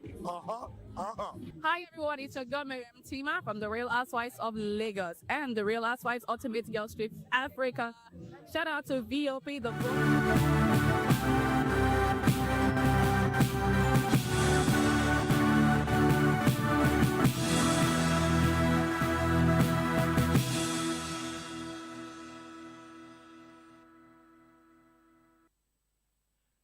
Welcome to the Media News on Voice of the People Television. I am Solomon Offem. First, our top stories.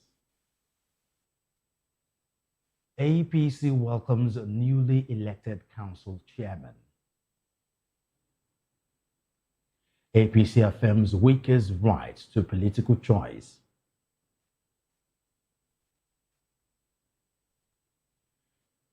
European tech giant loses $6.2 million arbitration to Nigeria. 10 dying in latest Plateau community attacks.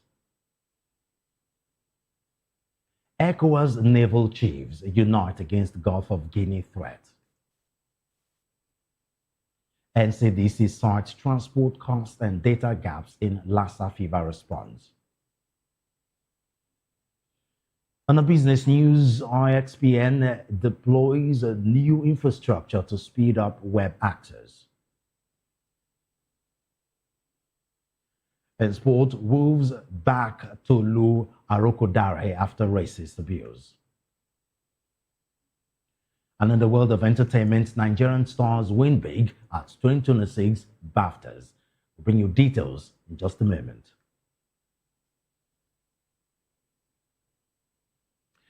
Once again, welcome to the Media News on Voice of the People Television. I'll bring you details of these and more, beginning with the national chairman of the All Progressive Congress, Nentawe Yelwatda, alongside the chairman of the party's National Campaign Council and governor of Kwara State, Abdulrahman Abdulrazak, have received the newly elected chairman of the Federal Capital Territory Area Councils.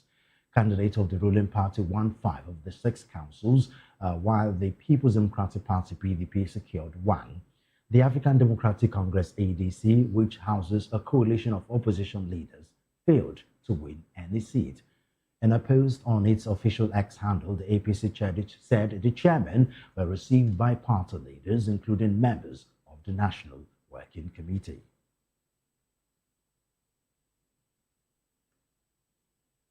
In the meantime, the All Progressives Congress APC has defended Minister of the Federal Capital Territory Nyesom Wike, saying the former Rivers State Governor has the constitutional right to support any candidate, regardless of the party. The APC National Publicity Secretary Felix Moka made the remarks in a TV interview amid controversy over Wike's backing of APC candidates in the February 21 FCT area council elections, where the party won 5 of 6 councils. 2 People's Democratic Party chairmanship candidates, Julius Adamu Imbwari and Zadna Dantani in Abuja Municipal, pulled out and publicly endorsed their APC rivals after Wike's intervention. The PDP condemned the move as shameful and anti-democratic, calling it a forced consensus. Moka said Wike was simply exercising his constitutional right, not orchestrating a political strategy for the APC. President Bola Tinubu also praised Wike's role in securing the APC's victories in both the FCT elections and recent Rivers State by-elections. In another development, Nigeria has won a $6.2 million arbitration case against the European Dynamics UK Limited, an international technology contractor, over a dispute involving the Bureau of Public Procurement. The development was disclosed in a statement by Kamaruddin Ogundele, Senior Assistant on Communication and Publicity to the Attorney General of the Federation and Minister of Justice Lateef Fagbemi. According to the Justice Ministry, the dispute arose from a national e-procurement project handled by the BPP. The sole arbitrator, Fumi Robert, dismissed the contractor's claims in their entirety when the tribunal sat at the International Center for Arbitration and Mediation in Abuja. The ruling is final and not subject to appeal. The decision shields Nigeria from potential liabilities estimated at more than $6.2 million in claimed payments and damages. On a sad note, fresh violence hit a Region local government area in Plateau State on Sunday night as armed bandits launched coordinated attacks on Joel community and Dorowa Babuje, killing at least 10 people. Solomon Daliop, president of the Barom Youth Molders Association, told reporters in Jos that 9 people were killed in Dorowa Babuje, while 1 person died in Joel. They said the attackers on Joel came on motorcycles from the Manga axis despite early warnings to security agencies. Plateau State security outfit Operation Rainbow was on the ground and managed to repel them, limiting casualties. In Dorowa Babuje, the assailants reportedly came from the Jongwere area where they had been camping. The military responded quickly, preventing further deaths. Rayom remains one of Plateau State's most volatile areas, with farming communities repeatedly hit by night raids, ambushes, and displacement in recent months. Still on insecurity, Governor Mohammed Bago of Niger State has expressed concern over the displacement of communities due to ongoing security challenges, dedicating his 52nd birthday to prayers for the affected residents. Addressing journalists during a prayer session to mark his birthday, the governor said there is no better time to seek God's mercy and intervention. He thanked the organizers of the prayer session, the permanent secretary, Government House Mina Awa Wali, as well as cabinet members and others supporting the administration. In attendance were the governor's wife, Fatima Bago, Deputy Governor Yakubu Garba, members of the State Executive Council, and other top government officials. This report says that the Kebbi Development Forum has sympathized with victims of the recent Lakurawa attack in 8 communities in Arewa local government area, where 35 people were reportedly killed and several cattle rustled, calling for a more decentralized security approach. In a statement signed by Saidu Abubakar Ilu, chairman of the KDF Executive Council, the forum described the attack as barbaric and cowardly. It extended condolences to the Kebbi State government, the Argungu Emirate Council, and the affected families, calling the incident a deeply unfortunate development. The forum also expressed sympathy to victims of similar bandit attacks in Shanga, in Gaski, and the Yauri local government area. Moving on, chiefs of naval staff from ECOWAS member states have met in Accra, Ghana to strengthen the combined maritime task force amid rising threat in the Gulf of Guinea. The development was disclosed in a statement by the acting director of information of the Nigerian Navy, Captain Abiodun Folorunso. According to Folorunso, the 5th meeting of the ECOWAS subcommittee of chiefs of naval staff focused on growing maritime security, including terrorism, drug trafficking, and illegal, unreported, and unregulated fishing. The naval chief stressed the need for deeper regional cooperation. Nigeria's Chief of Naval Staff, Vice Admiral Idi Abbas, led the discussions.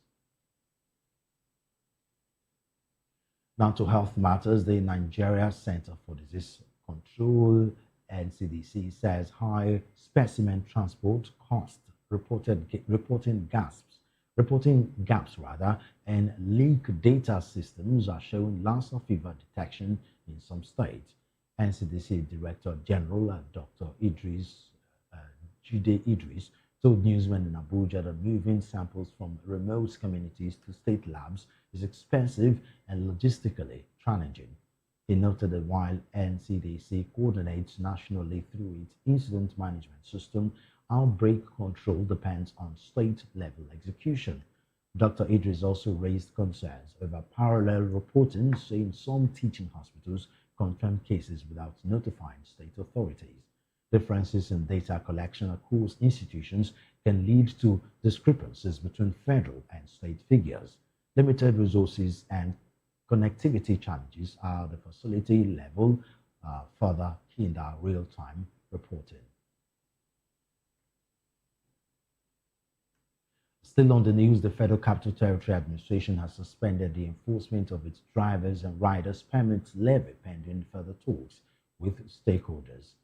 The mandate secretary, Chinedum Elechi, directed the suspension in a letter to First Capital Cargo Limited, the company responsible for collecting the levy. The move follows a meeting with dispatch rider leaders who had on February 19 protested at the FCT Secretariat over what they called multiple taxation. Riders told the FCT Minister Nyesom Wike they already pay a 13,000 naira annual levy to Abuja Municipal, Wari, and Gwagwalada councils, in addition to the newly introduced 25,000 naira permit levy. Joining us in the studio to analyze the media news is Darlington Agwomo. Agwomo is a lawyer, a legal practitioner, and a political analyst. And virtually we'll have Ismail Oladare. Oladare is a member of Take It Back movement. Barrister Agwomo, thank you very much for joining us. My pleasure, Solomon. How are you?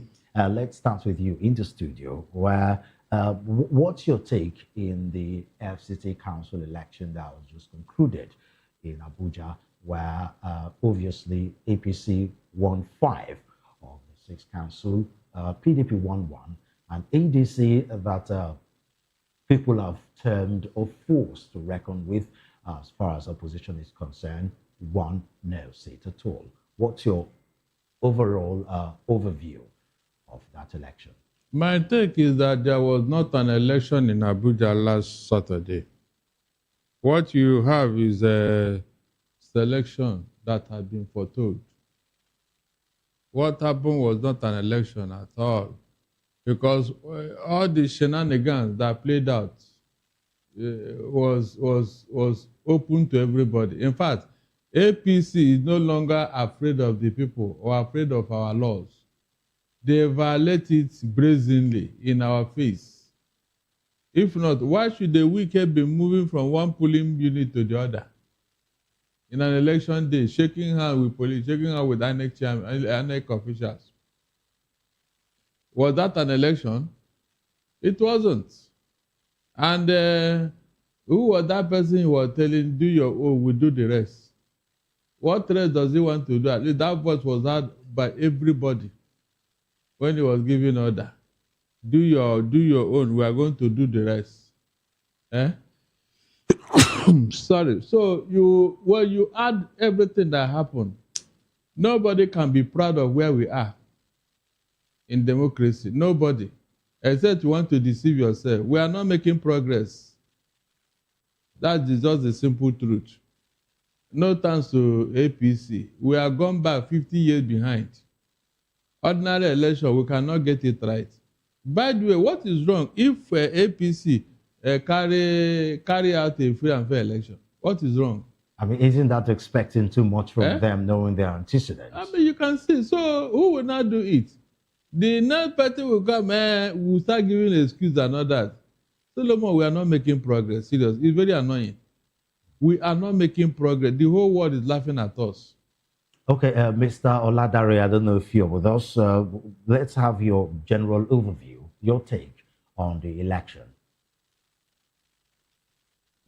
Yeah, good afternoon. Thanks for having me. Yeah, I think the election on Saturday is also nothing different from what we've been seeing in our election in recent years, from Abuja to Rivers to Kano and it's also a testifier to what's to come in 2027 general election. Because our home party, the African Action Congress, also participated in this election, and we have our representative across the local polling unit. And we were getting reports, real-time reports as it were happening. And these reports were the reason why, after the election on Sunday, we put out a statement from the official party handle that this election was a sham election.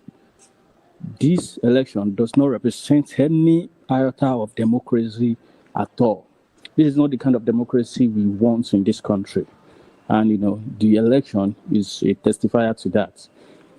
Because from Bai to Amak, there were massive vote buying, both by PDP and APC. Some of them were even caught on camera, right? Buying votes at the polling unit. So they don't even do it discreetly again. They don't do it in their rooms again. They bring it out to our faces because they know that there will be no consequences for this aberration of democracy. And the earlier the best for Nigerian people to rise up and resist these affronts on our democracy. Let me stay with you, Mr. Oladare. This is a preposterous thing to say on national television, but I suppose the times we're in now, there is really nothing officially out of order. Is it? We know what election in Nigeria is all about, and after the outrage that has happened as far as the electronic transmission of real-time results is now. We have history of rigging in Nigeria. Isn't it time the opposition starts beginning to think this is definitely not a level playing field? Isn't it time for the opposition parties to now say, well, if the APC or if the ruling party is to rig, why can't we out-rig them? Yeah, you see, I mean, say about opposition, because as far as we are concerned, we believe that the African Action Congress AAC is the only opposition as we have it today. Because if you talk about opposition, what are they opposing, right? Because opposition is not just you are in party A, I am in party B. That doesn't make you an opposition. You have to have opposing ideas, opposing methods, and opposing actions, right? And this is what sets AAC apart, and this is why we are the only opposition, because we have opposing ideas, we have opposing policies, we have opposing actions. But if you look at other so-called opposition in other party, they do the same thing the ruling party is doing. They have the same ideology, they have the same policy statement, they have the same actions because they also rig elections. So this is why we don't see them as opposition, just because they are in different parties, right? And for out-rigging the ruling party, like I said, at that election, PDP were rigging, APC were rigging. So at the end of the day, it was also the question of who can rig the most. And of course, the APC out-rigged them, right? So they are doing it. They are doing the rig for rig. They are doing it. But they can't out-rig the ruling party because they have the machinization of the states. They have the high neck in their pockets. So you can't out-rig them. It's if not impossible, it's very, very difficult for you to do that. So this is why we must come with alternative ideas, alternative methods to chase them out. And this is why we are saying that the only way out is a popular revolt. The people must revolt against these people in power by organizing themselves. And this is what we are doing. And we are calling on the Nigerian people to join in this organizing. We must organize ourselves. We must out-organize them, not out-rig them. Okay. That's our position. Barrister Duncan, do you agree with Oladare that there was massive rigging, just that APC out-rigged the PDP and maybe ADC? Yes. Yes, there was massive rigging. It was obvious. People saw it. Across all political parties. People caught it on camera. You know, this APC, they are very good at playing pranks. The people you saw as the PDP persons may actually be APC persons in the guise of PDP. Okay. Because I don't see any other opposition who have the money to buy votes. I don't see any other opposition member. I mean, PDP is still a huge party, despite their disarray at the moment. We still have some PDP governors, we still have some PDP politicians that have the money to do a massive rigging. How many of them? 5 of them. What do they have to offer? I mean, 6 of them. The question is, this election, is it a litmus test for 2027? Will Nigerians beat their chest and say, yes, there was a free and fair election? Look, if an election is free and fair, everybody will see it. You don't need to argue. The opposition will not be going to court now because of what happened. What happened? They brought TPEX into the matter. We saw some results being TPEX. Did you not hear it? Or did you not see it? So what was that for? If you are counting and made a mistake, you recount. You recount it. I didn't see any role, what's it called? TPEX has to do in that. It's very crude. Very, very crude.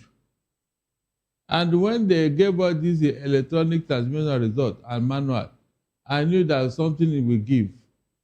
They will resort to manual. And that is where you saw that TPEX. Now, let's talk about ADC. ADC, since after the coalition, and of course, the 2 biggest things in the party that drew some hope for some Nigerians that finally APC will be taken out of power, which is obviously Peter Obi and Atiku Abubakar. But so far, it doesn't look like the coalition in ADC is having any headway as far as other governorship and council and chairmanship elections or election at the grassroots is concerned. How do you make a splash at the national level? How do you win the presidency if you don't have supporters in power on the grassroots? It will be very difficult Solomon, to be sincere with you, it will be very difficult. This opposition, they are not playing the real opposition, seriously. What happened in that election was an eye-opener. It's like they are all running their own race. No meeting points, no coordination. No coordination. And so what do you expect? The main party will not take advantage. Take advantage of the disarray in the opposition. That's just the truth. So what we saw was not an election. The facts are there. Let me come back to you, Mr. Ladare. This story we have here to talk about the blowback that the FCT Minister Nyesom Wike is taking for backing the APC candidates in the council election. We know in a normal situation, the FCT Minister is supposed to be neutral, it's supposed to be apolitical. But we know that is not going to happen because Nyesom Wike has been alleged to be an APC mole in the PDP, which means he's a PDP member just on paper, but in reality, he's an APC member. Do you think that was a lot to ask from Nyesom Wike, which, if you think about it, we know that he would definitely not want to go against his principal, who is the president of Nigeria and, of course, an APC member. Can you hear me, Mr. Ladere? Can you hear me? Yes, I can hear you. Okay. Yeah, go ahead, talk to us. You see, just after the election, Wike came out to say that the result of the election is a testament to the faith the people have in the Tinubu-led administration, right? So it is not even in disguise anymore that Wike is working for the APC, right? And, a lot of people have also said that, the local government that PDP won was also a negotiation, just so that people still think that Wike has some loyalty to the PDP, right? So it is getting clearer day by day that it is all a game, and Tinubu is using Wike for whatever they've promised him. And this is not democracy anymore, right? When you can use a strong member of a so-called opposition party to decimate that opposition party, that's no longer democracy, so to speak. And it is quite sad that this is where we found ourselves in this country today. It's very, very sad. This Saturday. Barrister Darlington, in another development, Nigeria won a $6.2 million arbitration case against European Dynamics UK Limited, an international technology contractor, over a dispute involving the Bureau of Public Procurement. What's your take on that situation? The opposition need to go back to the drawing board if they want to make an impact in 2027. Now, we're talking about Bureau of Public Procurement. Sorry? We're talking about the Bureau of Public Procurement, when Nigeria has won a $6.2 million arbitration case against European Dynamics UK Limited. Of course, it's an international technology contractor over a dispute involving the Bureau of Public Procurement. Okay, that's a good one.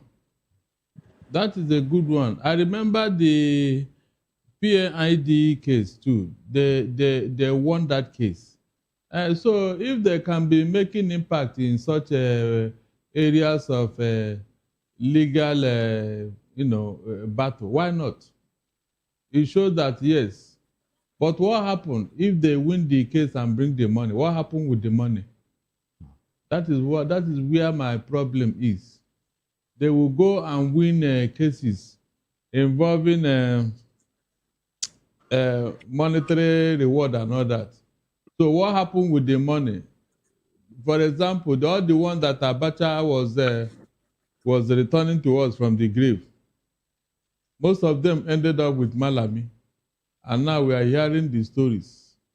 So if they win the case, let them win the money too, because that is where the problem is. Okay, back to you, Mr. Ladara. We're going to insecurity story where obviously the bandits, the mayhem, as far as insecurity is concerned, still goes on. And the latest one is in violence in the Riyom local government area of Plateau State. Last night, as armed bandits launched coordinated attacks in a community, killing at least 10 people.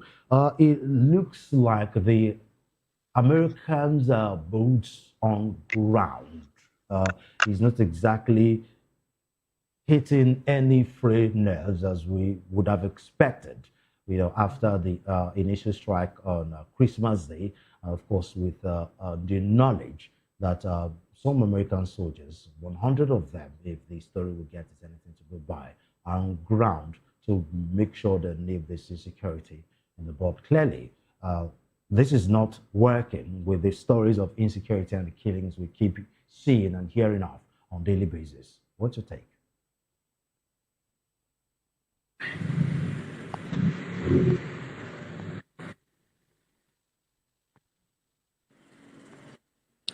Sorry, I think I lost you a moment. Okay, we're talking about insecurity, where the latest wave of killing coming in Plateau State left at least 10 people dead. One would have expected that with Americans on ground, with American soldiers in Nigeria, that should be able to deter these insurgents from continuing with their mayhem. But it looks like it is not giving that effect when you consider the initial attack that happened in Sokoto on 25th of December last year. With the killings keep going on, and the stories we're hearing of kidnapping and killing and cattle rustling, it looks like the effect the American soldiers in ground supposed to have is not having it. Yeah, of course. We said this right from time Like, if you expect that America is coming to save Nigeria, you are as delusional as it gets, right? And one can also say that since the American supposed intervention on paper, the terrorism, the kidnapping, everything has even increased, almost increased, right? So this is what we tell Nigerian people. It is not American. Nobody is coming to save you unless you save yourself. Tinubu is not going to save you unless you save yourself, right? So we should stop looking out there for Messiah, stop looking for people, God on earth that is coming to rescue us from what we've put ourselves, the condition that we've put ourselves into. What we need to do is to organize ourselves and, deliver ourselves from this misery. We keep hearing that statement, we should save ourselves, we should not be expecting a Messiah. How are Nigerians supposed to save themselves? That if the story we hear is anything to go by, that the people backing in insurgency in Nigeria are highly placed individuals with all the power financially and status is concerned. How are Nigerians supposed to save themselves? Yeah, what we must do is to organize ourselves. Now we know the problem. We know that, the foreign imperialists are not our savior.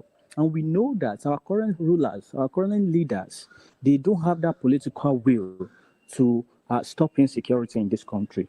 So what we must do is to organize ourselves, boot them out of office, elect leaders who are pro-people, who have the interest of the people at heart, who will not, commercialize security, who will not make insecurity a profitable enterprise. And it is only then that we can start to see improvements in our lives and in the security architecture of our country. So the Nigerian people must organize themselves and, voting, elect pro-people candidates. Emphasis on pro-people. Yeah. Okay. Barrister Gomo, your take on that? My take is that the Nigerian people, they can be saved by America if the government can give them the free hand to operate. It's a question of agreement. They're already here. Is that not true? They are here. You said they are not going to get involved in the battlefield. But why are they here? What are they doing here? If you give them the free hand, they can go after these guys. That's the truth. They can go after them. After all, they're already here. They have fought terrorists over the years, from Al-Qaeda to these other ones, that have been disturbing. In fact, they carry the war to your own doorsteps. America don't wait for you to bring terrorism to their country. They take it to your own country.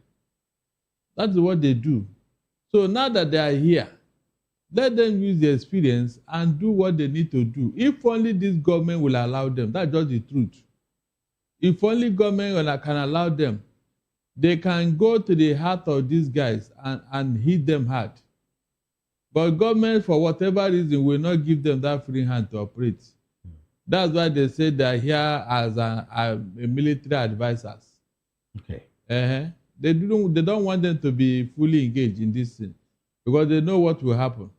Okay. And some people are looking at the election in 2027. Okay. Let me stay with you, Barrister Darlington. From internal insecurity, let's go to maritime insecurity, where naval chief from ECOWAS member states met in Accra, Ghana, to strengthen the combined maritime task force and rising threat in the Gulf of Guinea. We've been hearing about this Gulf of Guinea threat for a while now. Do you think with chiefs of naval staff from ECOWAS coming together, you think that will reduce this maritime insecurity? I think so, because it's a collaborative effort. And what you have mainly at the Gulf of Guinea are pirates. They are pirates who are equally looking for what to eat. And the last time I checked, they said that place is international waters. And so all manner of players are are having a field day there. So if these ECOWAS maritime chiefs can collaborate, maybe yes, something good will come out of it. Something good will come out of it because other countries are now interested. And I don't think all of them can come together to promote piracy. No. They are coming together to wipe them out, to keep our seashores safe. That's what I think. Okay, Mr. Ladarado, over to you. You think that will happen? We've had these Gulf of Guinea threats for a while, and there have been several measures taken in the past to curb these pirates that's been destabilizing this Gulf for a while. And we've heard the news over and over again. What difference will these meetings have, if any?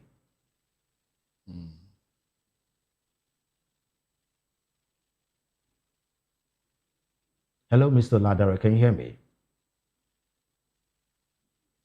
Yeah, I'm with you. So I missed the question. Can you come again, please? Okay, we are talking about Gulf of Guinea, where Chief of Naval Staff from ECOWAS countries are having a meeting in Accra, Ghana, to talk about this persistent threat of bandits in the Gulf of Guinea.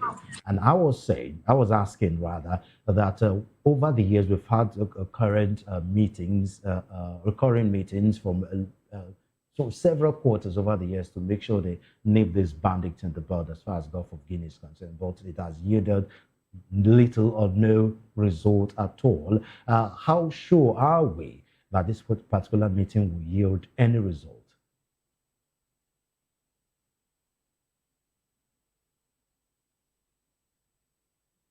Okay, it looks like. I mean, I remember the Bakassi. Okay, go ahead. We can hear you now. Go ahead. So I remember the Bakassi issue as well with Cameroon. But what happened most of the time with issues like this is the fact that there's no trust in our by the people in our government. So most people don't actually foresee anything coming out of these meetings, and what have you. But then we can only hope that they can get at least one thing right after all, right? So hoping something good will come out of that. Okay. Thank you very much, Mr. Ladare. It was a pleasure talking to you.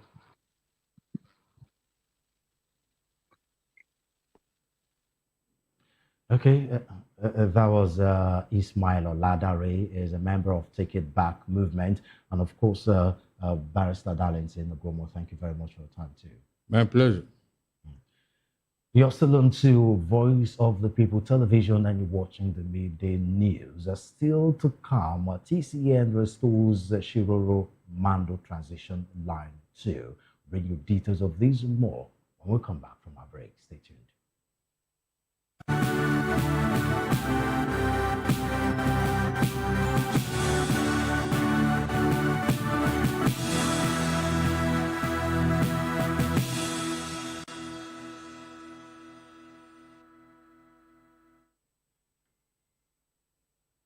It's good to know you're still with us. This is a midday news on VOP TV. The transmission company of Nigeria says it has restored the 330 kV Shiroro Mando transmission line 2 after repair works were completed. TCN's General Manager Public Affairs Ndidimba said engineers completed extensive technical interventions to ensure the line's reliability and safety. She noted that the restoration of both lines is a major milestone in strengthening the transmission network and delivering stable electricity across the system. Mba thanked customers and stakeholders for their patience during the outage and reaffirmed TCN's commitment to building a resilient national grid. In another development, the Lagos Waste Management Authority has called on residents, traders, and transport operators along the Lagos-Badagry Expressway to dispose of waste only through authorized private sector participant operators. The Lagos State government announced the directive today through its official social media platforms. Loma Managing Director Muyiwa Badigeshin said the move is part of a wider compliance and environmental sustainability drive. He added that the bulk waste evacuation has begun at Alaba Rago with heavy-duty carriers, loaders and support teams clearing illegal dump sites. Cleanup and monitoring operations also cover Orile, Donye, Alaba Rago and Agric Barracks, Yanoba and Agbara. In the south parts of the country, the Cross River State government has ordered the suspension of all scrap-related activities across the state, citing a rise in vandalism and other crimes. The announcement was made today in Calabar by the State Attorney General and Commissioner of Justice, Ededem Ani. The government expressed concern over attacks on public utilities, roads, and community facilities, which have caused service disruptions, economic losses, safety risks. Investigations linked these destructive acts to scrap dealers, scavengers, and their agents operating in the state.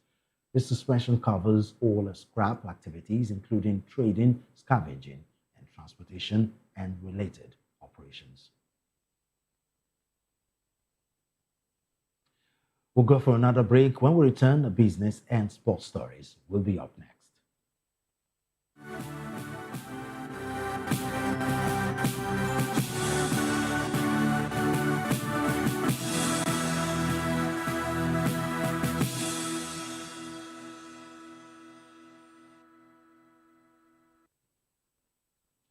And after business news, the Internal Exchange Point of Nigeria, IXPN, has deployed new infrastructure aimed at making websites load faster and boosting the country's resilience to cyber disruptions.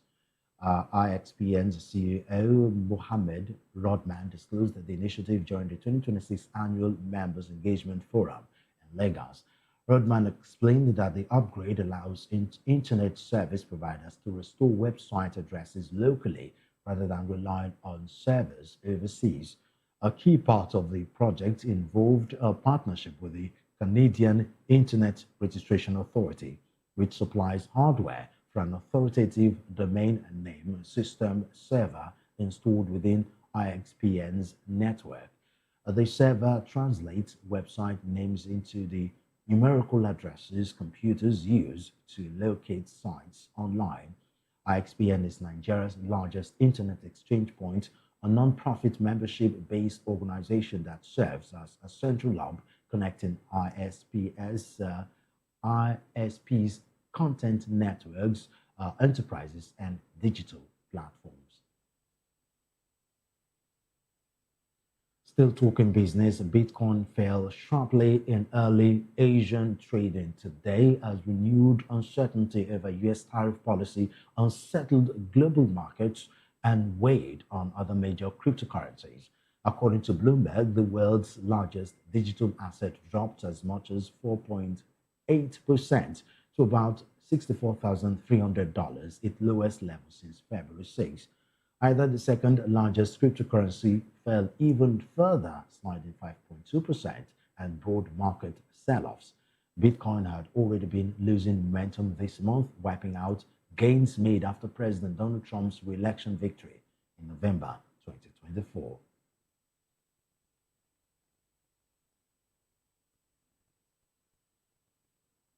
And after sports news, a Super Eagles striker Tolu Dare has received the full support of his club Wolves after being subjected to racial abuse online.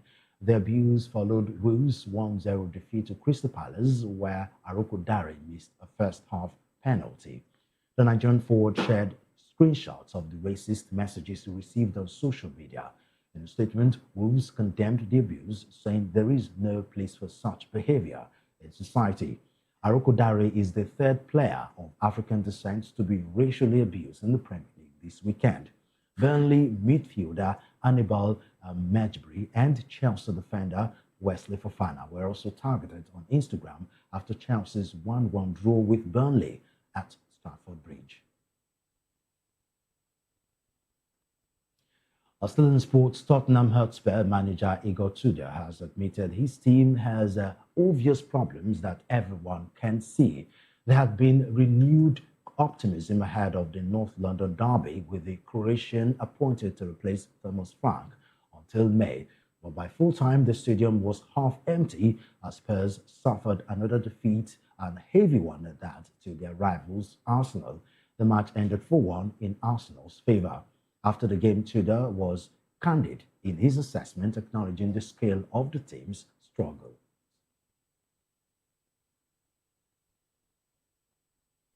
From sports, we'll go over to our entertainment news, where major Nigerian talents and major recognition in London at the 2026 BAFTA Film Awards. Actress Wumi Mosaku won Best Supporting Actress for a role in Sinners, marking another milestone in a rising international career. My Father's Shadow, created by Nigerian brothers Akinola Davis and Wale Davis, won Outstanding Debut by a British writer, director, a producer. Beyond the Nigerian successes, one battle after another dominated the night, with 6 awards, including Best Film and Best Director for Paul Thomas Anderson. Sinners also picked up awards for original screenplay and original score, bringing its total wins to 3.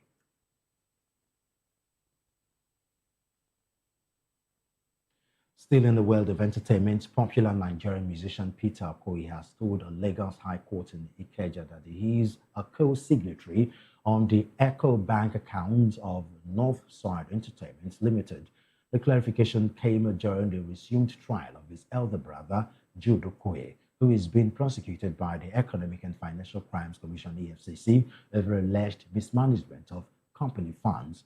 Under cross-examination by defense counsel Clement Owumuwo, bank mandate documents were presented showing that Peter and his twin brother were listed as account signatories.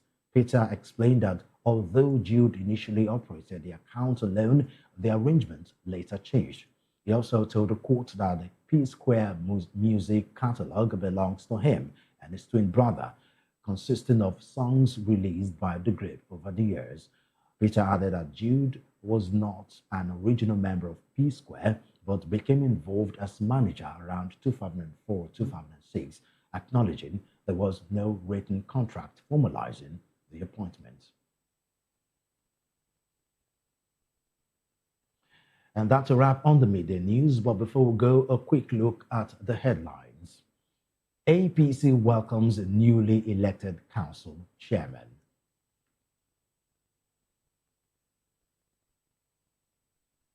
APC affirms Wike's right to political choice. European tech giant loses $6.2 million arbitration to Nigeria. On insecurity, 10 die in latest Plateau community attacks. ECOWAS and naval chiefs unite against Gulf of Guinea threat. And health, NCDC cites transport cost and data gaps in Lassa fever response. On our business news, IXPN deploys new infrastructure to speed up web access. In sport, Wolves back to Lu Arokodare after racist abuse. And in the world of entertainment, Nigerian stars win big at 2026 BAFTAs.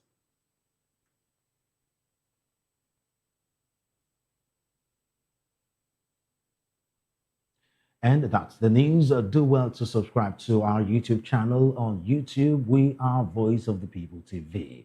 And on other social media platforms, we are at VOP TV Live. If you witness the news happening near you, we want to hear from you. Send your eyewitness report, event coverage requests, photos or videos directly via WhatsApp to 0814-606-4057. You can also reach our newsroom via email at news@vop.ng. I am Solomon Ofem. Good afternoon and thank you for watching.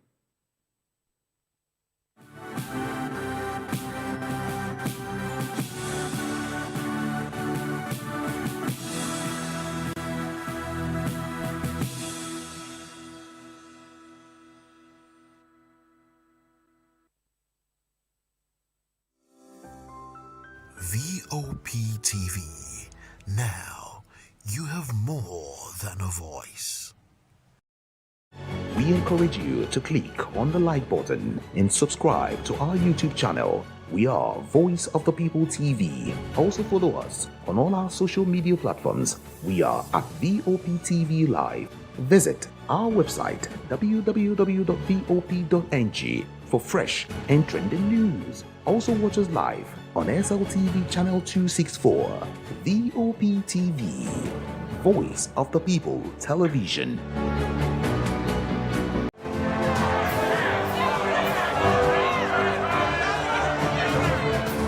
Do you want your voice to be heard? Do you know that you matter in the scheme of things? The People's Voice, the show where ordinary citizens take center stage as we discuss the biggest stories that affect you and I. With you in mind, we facilitate lively discussions, debates, and interviews on the topics that matter most to you and I. From social justice to economic empowerment, education to healthcare, governance, and more. Tackling tough topics and amplifying your voice. Join the conversation and make your voice count. The People's Voice. Make your voice count. Join us as we drive into the world of politics through insightful interviews with prominent political figures, both serving and former governors, ministers, senators, legislators, party chieftains, activists, and analysts. Get first-hand information into the decision-making processes that affect our daily lives. Highly engaging one-hour program that brings political discourse into focus. I am Chukwuma Okoro. Political Lens, Monday through Friday, 6 to 7 p.m. Join us.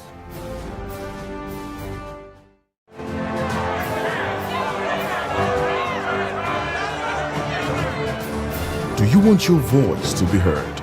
Do you know that you matter in the scheme of things? The People's Voice, the show where ordinary citizens take center stage as we discuss the biggest stories that affect you and I. With you in mind, we facilitate lively discussions, debates, and interviews on the topics that matter most to you and I. From social justice to economic empowerment, education to healthcare, governance, and more. Tackling tough topics and amplifying your voice. Join the conversation and make your voice count. The People's Voice. Make your voice count. In a world where truth is the ultimate power and opinions scream the loudest, it's time to wade through the noise. Hunger no get tribe. Hunger no get religion. And scan the human interest and trending topics that matter. Stay tuned to The Issues, your plug to the stories making the buzz, from politics to science and technology, social justice, and more.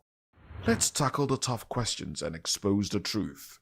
The Issues, on Voice of the People Television, Mondays to Fridays, 8 to 9 p.m. The Issues. Don't just react, understand. In a world where power shakes with every headline. In a nation full of questions. In a world filled with noise, the truth needs a voice. The policies that shapes our world and the economy that determines our future. Every hour, every day, the grapevine keeps buzzing. And together, we are committed to telling the stories that shape our world because your voice is our focus. Don't forget, our voice matters the most. Let us come together and share our concerns.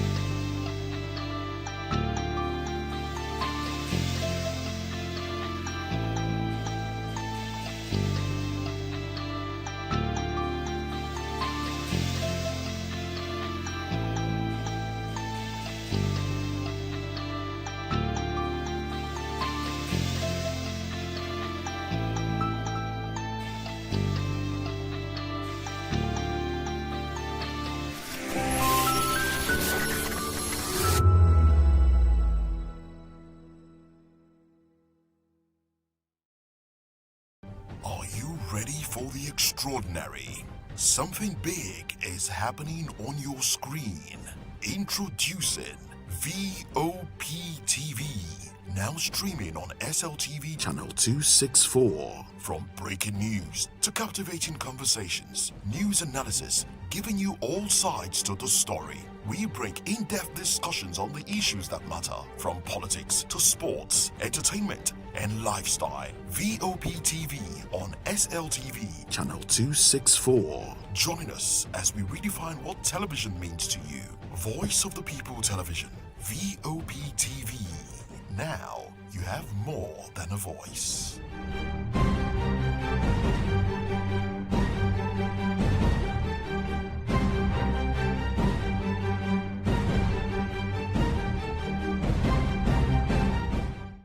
Behind every broken desk lies a broken promise. Education shapes the nations.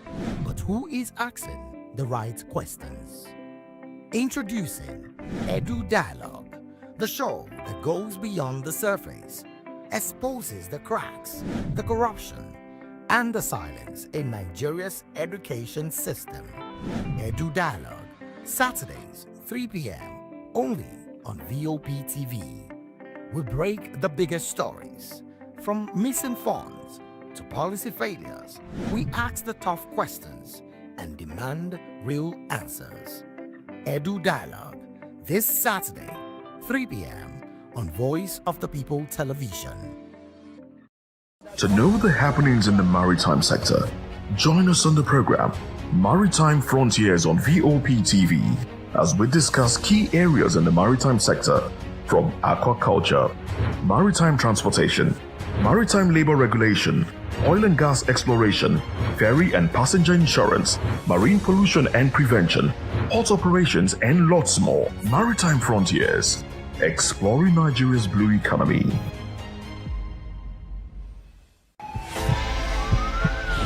This is Health Check, your weekly guide to better living, smarter choices, and trusted answers. From everyday wellness to urgent health issues, we've got you covered. Health Check, only on Voice of the People Television, where your health has a voice.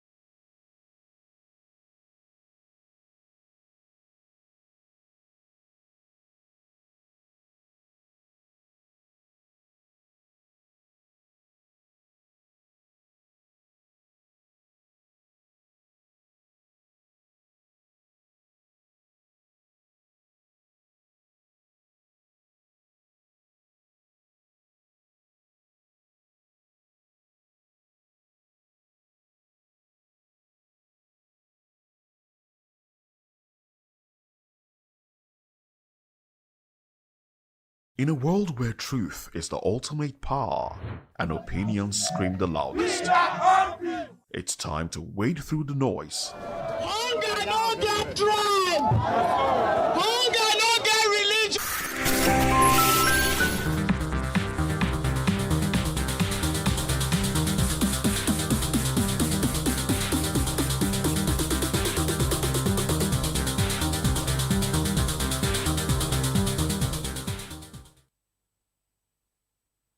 Hello, beautiful people. Welcome to the show Spotlight. And yes, it's happening here on VOP TV, your favorite hub where we shine the light on creativity, culture, style, music, and purpose-driven people. And yes, I know you have not forgotten that I'm your special baby girl again, Precious Agumanu, aka Call Me Prezi. And guess what? Today is a new day and a new week to stay inspired and grounded, because we are bringing you exciting blend of gist. We're going to talk about a lot of things. But guess what? We have a guest joining us today.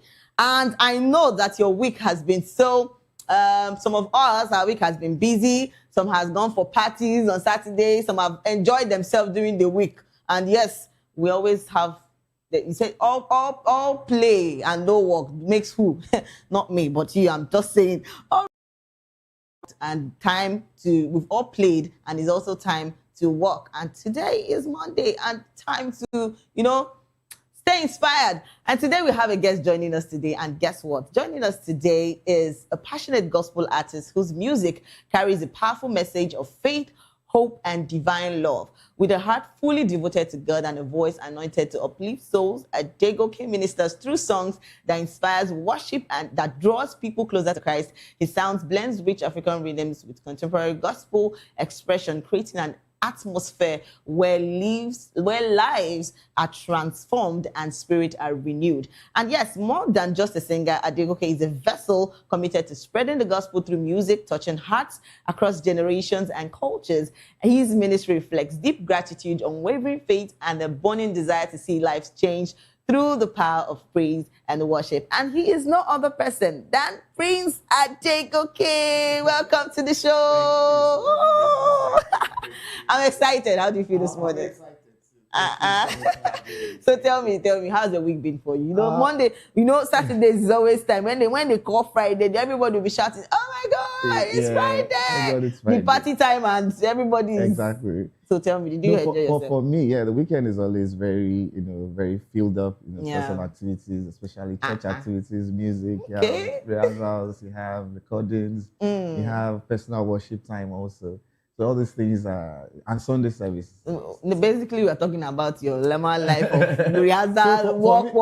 But is there any time for you to really take out time, relax, go out? I do go out. I go to, fine dining sometimes. Okay. I also listen to music. Nice, a lot of music. of course. Good music. No, not necessarily church music. Okay. But good music. I go out a few times. Okay, that's impressive. All right, before we go into what we have today, because we have a lot of questions, a lot of people have already started dropping. I need to know this. But then before we go into that, let me ask this one question. A lot of people face critics recently. Yeah. A lot of people do things that maybe they just come online and see things that people say a lot about them that are not true. Yeah. Have you been in such position before? And how did you come about it? So for me, I think fortunately, I'm not a social media person per se, so I don't really put out my stuff out there like that just for gist and stuff. And also personally, I'm a very private person. Okay. All these private people, I beg, it doesn't mean, see, social media is where a lot of things, and you might just be very quiet, saying, I know that people make a lot of money. And they're saying things about you, and you'll be worried like, oh my God, how did this just get?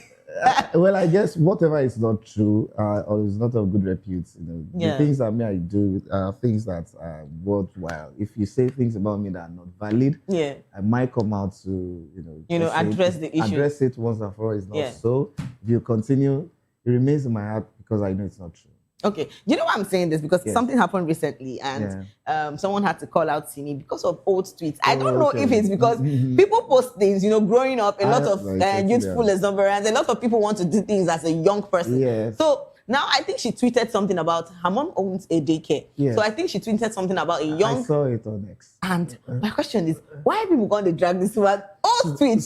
So she's been the eagle or in the high of the storm for a bit because of her comments about feminism and the lady that had the the rape accusation. The accusation, but somebody made a comment also on X. I follow a lawyer, and what he said was that Simi, you might have said this. I know that you didn't say it out of perversion, but the truth is that you must be responsible for whatever it is you put out there. So we cannot, I think that we cannot just allow that to be just because it was done some years ago. Come on. Take responsibility and say, okay, this was me that time, but that's not my true position. You need to clear the air. Actually, because I feel that people need to know that it's not like everybody have their lives to live, Absolutely. So because Simi has been always a sweet person, a lot of people want to, say a lot of things. Like what is really nice? People coming out with fake reports about rape and the rest of them. I'm like, where did these people just sit down to cook up these lies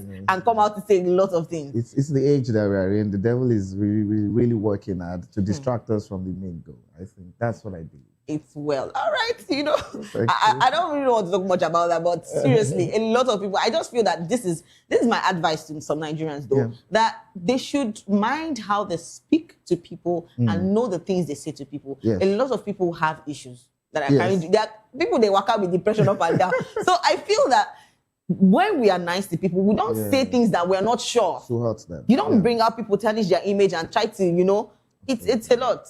We should just do better. Well, that's a good one. I agree. All right, let's talk about music for you. Okay. So how's the journey been for you? Tell me. So for me, music has always been a central part of my life. Funny enough, many people might not have heard this. I've done a lot of music. I started as a jazz enthusiast. I remember going to a studio. It was a studio that we had a lot of jazz artists. We used to come there every Sunday to perform. So at a very young age, I was introduced to that kind of quality music. I don't want to mention names, but there are big wigs in the industry now. Even gospel artists, we used to come there to rehearse on a Sunday. So I was introduced to music from that.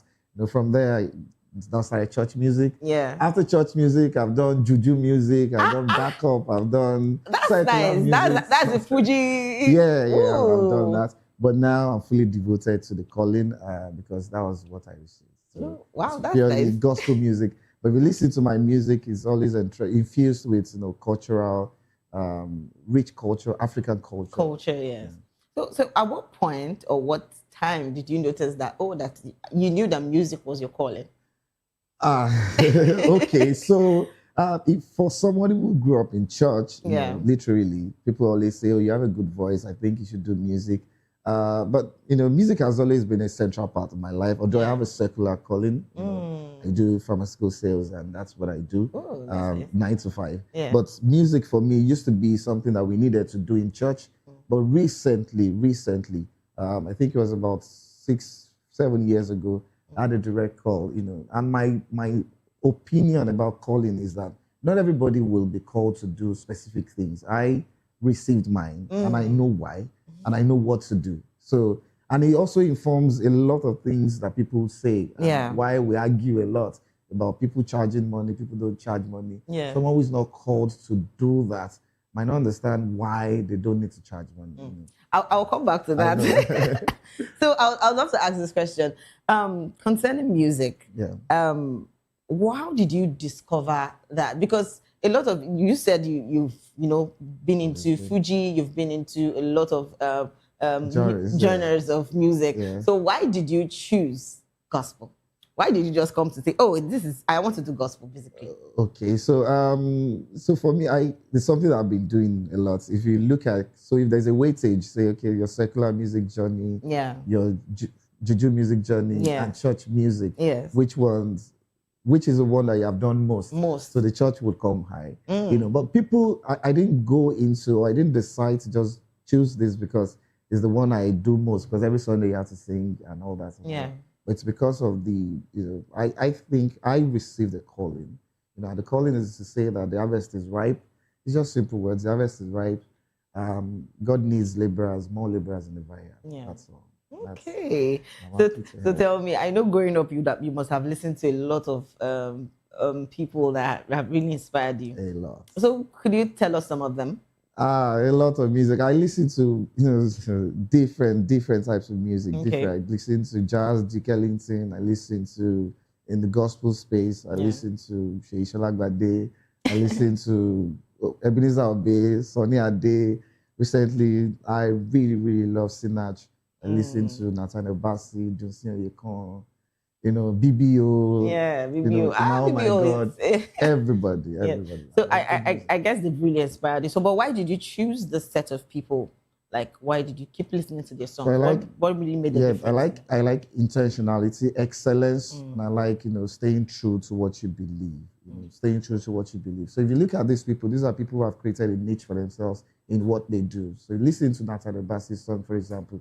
You know that there is a lot of work that has gone into even rehearsing and having to do that which is doing. It's not that they just came because it's God's work and they do it with mediocrity. Everybody that knows me knows that there's a lot of work that goes into what we do.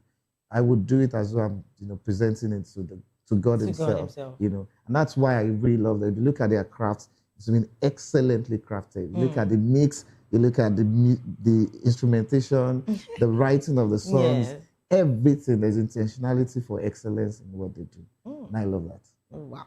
So I've listened to so many of your songs, and they are really, really inspiring. Like, I listen to them and I'm like, oh my God. So this question is basically for you. So why, you wrote all your songs, right? Yes, I did. Wow, amazing. So tell us, what really inspired you in writing those songs? Because the lyrics are not just the normal, you know, write-ups about, you know, you want to do gospel, but a lot of people just want to do one thing about gospel, but it's so different. So what really made that so different? That's very correct. So if you're not doing, so I feel gospel is talking about Jesus Christ. Now, how do you communicate with people who already have a mental block when you come and say, this is worship, let's raise you up your hand and all that? Yeah. How do you communicate with them? You can't just communicate to them to things that they see, their experiences, how they live through life, and put it through the prism of the Word of God. That's what I do. For example, that song is Garments. So I twist it and say that what would happen? How would the discussion have gone? You know, imagine that the disciples were here and they were having a conversation with the woman with the issue of blood. What would the scene have looked like? So in that context, so I draw my inspiration from those kind of things. I look at it from another perspective and relay my message. Nice. So tell me, what message does your songs really pull out to Christians, to Nigerians, to people?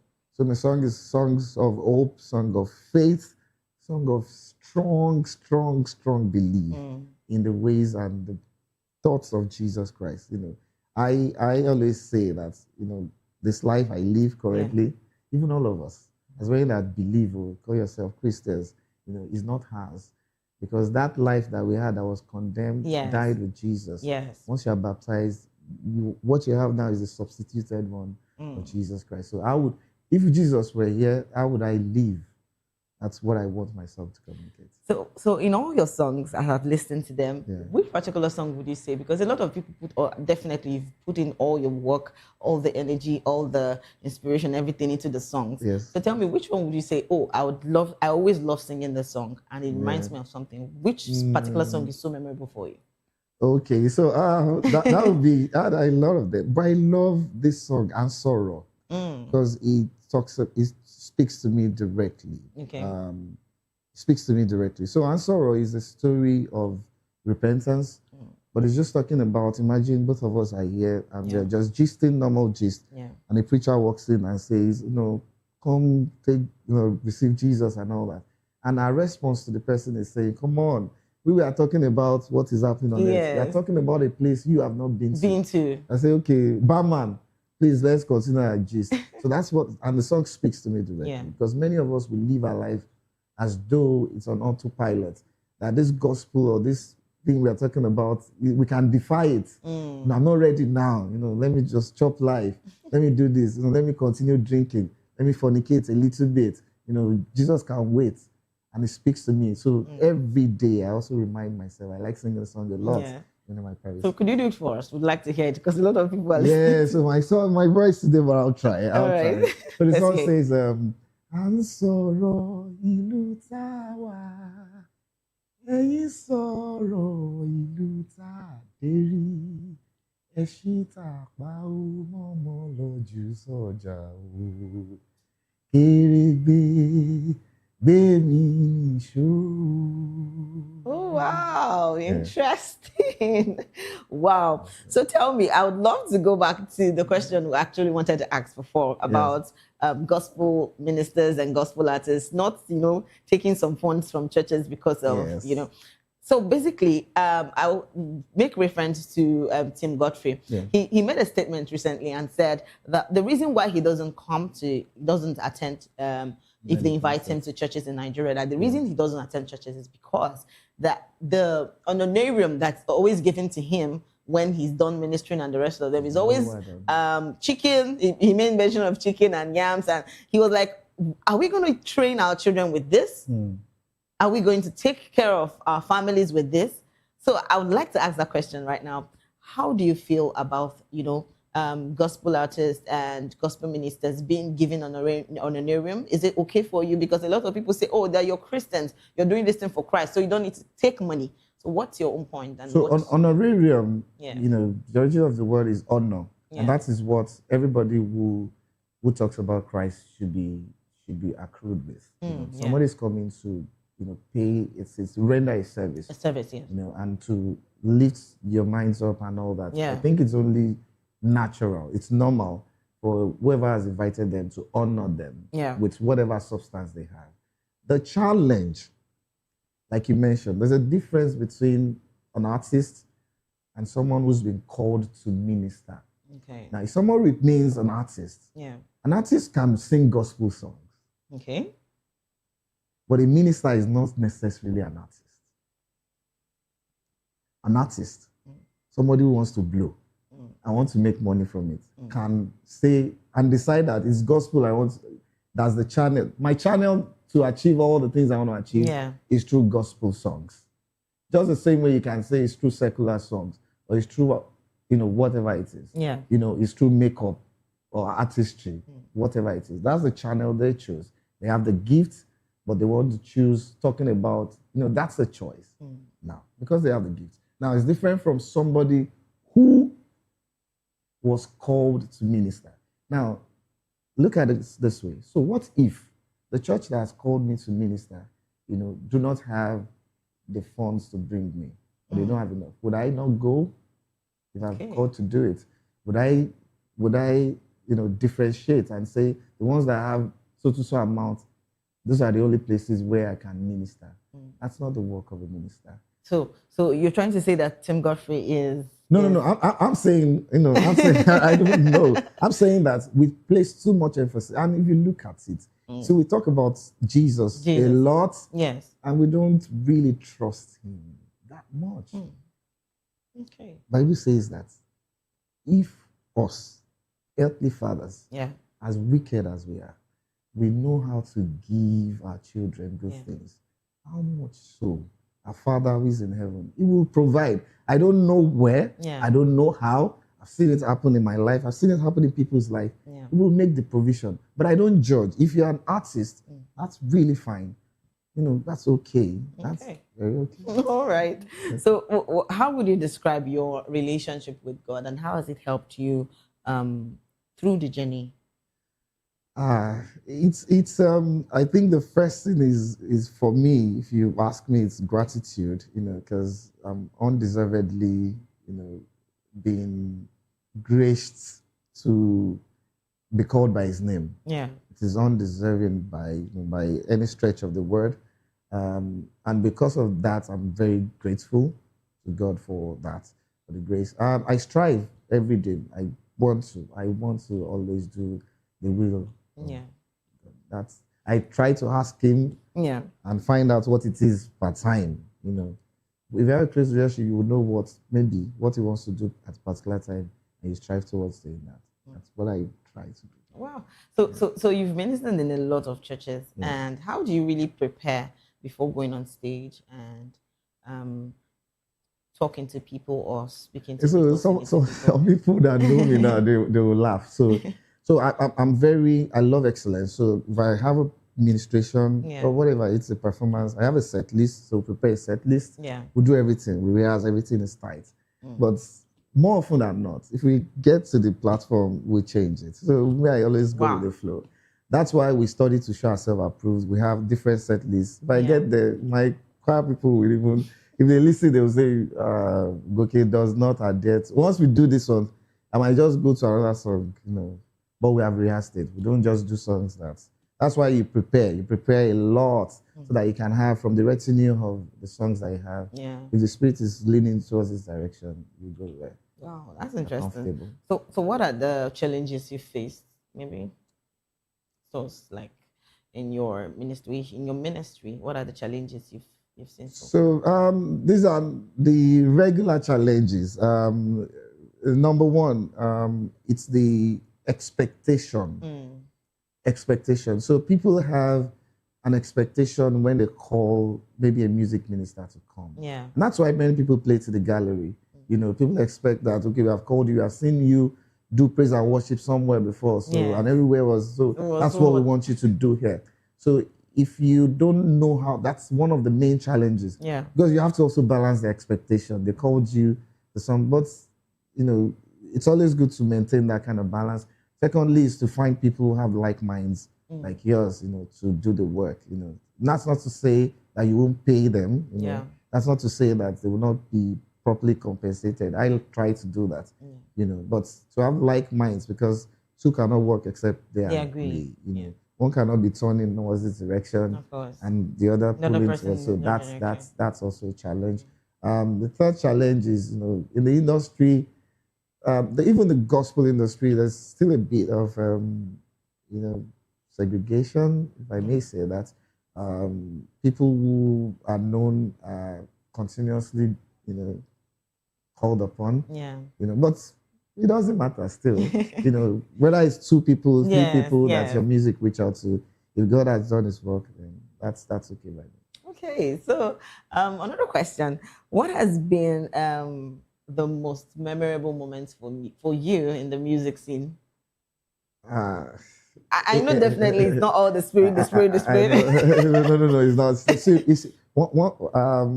So if you do a set list and you come off the stage and you see joy radiates in the hearts of people, or a miracle happens or breaks out, or joy just erupts, it makes me really, really happy. It makes me very happy. Talking about that, have you been? What are the testimonies you've seen so far, and which one really struck your mind, and you can't get easy to forget about it? I think a lot. But there's this one. And it was not even publicized. There was a concert. It was a revival that we went for. There was an elderly man. The elderly man had accepted faith. He had arthritis, osteoarthritis, I think. So he couldn't walk with his right leg. He was using this walker and all that.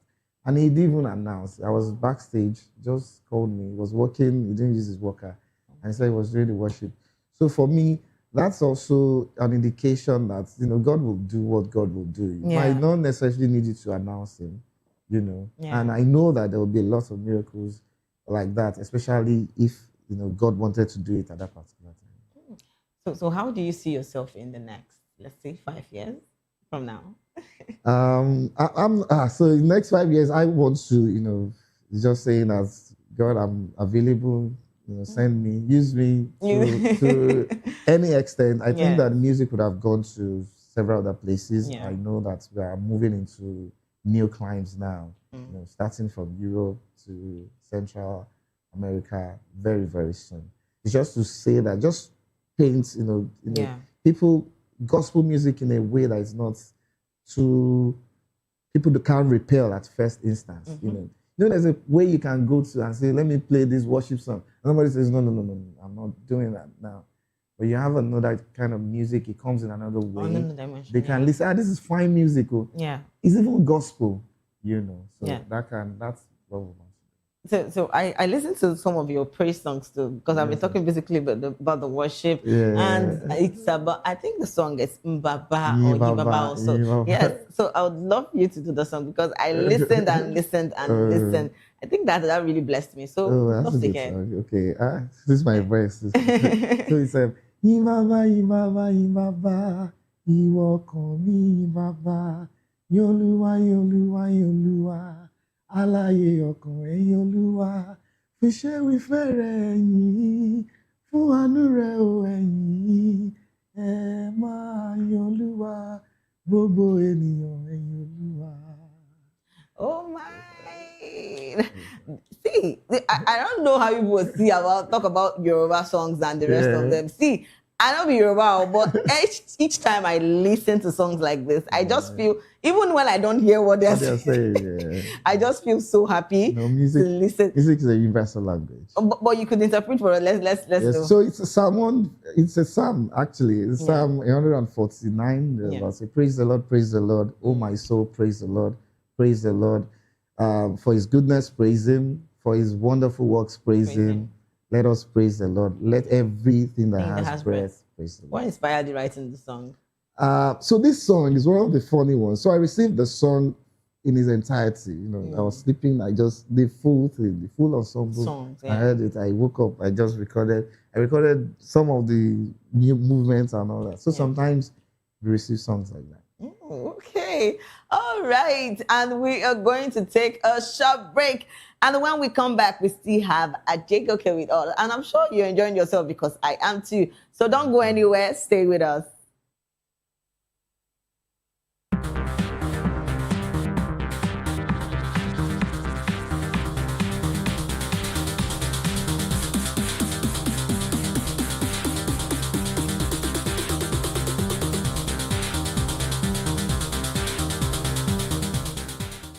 Good evening, Africa. My name is Bomakore, actor, model, producer, and I'm giving a big shout out to VOP TV, man. Keep watching.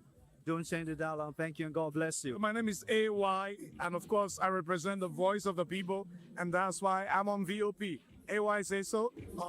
Hi everyone, it's your girl Miriam Tima from the Real Housewives of Lagos and the Real Housewives Ultimate Girl Trip Africa. Shout out to VOP, the voice of the people. You already know. Stay tuned, keep watching. And don't forget, VOP is the best. All right, hello, all right, it's about shaking the man fine back with Melanie Poppy Blast Skin Boy. This is VOP TV. If you're not watching VOP, I don't know why you're watching. Maybe you're watching your weight. Hello, beautiful people. This is Wale Ojo, and you're watching VOP, Voice of the People. Hi, guys. You already know who it is. This is New Energy. Flyers, whatever, live it. Keep watching VOP TV. Thank you. Hi, people. Jenny Albano here. Guys, please keep watching Voice of the People.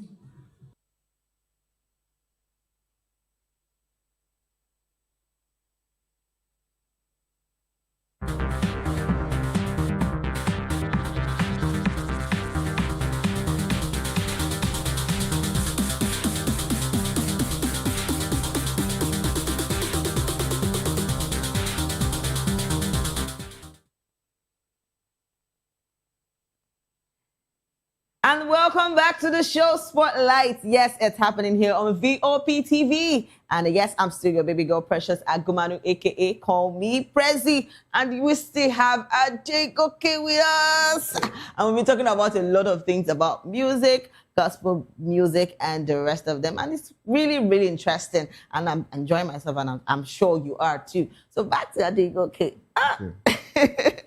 So tell me, a lot of people that go through a lot of things, because right now a lot of people are facing depression, are facing a lot of things. Things are happening to people. A lot of people are going through things. So what is your advice for them currently, the situations that people can't see their self-solving, people can't...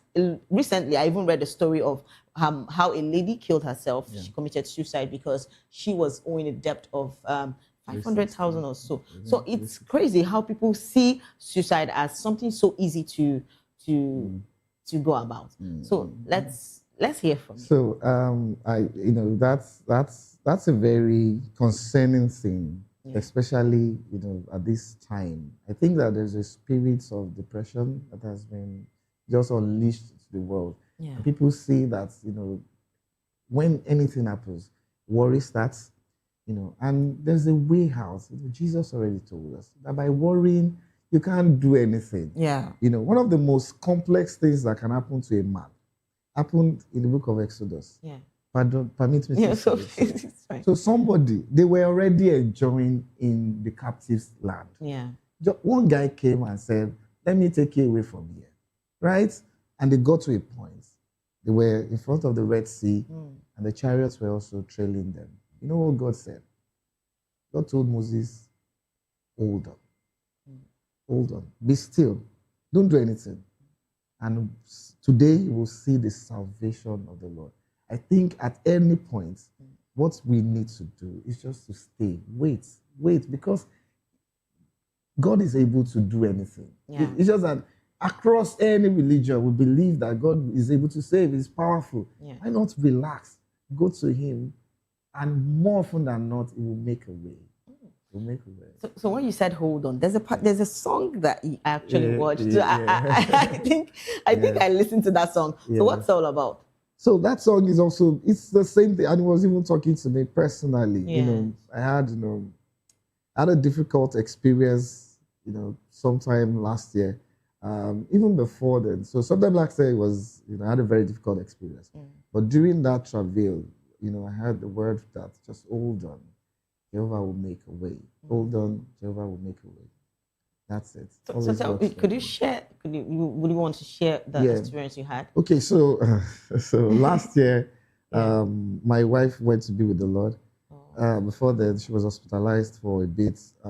During the time, when you do these things, you always feel that, God, I've been serving you, I've been praying, I've been doing all these things. It was a very, turbulent time. But during that time also, we had that word saying, hold on, hold on. A lot of people are listening to you right now, and they imagine how you're able to, still cope up with all this. So what's your advice for young and upcoming gospel ministers that want to really go into gospel ministry and do the things of God, despite what they're facing right now? So what would be your advice to them?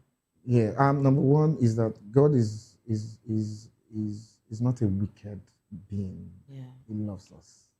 So he loves us. He does not do bad. So if you understand that about him, you will know that everything works together for good.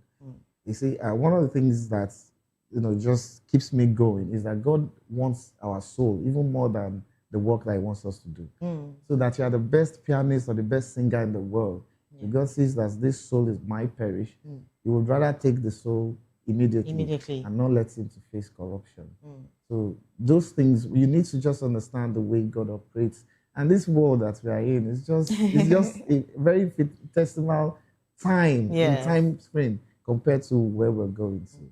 So if you understand that, so everyone, who is facing a bit of, just hold on. We have hope. If we were without hope, then that's a problem. We're not those without hope. We have hope. We know that anything can change in a twinkling of an eye. It can turn your situation around without any recourse to you. And that's what keeps. Wow, that's interesting. So tell me, as a 9 to 5 worker, I heard when you were saying, I work 9 to 5, and there's this saying that they said 9 to 5 people that they're always so tired on Mondays and all those kind of stress. So tell me, how were you able to, juggle both going to work, working, and also doing music? I think I'll be strengthened by the Lord. But for me, even if I'm very tired, if it's music, then the strength, energy comes back. It's music. And my work is not necessarily even 9 to 5, it's sales. So sales is every time. Okay. But, we have to do what we have to do. I love music, actually. So tell me, if Adegoke is not in the music scene, what would Adegoke be doing? I might be playing football. See, I don't know. Like recently, okay, what club are you? I'm in Manchester United. Jesus Christ. Jesus Christ. I don't want to say anything. Let me just keep quiet. Before they will not drag. Before they will drag me.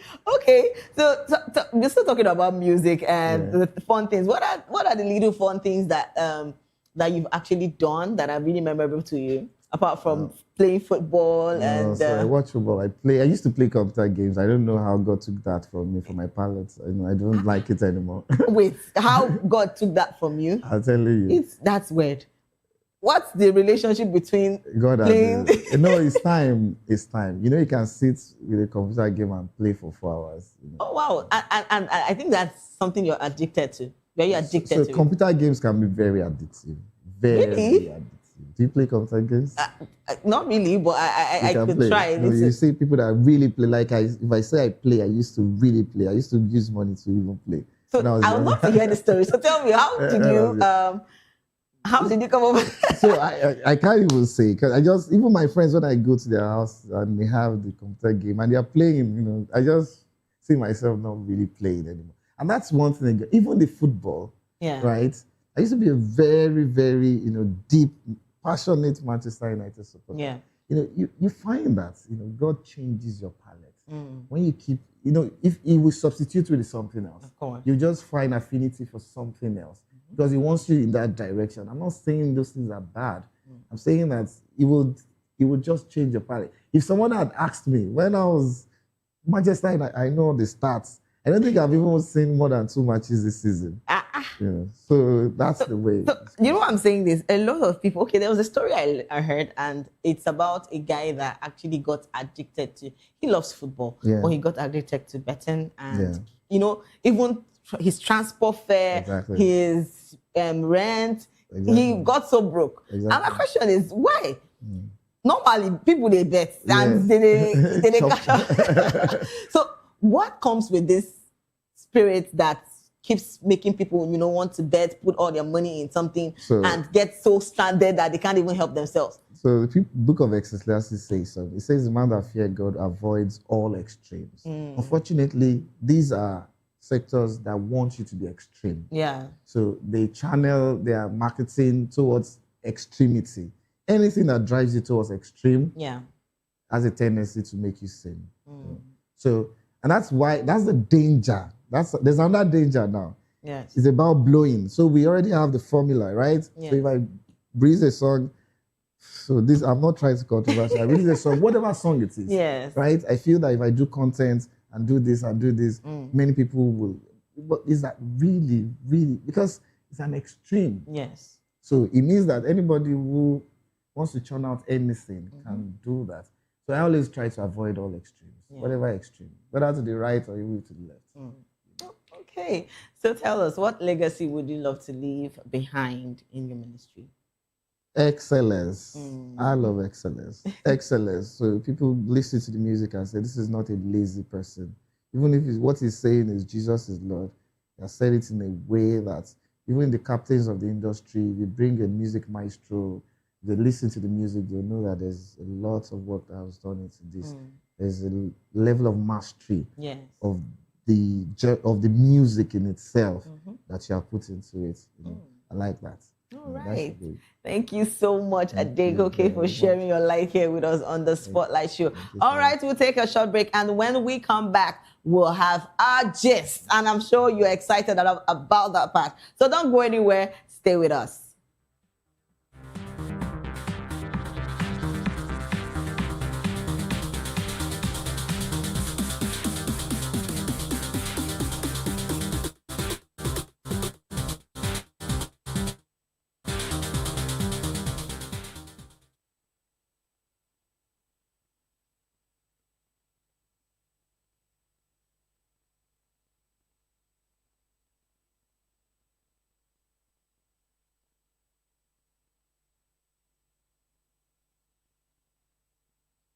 The red carpets, awards, the razzmatazz, music, fashion, interviews, and more. Spotlight on Voice of the People Television. Let's feed you with all the juicy stories in the global entertainment space, bringing you the glitz and glamour as it is hot. Stay tuned to Spotlight, 1 p.m. Monday to Friday. Spotlight on VOP TV. Entertainment like never before.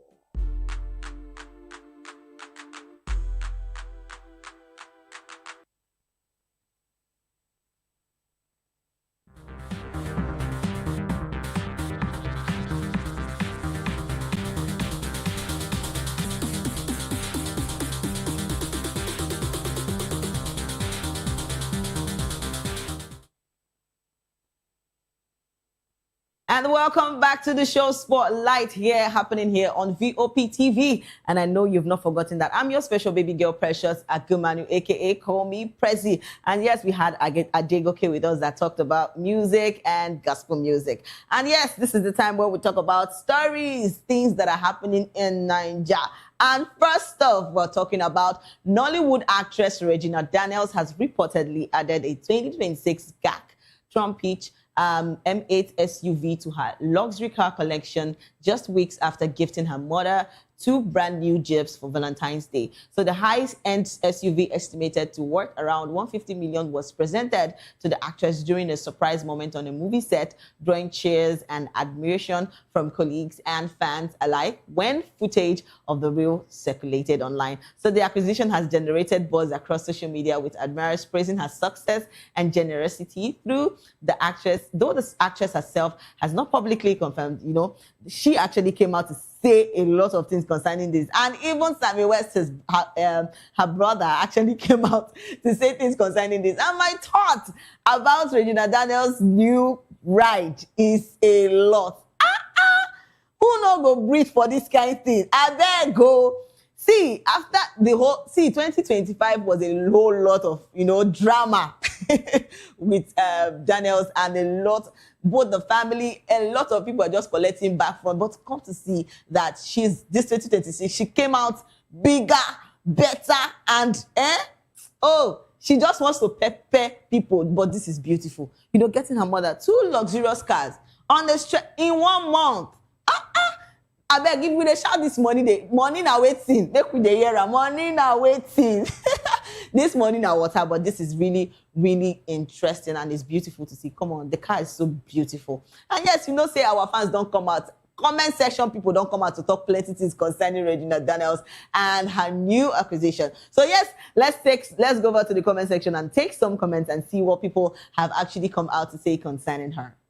And yes, Angel Bliss 001 said, congrats, my Gina.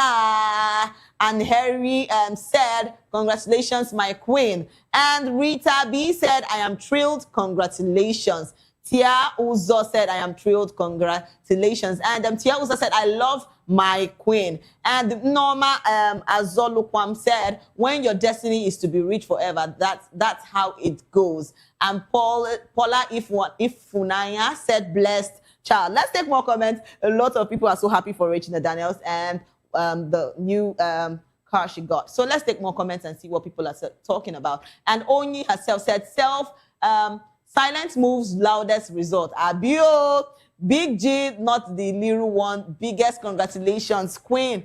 And Bright Angel said, so far my baby looks happy. I'm happy. All right, Classic Ulo said, whether she marry Ned or not, she has been destined to be rich. And Chinwe said, congratulations, clock it, Asa. And Ronika said, congratulations, may God continue to bless you and your family. And another person said, go prepare another lawsuit. Congratulations, Regina Daniels, small girl with a big God. Abio. All right, let's take more comments. A lot of people are congratulating Regina Daniels on her new acquisition after just few weeks after getting her mom her own luxury car. She just got a new ride that is... All right, Bright said, except a thunderous press release from Grandpa. Go, girl, you're a superstar. Nothing can dim your light. We love you, die. All right, and another person said, one person go soon write long epistle. Congratulations, star girl. And another person said, see as you suppose treat our Nigerian baby. Gina is our Nigerian baby. We love her. She can never be wrong in our eyes. Let's take more comments. A lot of people are talking about this before we go over to our next story. And yes, another person said, Rejoice Johnson said, she's busy winning. Her destiny is to be rich forever, and I love it for her. And another person said, before buying for herself, she bought for her mommy. She's such a girl. And let's talk about the fact that Gina loves her mother. And even through all this, all this whole issues that she had 2025, it actually brought the mother, she and her mother, so close, because she is very... In fact, she loves her mother. I think that's the right word to say. And when you see your daughter winning, it's so blessed. The feeling is something that I can't even really explain. Like, I get when a mother says, oh, that my daughter is doing well and she has this to get me this. Mothers, trust us, we did too dramatic. Once our child is doing something better and we're so happy, everybody will hear it. And trust the fact that she actually came out to, celebrate her daughter and say, oh, my